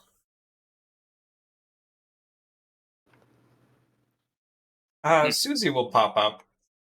You do owe Etzel a human. He also could serve the survivor clause, have him be sent back alive with a message, which could send fear into the enemy camp. But that's up to you. You can have no message allowed to be sent. You can have a message sent. You can have him go to Etzel. He's seen my form. I don't want anyone to know what I am. Okay, Yeah, that's fine. I worry about that too. He's like, if you're not going to kill me quick, I'll do it myself. Well, I do owe a friend a favor. Would you like to live a little bit longer? No, I don't. And he'll pull out a pistol, and he'll shoot himself in the head. Oh shit. That was boring. Grimold says that, and he looks very disappointed that he couldn't split the man in two with his tails. For the record, I had planned I mean, on there were splitting... several wounded you could probably do that with at some point. There are a lot of people who are literally like legs completely broken by debris and pulling themselves forward, and there are so many injured, wounded, and so many casualties. It was a feast for both of you. The fear, the prey. Ascalon is done. It's gone. Is there anything of note here worth looting? Well, there's a big treasure room. But There yeah, it we is. should check the bodies too. You'll find yourself. Are there Roll. any humans like on their last leg that I could get back and pay my debt? Yeah, there is plenty. Especially if Um, you apply medical aid. I And don't if know you how to do don't, that. there's a couple people who are somebody you can pounce on and just knock out and then Yeah, what take kind of back. what's the situation looking like on that front? You can get at best there are 2 people who would barely make the journey back because of their wounds. There's one person absolutely you can catch and send back to Etzel. All right, I'm gonna attempt to catch him. He's not gonna outrun you. It's not possible. Not with your agility and not with Indrid helping you with flying after. So I look at him. Is it a him, her? Yep, to him. It's a young lad. He does not look particularly important. He's not wearing all that fancy armor. He doesn't have any weapons. It looks like he was assigned to do mundane tasks. Say human. Ah! No, don't hurt me, please. No. I'll do what you ask. Please don't. No. I say, I will not hurt you. You have been chosen for a great task. Just don't hurt me, please, please, please. Your life is worth nothing to me, but it is worth a great deal to somebody that I know. I'll do what you ask, please. Don't kill me, please, please. Like I said, I won't kill you. He'll follow your instructions. Between you and Indrid, this guy has difficulty keeping himself from evacuating his bowels. So I keep 3 shadow clones on like his backside, 2 on his side, and my nightmare twin is walking next to me, so he's completely flanked. This guy is a mess by the time you bring him back. We first want to loot and everything though, so he's just Right. following us around the camp at the moment. Looting will require you to return and excavate Because we blew up vault. the.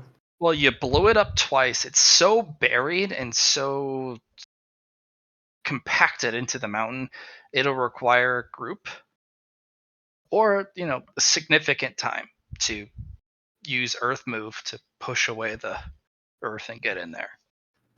So But I use our no one's mental gonna our mental link to say Phil. Oh, he left, didn't he? Yeah, he left. He had to go. Okay. Yeah. Okay. So But we'll just it'll be for communicate back next to time, him. yes. Yeah. Next time I'll talk to him. Okay. And then I'm gonna go back to that almost hero and see what he's got. He's got armor, or would have been good armor, but you've completely obliterated it with.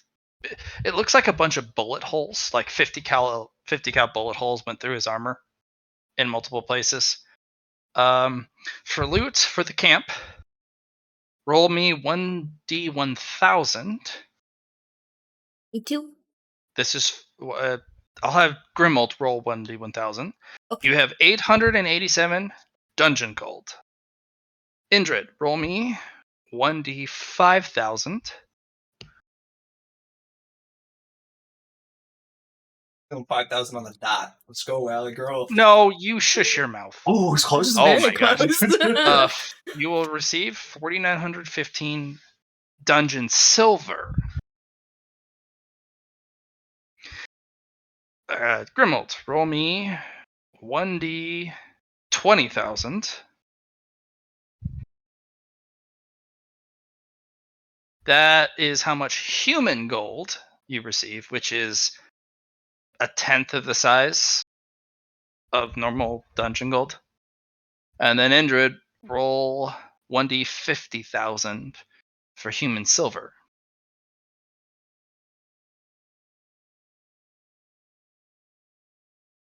Just why are we getting different currency? Because humans have devalued money. But I Your mean, like, dungeon gold is worth 10 times the human gold. This is all the loot from the place, The right? bodies from the Bodies. Ascalon. Yeah. Okay. This is you looting all the bodies from Each person would Ascalon. have different gold amounts on them or different wealth Yes. on them. I'm just Yep. wondering why I'm getting silver. He's just swapping between I you both. just feel like this. I'm just having you awkward, guys but- alternate the roles. I'm having you alternate. This is your collective gold you will bring back together. Okay. So half of what Grimold rolls is yours. Half of what you rolled is his. You know. Okay. So it's halvesies. I was just having you alternate the roles, not that you only get silver and he only gets gold. Okay. Okay. Yeah, I was just because it's fun to roll. Not a lot of human silver. Not a lot of human silver at all. But you guys rolled fucking amazing for the other rolls. Aether gems, aether crystals, and all the other cool loot is going to be found in the vault, with the exception of 2 items. There is a ring on the adventure you guys killed, and he has a sword, which you guys can take with a scabbard. I'm gonna send it through the dimensional storage space. To home base. Yeah, both the ring and the sword, and then I look at Indrid and say, "Mind if I send these home?" What? I just send them. Yes. I send them home. Okay. Indrid, congratulations. You will actually receive a title. Yeah. 1,000-man slayer. Nice. Oh, I thought she killed the hero. That's what I always thought. Oh no! It's we're gonna start with 1,000-man slayer. Oh, okay. You have, with your antics, with your sabotage, with your schemes, you have killed 1,000 humans. Maybe not personally, but you have slayed 1,000 humans through your efforts. The explosives, personally, that killed so many people. Yeah. What the 1,000-man slayer will do when attacking humans, and only humans, not the other humanoid races, you can add a +10 to hit, the inescapable trait, and +3 pen. If you get that to be a 10,000 manslayer, things get better. I will work on it. The inescapable trait only works for normal attacks. If you get to the 10,000 manslayer, inescapable applies to all abilities too, that are Okay. not initially opposed. So if you use Scree on someone and they go try and get out of the way, your degree of success against the Scree. Yeah. So pretty strong. You will have actually slayed that hero. He did bleed out. He did not get care in time because the first explosion, he was sent to. Well, he lost the priest. I had rolled for it. The priest got hit in the head with a giant fucking cornerstone of that tower, and he died. Nice. So he bled out after the second explosion. You will get the title Hero Slayer. I win. When engaging, a hero officially, such as you've engaged them in combat, and turn order has been decided, and this is after surprise rounds. You may ignore one heroic effect or trait of your choice. Which, most importantly, I will have to tell you what they have. And you can pick one of them to be like, I don't want to deal with that. Sorry, it was one heroic effect. Trait or talent. Trait, talent, or ability. Because every time you get if you become a hero, you get a heroic trait, talent, or ability that is super, super, super strong. Yeah, that'll be useful. The more you level up as a hero, the more heroic trait, talents, or abilities you acquire. So if you come across a newbie hero, you can literally go, tell me what their abilities are. Oh, you only have one? Well, I just ignored that. And you're just a normal person. If you fight someone difficult like Notch, I'll give you a laundry list of what they have. You can pick one of your choice and ignore that effect.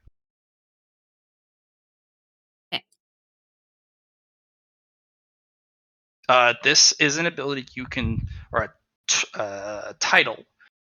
The more heroes you kill, the more effects you can ignore. Am I able to find the hero's body and bring his head home? Roll me a 1d100. 10 or less. You may roll fate points to find it. You're not sure. Well, it's the opposite side of the spectrum. Yeah, I'll try fate pointing it just for fun.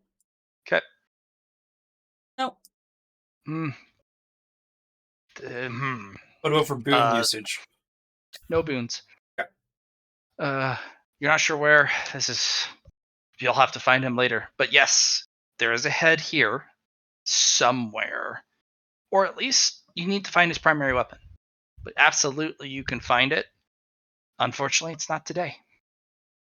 You'll have to spend a significant portion of time sifting through the wreckage to find wherever he fell.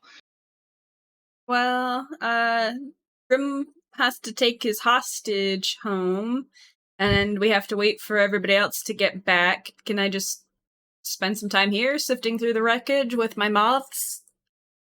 I'll have you roll 4 more times. And then you'll have to sleep. Okay.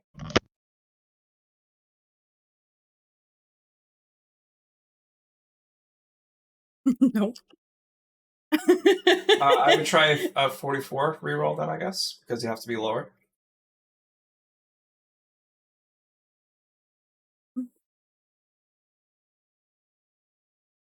Sure, I'll reroll the 44. Why not?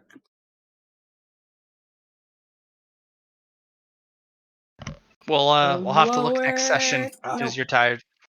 Yep. Yep. Okay. You'll just. The dawn has crested. You are exhausted. I'm also out of fate points. Out of fate so points. Everybody is aware. You're fatigued. It's time to rest. Okay. It's time to sleep. But also, you get to sleep among the silent base called Ascalon. It is mine now. Grimald, you haven't killed 1,000 people. But you've begun your journey, specifically, as a collector. A trophy collector. Trophy hunter.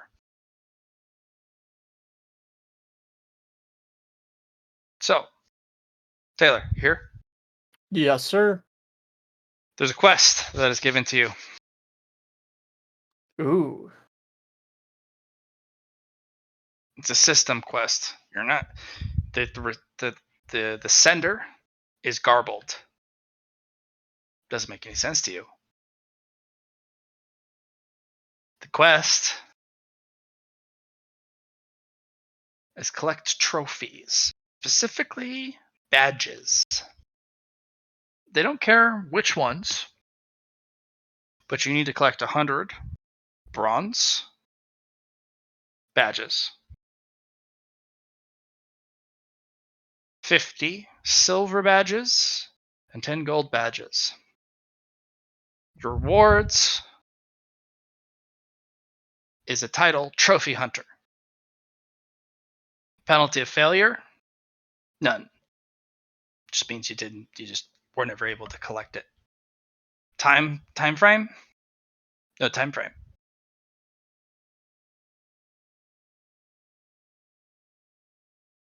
Excellent. Should have gotten a +10. Not that it matters.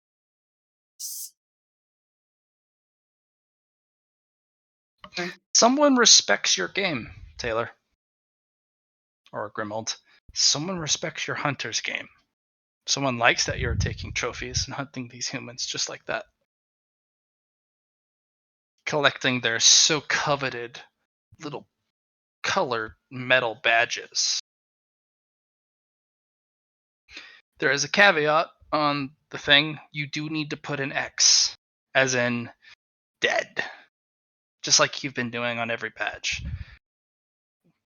Someone who gave you this quest, you don't know who, likes it that you've done that. The little X mark you put on the badges.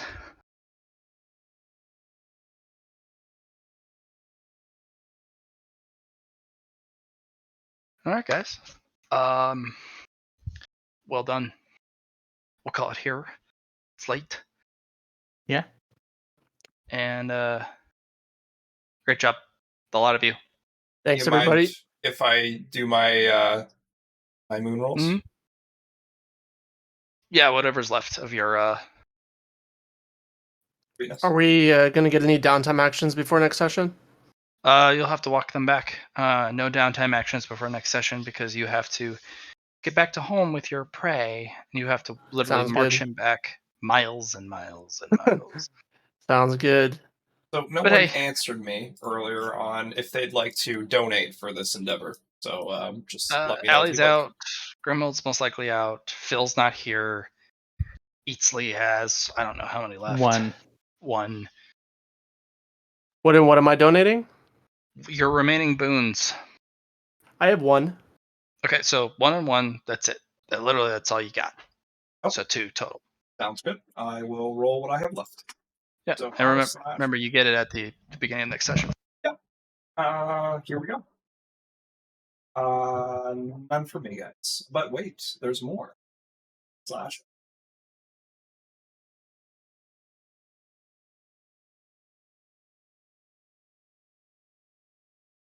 Get 2 more. All right. Lucky. 444. Too bad. And lucky again.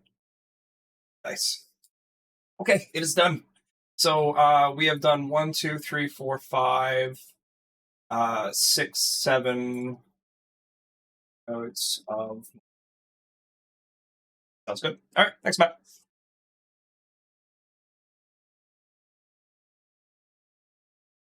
All right, I'm going to hop off. Thanks, everyone. Good session. Yeah. Yep. Thanks, Okay, guys. Go ahead. I'm going to type in chat of the Discord about the merits. You guys can have it, but I won't do it this second. Just look for it in the next day or so. Sounds good. Cool. Thank you for the session, Matt. Yeah.